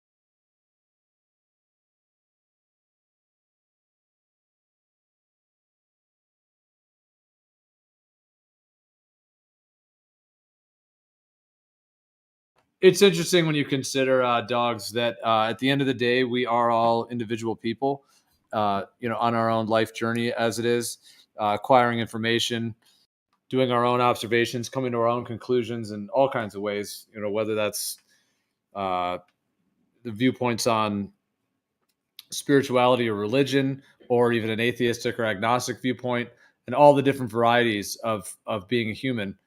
And I will say for myself, when I first looked into this topic, I'm just speaking for myself. I didn't go and sort of demand or beg for evidence from other grown men, other adults. I basically did my own research and my own inquiry into various different categories in various different ways.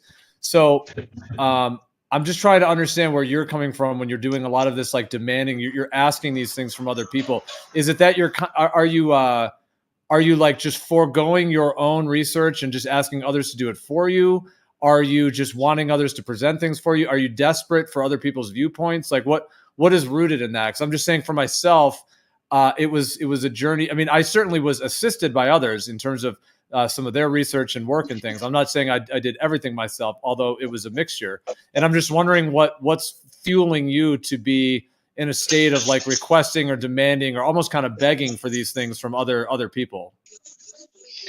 Yeah, so it's because I look out at the world around me. I have a coherent worldview. I have a way of coming to truth that works more probabilistically than just belief.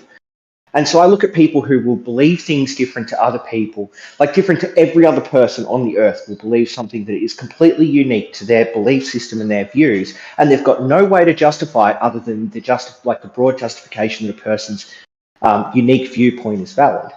And I look at that and I go, why are they doing this? What is the internal reasoning they have to say things like, the earth is flat because I believe it to be flat, and because I'm justified in my belief, then any belief I have is valid. Like, I'm just trying to get to the bottom of why you guys have this belief.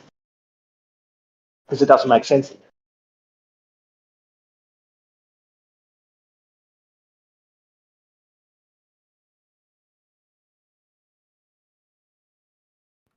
Okay, but I mean, that doesn't necessarily directly address what I was saying, because it doesn't sound like you're just kind of generally inquiring as to what other people, quote unquote, believe, as it were, the word you used.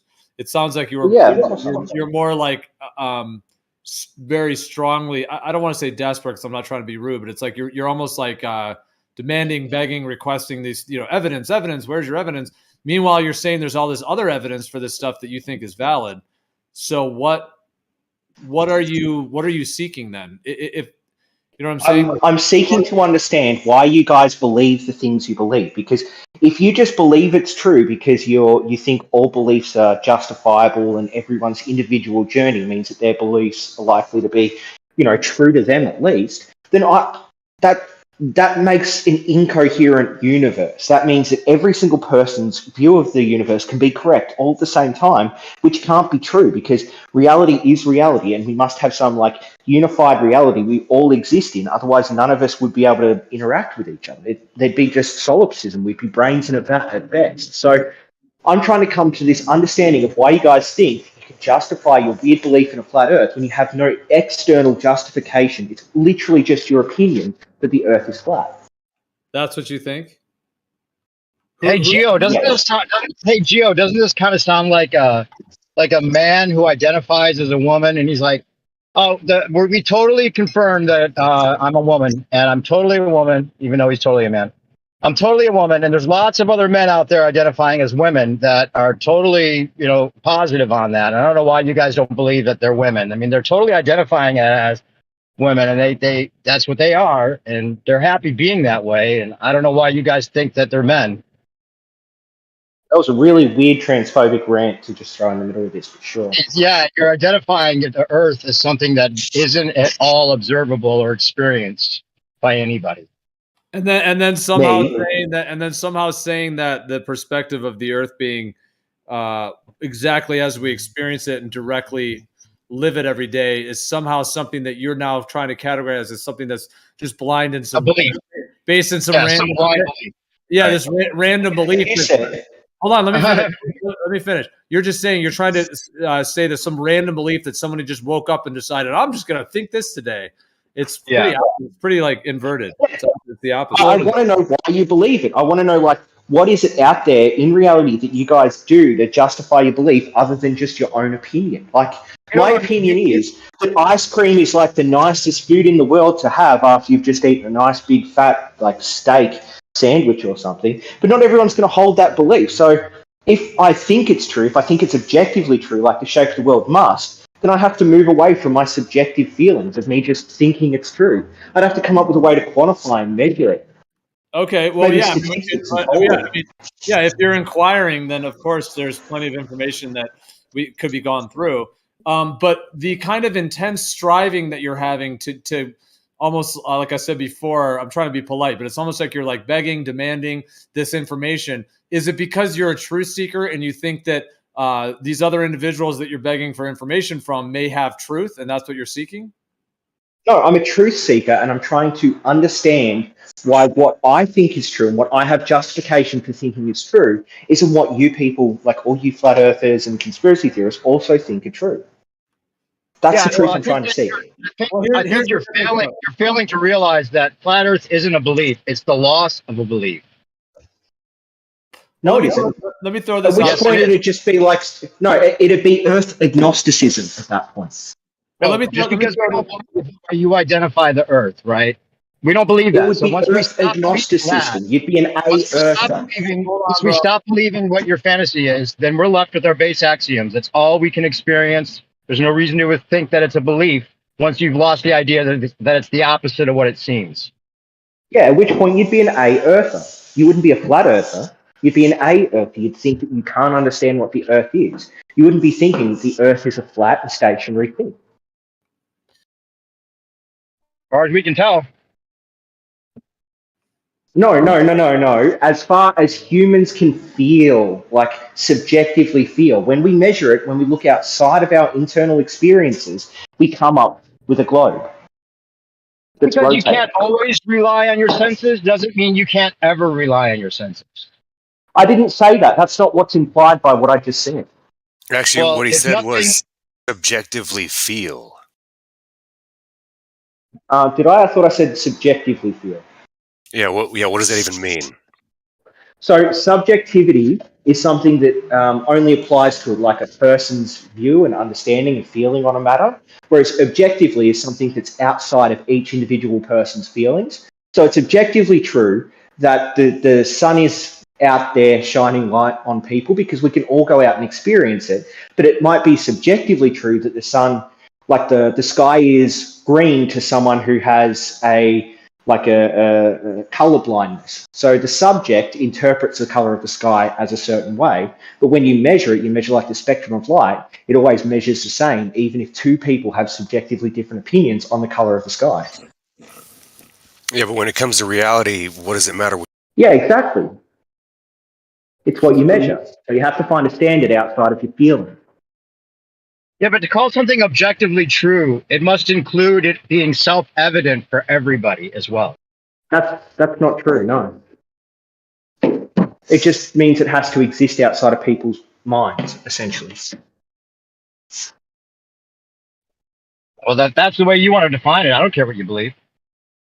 That's the way philosophers, people who study epistemology, define it. Well, I mean, when we go out, you can easily go out into the Earth and observe it, measure it with planar surveying equipment. There's laser flashes, all kinds of different ways. Mirror flashes over long distances, but even just observation, direct observation, either with a camera, with zoom lens, etc., and observe an extended planar surface. You can observe the horizon in a position that is far beyond what it would be on a globe Earth. You can observe it with the lack of any actual consistent physical obstruction that matches what the curvature of the Earth would be. You can see way too far in multiple scenarios, in multiple long distance. So in terms of just on that level, I'm not trying to tell you that that's some kind of absolute definitive proof, because many of those things I just mentioned are optical over distance. But I'm just saying, for you to try to say that you think somebody's just blindly believing in this, I would say it would be the opposite. You would have to believe in the curvature, because that isn't observed. And now there is refraction effects, which I know folks are going to say that is somehow there's curvature and there's refracted horizons.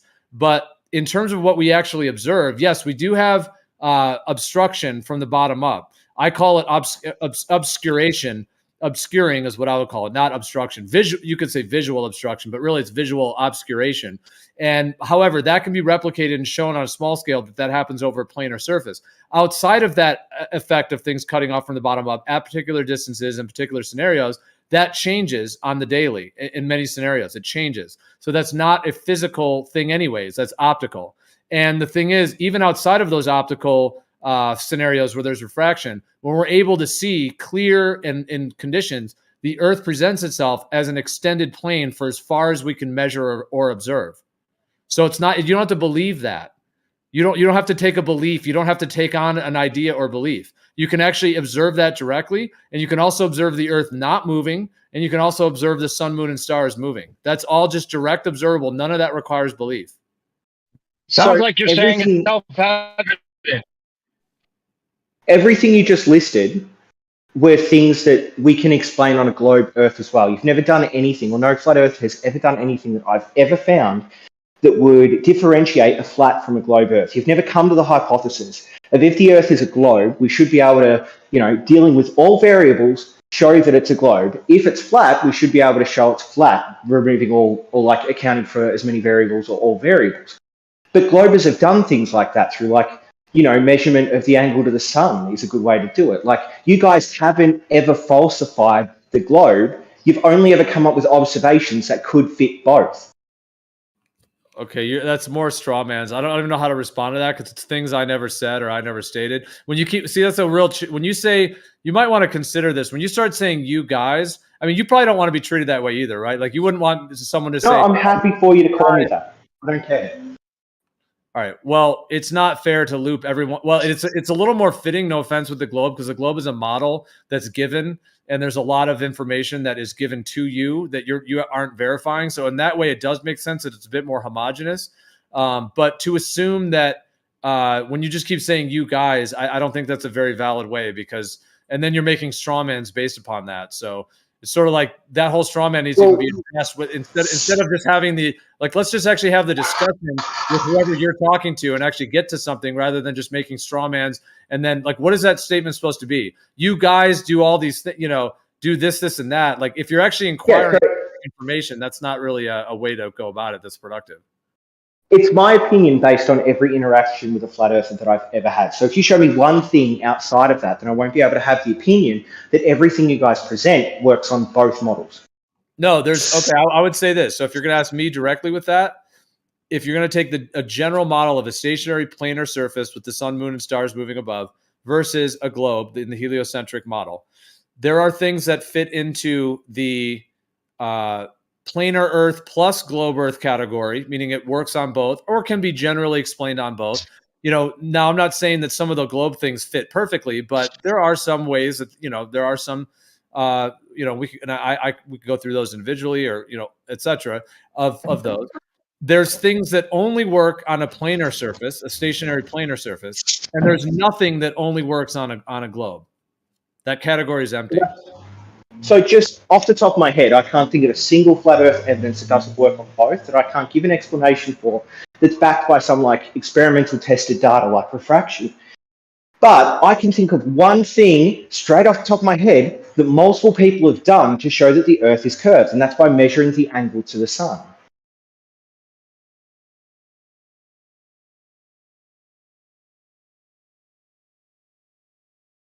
That includes a lot of assumptions already, though. You don't understand that, I guess. Eratosthenes? Yeah, I'm the one that doesn't understand it. You guys are what? You're going to little. So this is my analogy, right? There's a monkey inside of the brain of a lot of people, and every time they hear the word, the monkey just knows to go to the file that has the name printed on it. So you hear me say sun angle, and you hear that and go, "Oh crap! I have to go get the Eratosthenes file so I can run away and talk about Eratosthenes instead of talking about whether it would work if you did multiples." You have to keep pushing it back to Eratosthenes because he only did the one observation, not multiple observations. All right. Okay, now I have a hold on. I have a question. Yeah, go ahead. Now, can you please explain how measuring something in the sky will tell you anything about the ground? Yeah, because if it is something that doesn't change its angular size in the sky, then, and if it's something that we know has like a consistent pattern around the Earth, which we all know the sun does, because if you live in different points, you know when sunrise and sunset are going to be, then you know that there's something up there that's at a consistent like elevation that has a consistent pathway. And if you measure the angle, you'll be able to measure whether that pathway is going around a curved surface or on a flat surface. Again, but what does the sky have to do with the ground? Yeah, I explained that to you. If I have like a ceiling above me, and I measure the distance from the ceiling to the floor in like 3 different spots, so like 3 different corners of the room. If I go to the 4th corner of the room and I've like made sure my floor is level and I've made sure the ceiling's level, then that 4th corner I'll be able to predict will be a certain distance from the floor. Like the ceiling will be a certain distance from the floor. That still doesn't explain how, again, measuring angles is going to tell you anything about the ground you're standing on. All right, here's another one. So let's say that I have a tree in front of me and I don't know the height of that tree, but I know the distance between me and the tree, and I know the angle from my feet to the top of the tree. Then using some basic trigonometry, using the angles, I can work out the height of the tree. Okay, but we're talking about the ground, not the tree. So I could use the height of the tree, and I could use the known angle between me and like the height of the tree, and then like now what about just measuring the actual thing you're on? If I knew the distance between me and the height of the tree, then I'd be able to come up with the distance of the ground as well. Yeah, but instead of measuring things that are like you have to look up for, right? Why don't you measure the thing that you have to look down for? Do you think we haven't done that? I mean, doesn't that make sense? But do you think we haven't done that? Yeah, but you haven't offered that as evidence that the Earth curves or the Earth is a ball. You're only saying that the things in the sky are evidence that the thing that we're standing on is a ball. Well, actually, I listed multiple different evidences before, but I picked one that excludes the flat Earth. That excludes the flat Earth? What? Yeah, so the flat Earth isn't possible because of the sun angle measurements. Again, the thing in the sky, right? You're running around a space. I mean, I don't understand. How about instead of asking me to validate something I've validated a couple of times using like a basic couple of analogies, why don't you give me an argument for why we can't use the sky and like the distance of things in the sky or the angle of things in the sky to understand the Earth that we're on? What? Yeah, it's called, so mine isn't illogical, so it's valid, so it means it will work, unless there is something that I don't know or some information that hasn't been given that will show it does not work. So far, what you've done is said some words and then assumed that they are true, and then that's it. Yes. That's how all like syllogism arguments, whatever you want to call it, works. You say some words, you assume those words are true. So what? You do the same. No, that's not what I do. I ask questions. How don't you do the same? Can you please explain how? Now, see, so far you haven't been able to answer any of my questions. See, because I'm asking questions, right? When I form my words, you understand them, and it elicits a response. When you say words, I'm confused because what you're saying makes absolutely no sense. Yeah, so the two options for that are that I'm saying that's something that doesn't make sense, but I guarantee anyone else in this call who isn't like a flat earther would understand exactly what I'm saying. But when you But when they hit you, you don't understand them. So there's two competing hypotheses. One is I'm saying things incorrectly and badly and they don't make sense. The other competing hypothesis is you're incapable of understanding what I'm saying. Well, it's that you're saying that the things that we're looking at up, right, are now defining what's down. No, they're not defining what's down. It's just we can use them to predict what's down or to calculate what's down. They aren't the cause of what's down. They're just something we can measure that will match what's down in a certain way that we can calculate. But you can't What don't you actually measure understand the about that? things up above. You can't actually measure the things that you see in the sky. You can look at So we them. can't measure angles. You can draw lines on the ground when the shadows move, but what are you actually measuring? With the angles. The angles to what? Well, from the thing that puts out light, which is the sun, to the thing that receives that light, which is whatever device is in the way of the sun that causes the shadows. Okay, and then that proves what? It's a measurement. You know the thing you were saying that we're not doing? See, yeah, so the only thing it proves is that you can measure, right, lines and Yeah, shadows and we can sticks when the sun exactly. moves. That's it. If we can measure it, and then we look at every other known observation where we like measure the angle to a distant object, and we understand the distance between like one person and the base of the object, or one person and another person doing the same observation. Every single time we do something like this, we can come up with a measurement Oh, I that's see. like I a see. Hold on. calculation that fits reality. Then like, why won't it work for the sun, or why won't it work for the other celestial bodies? So you're saying that you know the distance to the sun. See, there's that little like filing cabinet in your head. You heard me say distance and sun, and you thought, oh, I've got a piece of paper for that. Well, I mean, you know, we got to know distances, right? I mean, otherwise we're just measuring what angles to what. Yeah, so you can just know a couple of distances and a couple of angles, and on a Yeah, right angle triangle, it's easy to solve the other distance. Okay, so I mean, apparently you've done it then, right? So what's the distance to the sun? I don't know. I haven't done it. Well, then why are you here saying that it's a way to determine where we live? Because it's internally consistent. It's consistent with what I know of the universe, which is like the rules of mathematics. And I've seen video of people doing it. You don't even know how far the sun is, so what do you know about the universe? So I know the internally consistent physical and logical laws. So mathematics is a logical language that is consistent. So if you input a valid structure, it'll output the exact same result of whatever that valid structure is meant to show. Okay, so basically you know nothing. Trigonometry. Yeah, Well, okay. I know trigonometry. Do you know trigonometry? I mean, what's that? That is a language that we've used to describe the way that triangles like exist geometrically in our space. Triangles. And what do triangles have to do with what we're standing on? Because if you have multiple points, then you can come up with, from limited data, so not all the data, not all the lengths, not all the distances, not all the angles, you can figure out what the other angles and the other lengths are. So are you basically telling me that I need to go figure out that we live on a ball? Is that because you're Go ahead. Off you go, buddy. I challenge you to go do sun angle measurements to figure out if we're on a ball or we're on a flat Earth. Go on, off you go. Okay, so basically you're unwilling to or unable to prove where we live. So I mean, basically you're just like here running your mouth, basically. Right. Why don't you go do some sun angle measurements and see if they work? Why don't you go try to figure out how tall the tree is based on the distance from your feet to the tree and the angle from your feet to the top of the tree? Go on. Or even try to do celestial navigation with the stars like the ancients did. The angles of a triangle. Yeah, just go grab a sextant and go see if you can figure out where you are on the Earth with a sextant. The angles of a triangle sum to 180 though, right? Not when they're on a sphere. It's called spherical excess. Well, then how do you know what you're doing? What do you mean? Because when we measure the angles with a sextant, we're not measuring like the baseline as the Earth shape. We're measuring like a calculated baseline based off 1 point in the distance. If the angles of a triangle don't sum to 180, then how do you know what kind of angles you're taking?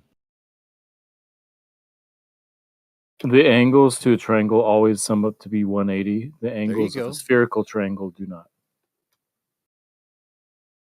Oh, now I'm confused. Two different things. One is a triangle. One is a spherical triangle, which is if you draw 3 points on a sphere. So what kind of angles are we taking when this other guy says they're taking angle measurements? Well, it depends With a on if you're sextant doing from point to surveying point to point, but then you have to do dip angle correction because you're higher than the surface of the Earth, and there's also a dip caused by the surface of the Earth. So which geometry are we using when you're doing that? we're using like Euclidean geometry for triangles, for sextants, but then we have to include the dip angle correction to make sure that we end up calculating a triangle that's So the sum of those angles, straight line. So you use It Euclidean, has so the sum of those triangles internal would add to 180.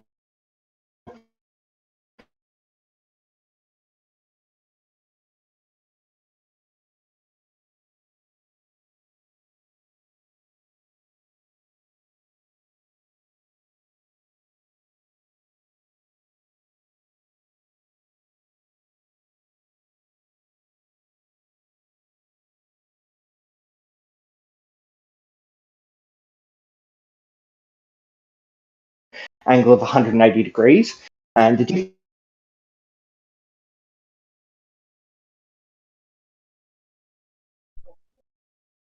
so whoever was asking me 20 questions, can I ask you a question? Just so you know, I think you cut out for a bunch of that, but you came back at the very end. So I don't know if you'd made a point in response or not, but yeah, go ahead, Buster. Oh, sorry, Wi-Fi must have dropped out. Anyway, who was it that was asking me all the questions? I was just asking what geometry you were using to make those angle measurements. I was curious. Because when I asked you if the sum of the angles of a triangle add to 180, you said no. But then when you were talking about the sextant and celestial navigation, you said you were using Euclidean, that they did add to 180. So it's just kind of confusing. What's confusing about it? You don't always measure like internal 180 degrees for triangles if the triangles are like mapped out on a sphere.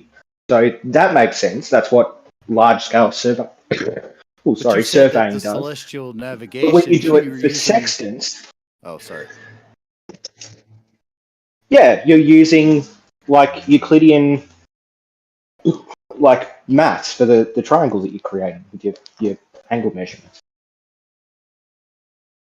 It's still kind of confusing though. Like you said, on a sphere, it's the triangle's not that doesn't sum to 180, but then when you're doing celestial navigation, does the triangle sums to 180, the angles? Yeah, you use a dip angle correction to convert your like baseline into like a straight baseline. You understand what I mean? What we're using Euclidean geometry. Well, you can use both, right? So if you have a triangle that's built on a sphere, if you know the size of the sphere that triangle's on, then you can calculate what that triangle would look like on a flat surface without the spherical excess. Like you can transform your measurements into a calculation of a triangle on a flat surface. That sounds fantastic. Yeah, like, is that something you want to learn about? How did you get the R value? Oh, I would love to hear you like walk through that process of how a triangle doesn't sum to 180. That's something different, and then you're using a triangle that sums to 180 to. I don't know. You guys are talking about two different things. A triangle always, some interior angles of a triangle always add up to be 180. The interior angles of a spherical triangle do not. A spherical triangle is not a triangle. Agreed. Well, it's still a triangle. It's got three angles, right? No, it doesn't have straight lines, so technically it's not a triangle. They're different things. The definitions don't overlap. Except for in most of the definition. It's just that those lines that aren't straight means that you have to put spherical on the front. Right. So a spherical angle is different than a spherical triangle is different than a triangle. Yes. But why even use the word angle when they're not actually angles? So they're still angles. What do you mean? How are they not angles? An angle is a meeting place of two straight lines. Right. You take the tangents between them and take the limit, and so you can still define an angle to be between a straight line and a curved line. Between two curved lines? It's between two curved lines. Yeah, you can do that too. You can have you can figure out the limit of the angle as The meeting point? At the meeting point, right. Yeah, but a meeting point is what? So if I put a dot on the paper, you're saying that's an angle now?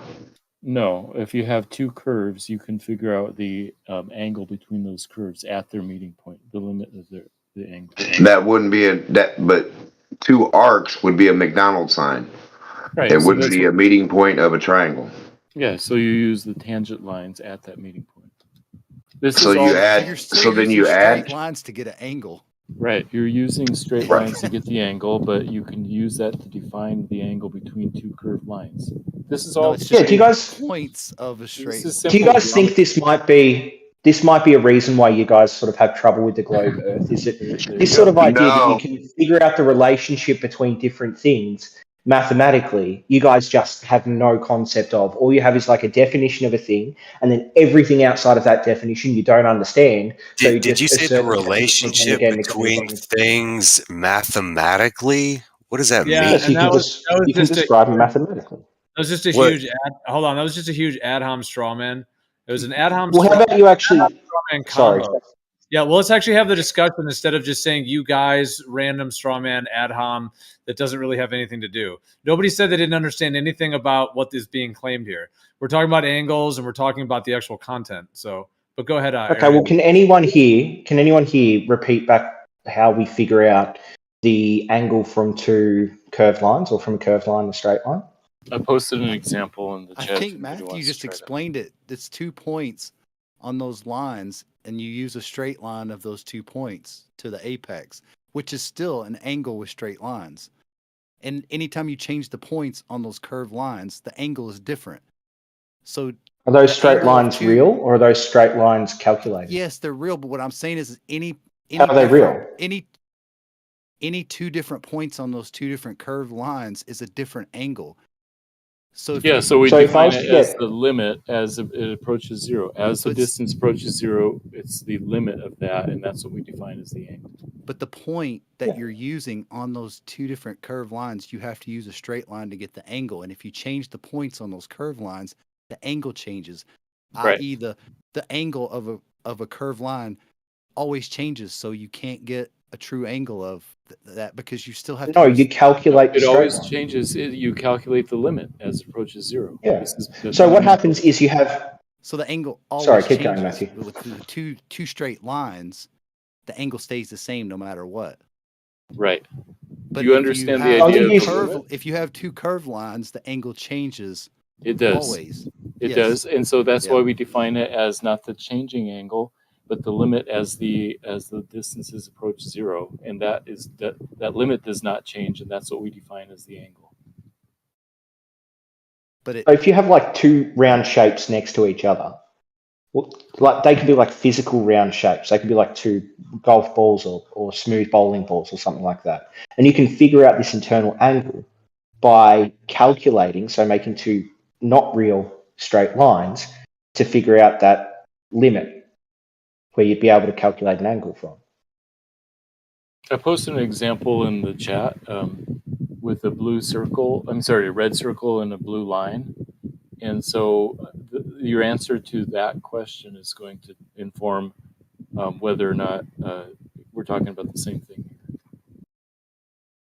Here, I'll post it. Here, I'm gonna stick it to the bottom of the chat. If you're gonna present it, then everyone can see it. So it should stick. It should stick there. Yeah, 57 past the hour. Well, it should. This bot will keep reposting it. It keeps sticking it. Oh, nice. One more post. It has to get started. There it goes. So yeah, it'll keep. What it does is it just deletes it and reposts it. Like interesting. Okay, so yeah, there's the fundamental question. Is there an angle? Is there an angle A between the red circle and the blue line? Yes. But you yourself said the only way to get an angle is point on each line.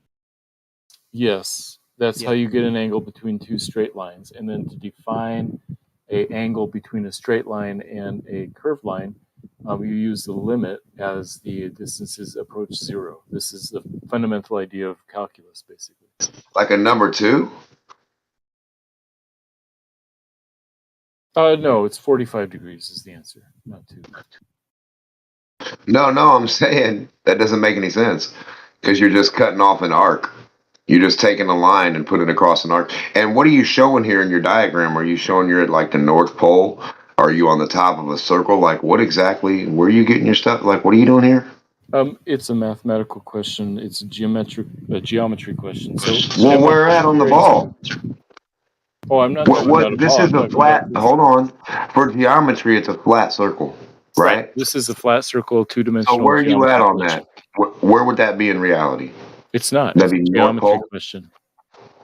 Well, I'm asking you though, if you're doing this thing and you're doing these angles and you're getting this dip and you're getting this stuff, right? And this is what you're showing us, right? You're showing us a circle, and I'm asking you. So if we flipped it to the globe, where would we be standing right now? In the North Pole, right? Right. Where would we be standing?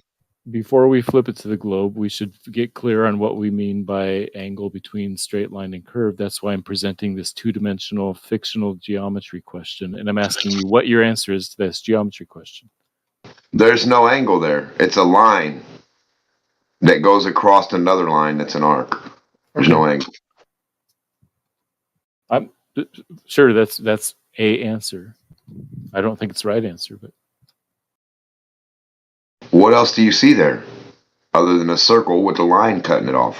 I think the angle A approaches 45, and so the limit is 45, and so that we would say the angle between the between the blue line and the red circle is 45 degrees.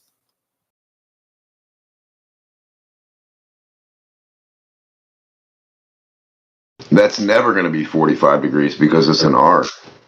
I like how the answers are. It doesn't exist because it's not a straight line. Because the circle's not a straight line. 45 degrees or other. Well, yeah. Those are what I was asking. Like, what would be your answer to that? So how are you getting 45 from that then? As the limit, the limit of the angles as you get closer and closer to that point. It's an arc. It's an arc, buddy. Are you saying where's zero on the circle? It says all the way where there's a straight line. At the point. Just point it. Just go. So you're just going right to the point, and like that A thing. If you were to imagine that green line, you're just like that green line is the straight line that you're getting the 45 from.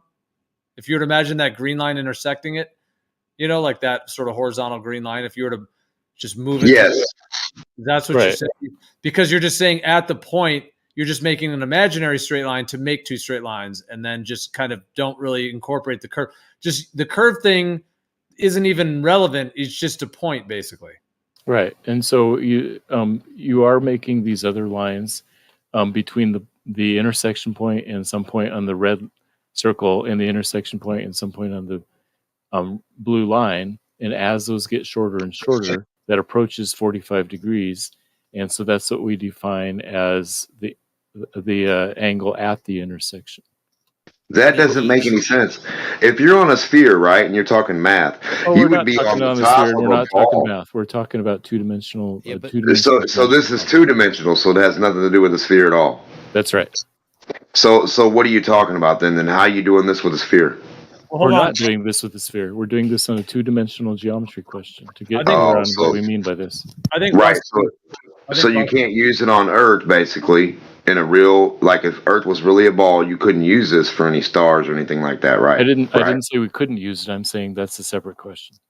It's actually what they do with. It's what they do with celestial navigation. They make like a sort of imaginary horizontal as well. Yeah. Same shit. Exactly. Yeah. We do the same thing. You find a tangent line. That's the other way. Yeah, which you can't do right now. You can't even do on this one. We're asking you where your 45 is to get your angles to the stars or anything off this imaginary thing, even though it's just it's math or whatever you're claiming, which makes no sense. It's not an angle. You have an arced line and you're just slicing it. There's no angle there. So another way to put it would be to get a tangent at that point, a tangent to the red circle, and then use that as the angle. That's equivalent. I think Buster was trying to get in. Buster, go ahead. No, but a tangent has to do with the relationship of where a straight line touches the circle, but that's where it would be a 90-degree to the diameter or Right. the radius. Right.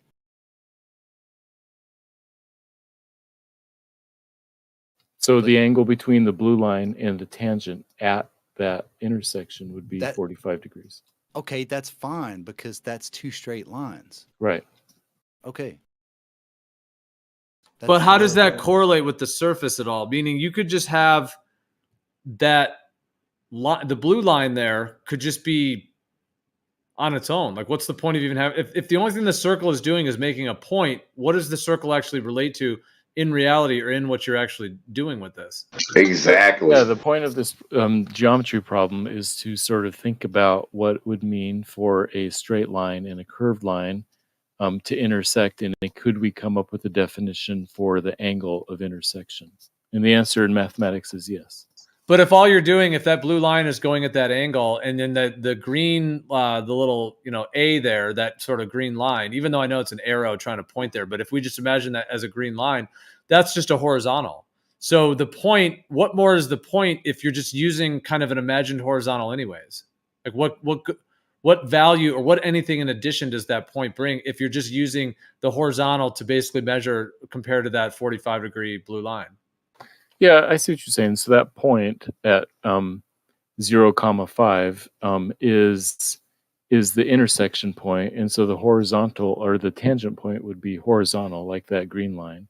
But if you were some other place on the circle, maybe over on the right-hand side of the circle at 5,0, then the tangent line would be a vertical line, or at the bottom it'd be another horizontal. So depending on where you are in the red circle, the tangent line will be different directions. In relation to the diameter, to the radius, to the center of the sphere, and the tangent to that, you're saying?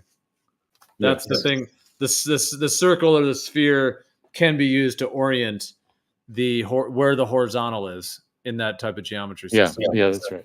And like Armador said, he has it right. Using calculus, we can get the slope of the circle at that point.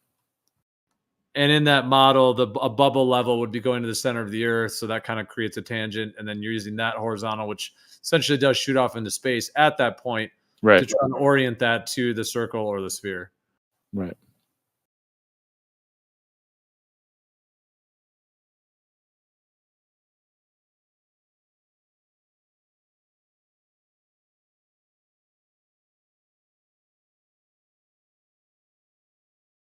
I think we're done with that diagram, Gio, if you want to turn off that bot.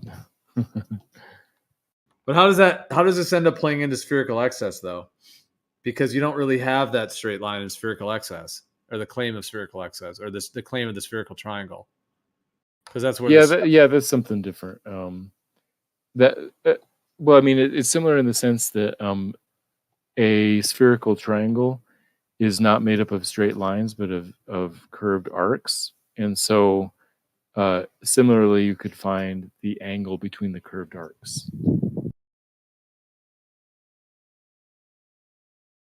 So are you doing the same? I mean, generally it's not done this way, but are you trying to say that, okay, yeah, you posted that again. I could pin that there if we need to again. But so are you taking, when you just in your interpretation of this or the way you're presenting, are you then taking those straight kind of tangent lines to measure these intersections? Right. So for example, AC is not a straight line. It's part of an arc of a circle. And then AB is also not a straight line. It's a yellow arc, but we can still calculate a angle between AC and AB. That's the alpha kind of in the center of there.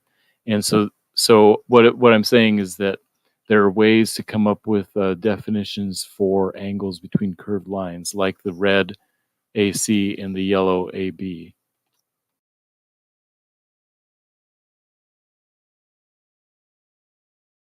And again, this is not a triangle, it's a spherical triangle.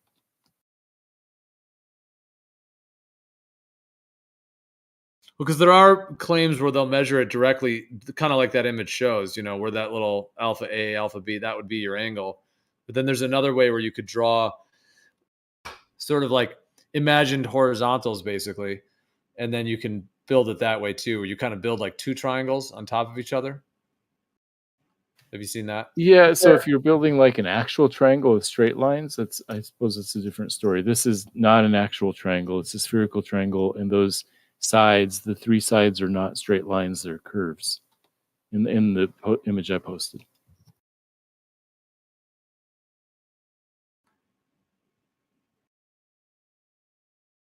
Like, have you seen this? I'm going to post this. You may have seen this before. Haven't seen Basically creates a horizontal plane above another one, and then those distances are like E to D and B to C are claimed to be shifted because of curvature.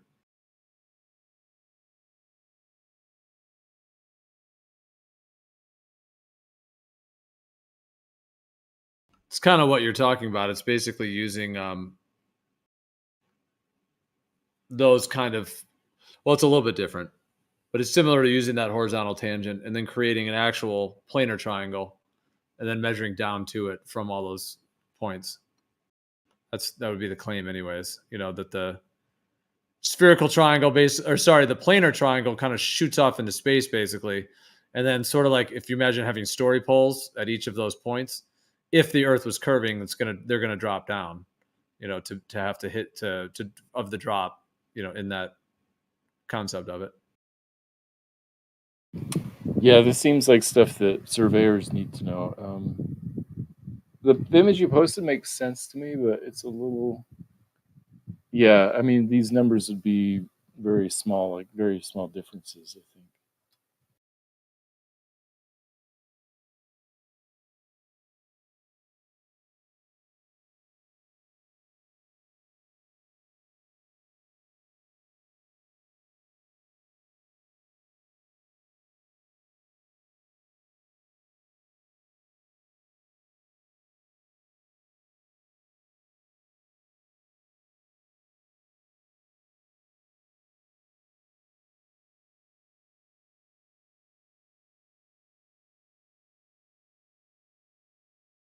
Has anyone done spherical excess with lasers?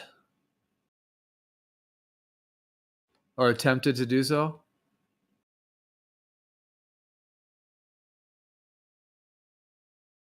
I don't know, but I would assume that modern surveying equipment would use lasers.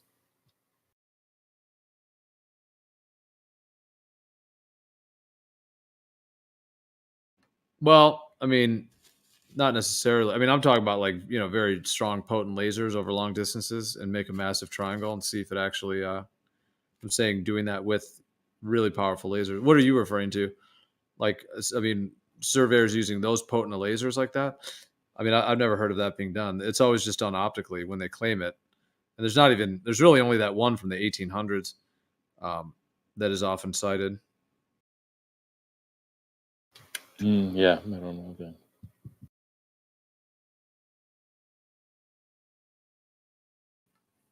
I mean, if you had like three very, very high powered lasers, like incredibly high powered, like, $20,000, $30,000 lasers each, something like that, like the real powerful ones. And you set them up, I mean, depending on what distances you can get, if the earth was curving, it should deviate away from that laser. And then if you had, you could basically create a planar triangle with lasers. And if the earth was curving, you wouldn't be able to create that triangle, because well, I mean, Yeah. the curvature wouldn't allow for the light to do that. Now you could then get into like the idea that all three lasers have to perfectly bend and warp around the curvature. And then even at that, if you could get it accurate enough, you could even potentially try to measure the intersection point, in this kind of, in the concept of spherical excess. Right. Yeah, I don't think anybody has done that, or I don't know of anybody who's done that.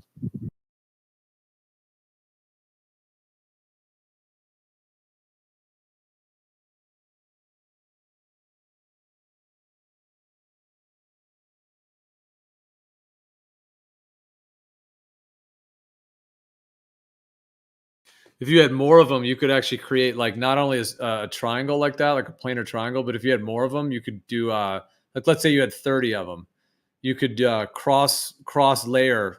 You could create like almost like a waffle, like a waffle pattern, like tic-tac-toe.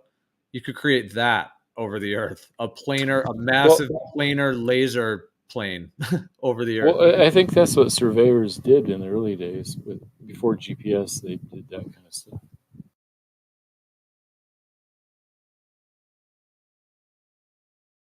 No, well, you're not talking about theodolites and things. You're talking about like lasers like that. I mean, over long distance. Or you're just talking about theodolites. No, I'm talking about the way that they, some of the old surveying maps, they show how they calculated the sizes of mountains and stuff. Looks like sort of a hash pattern of, from site to site to site. How they did surveying back in the early days. Okay, you're saying that the hash pattern part of it. Okay, I thought you meant the lasers, but okay, yeah, I see what you mean. Like, yeah, creating that hash pattern. Yeah.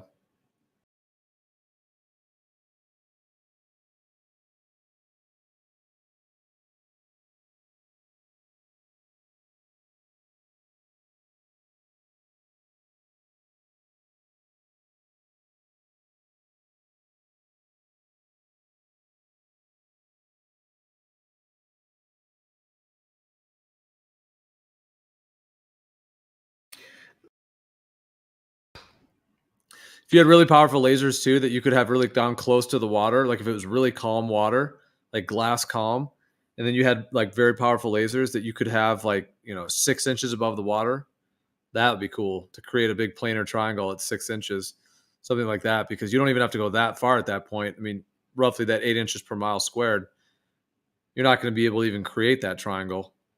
Right. If the Earth is curved and you have the triangle being like a mile or two big. Yeah, like it would have to be smaller and therefore it could be more accurate if you're right down to the water level. That would be like trying to measure curved water with a planar triangle with lasers.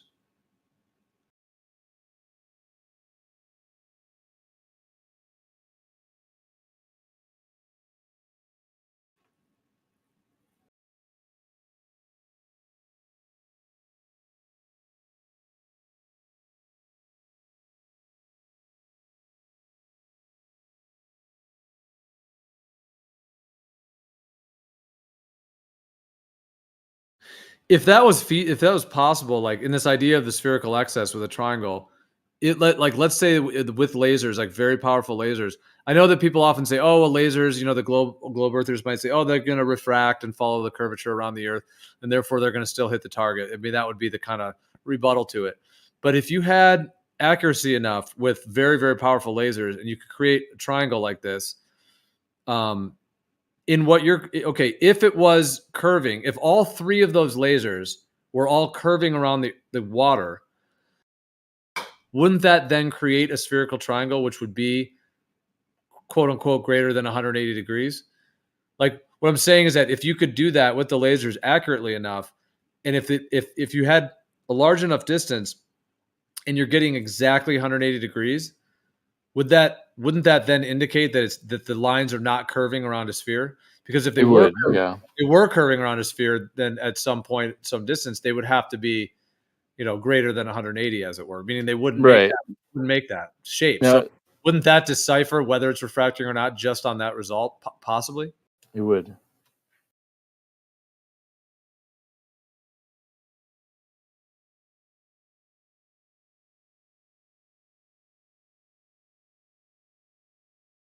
Question is, could you get the laser light to be potent enough that you could kind of measure an angle, that would be the trick. Could you get it like collimated enough? That's what I'm saying. Each laser would have to probably be like a $20,000 laser. Yeah, that's probably true. Probably be possible though to like rent that. It might still cost $5,000 to rent them, but I'm just saying. I wonder if there is some way, to. Because I mean, even if the money was there, I mean, it's still. Well, no, it'd be great to own those things. Actually, there's so many other things you could do with them. it'd be valuable to have. I guess I was thinking at the beginning, if you're only going to use them temporarily, but yeah, there'd be so many other things to use them for. Be worth it just having them. But yeah, could they be potent enough? I was thinking, like, could there be some way that you could like have the laser light like reflect off of some material or something? I'm just trying to think of some way, like you know when you like put a laser right down to like paper and it goes right along the paper. I was almost trying to think like if you could do that, maybe you could have that like a huge particle or some kind of board painted white that wherever the laser is hitting the target, raise that up to it and see if you can get the laser to like reflect off that surface. And then if you could get two of them doing that, you had a huge white board or of some sort. It couldn't be a sheet. It would have to be like something very like very planar, very very flat as it were. And then put that at the meeting point where these lasers, where the two lasers are hitting each other. I was just wondering, would that help? That then you could measure it from that actual board that the laser is reflecting off of. Then you could get like perhaps even a pretty precise measurement of the angle, ideally. Yeah, so you'd want an angle, the angle of the bearing between those two other spots. Yeah, it'd be complicated. You're right, it'd be complicated.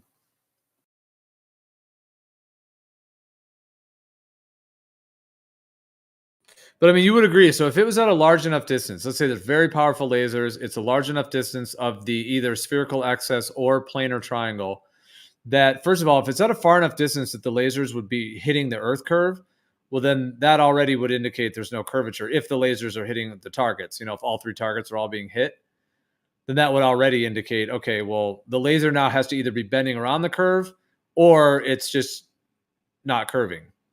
And if it's bending around the curve, then there should be that deviation, as it were, greater than 90 degrees at each of, or greater than 60 degrees at each point.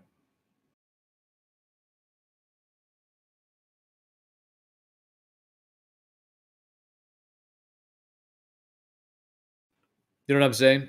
Yeah. Like if we were, I understand like the whole claim of it not being an angle, this and that. I hear that, but if you had two lasers that were dead straight and they were intersecting, and if you could measure that 90 degrees, then okay, you got 90. But if that's, even if we don't even call it an angle, we'll just call it a deviation. The lines are deviating more than 90. That's what would happen. Like I agree, a spherical. I don't really think calling it a triangle is even valid at all. Didn't we come up with some name like a sphere angle or something? A sphere angle. Should be like I mean, that's what mathematicians call it. So I use what they say. Yeah, it's fine. Yeah, spherical triangle. Yeah, if you want to. Yeah, but I'm just saying those lines would deviate, whether you call it an angle or not. They wouldn't be 90, and they would just be more than 90. Meaning you would measure it and be like, oh, okay, this is not 90. It's the lines are deviated more. So if they were significant, if they were deviated in a way that could be measured, and it was hitting the targets, then that would obviously be the thing that would be needed to make the claim that these lasers are curving around the curvature in order for this all to happen. And you then create that kind of spherical triangle type of thing. That's pretty tangible with lasers like that, and it kind of takes out the refraction problem, because if the lines are deviating, or not, then that kind of shows it right there. You don't really even have to decipher whether it's curving around, because if it's hitting the targets, then you know what I'm saying. Like on the globe, if it's hitting the targets, then it has to be curving around, and if it's deviating, then yeah, that would indicate that you're getting a possible spherical excess effect of what the claim is for the sphere. But of course, if it's hitting the targets and there's not the deviation, then there's just really no way that would happen on a curve, because it would have to be deviated, because it would create a spherical triangle if those lasers are curving around the globe, the curvature, rather than just straight lasers that are making a planar triangle. Yeah. See what you're saying.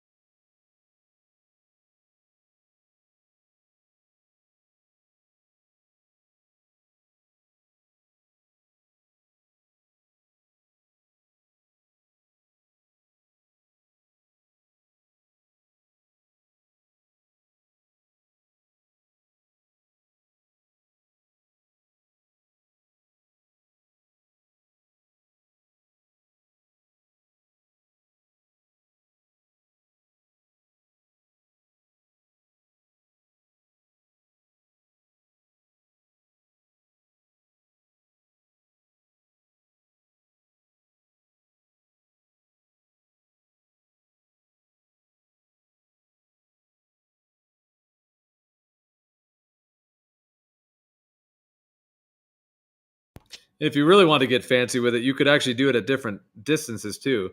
Like you could start those 3 lasers at a small distance, considering what you're going to do. Like let's say you have the maximum that the laser is spec to, like you can go X amount of miles and get an accurate result. Well, you could start smaller. You could start like way smaller, make a triangle, do the measurements, do everything, and then go larger, make a larger one, do the measurements, make a larger one, do the measurements. And if you start at a size where it would be a planar triangle no matter what, either globe or a planar surface Earth, either one, it's going to be planar because it's just small enough that the curvature is not going to affect it. But as you go larger, and larger distances, at some point, if the spherical excess is there, then a planar triangle will no longer be able to fit on that surface. You can't fit a planar triangle on a curved Earth at when it gets to a particular distance. So in theory, whichever, in terms of this whole thing, if you did it at multiple distances like that, if it was a globe, you would basically see a progressive increase in the spherical excess effect as you expand that triangle larger and larger sizes. So you'd be able to actually, if it was a sphere, you'd be able to like really hone it in. Like it wouldn't just be one reading. You could do 30 of them or 50 of them. And if it was a sphere, you would see this like noticeable spherical excess effect that would grow more and more as it got larger, meaning that kind of those angles not being 180, and deviating more, that deviation would increase as you went further. But if that doesn't happen and it just stays, 60, 60, 60 all the way through as big of a triangle as you go, then that would be the no globe result. Yeah, I think you're right. That doing different distances would be helpful.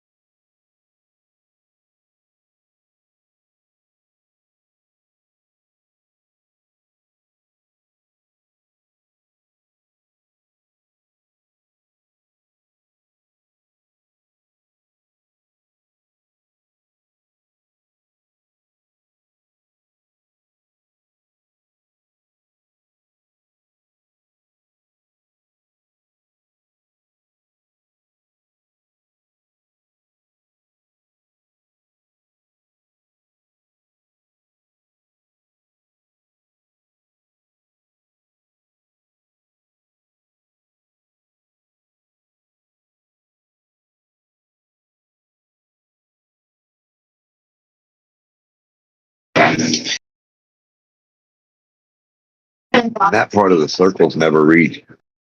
You're standing on the ball Earth. The ISS ain't even never made it to that edge to get an angle somewhere from the edge of a circle to fit the map.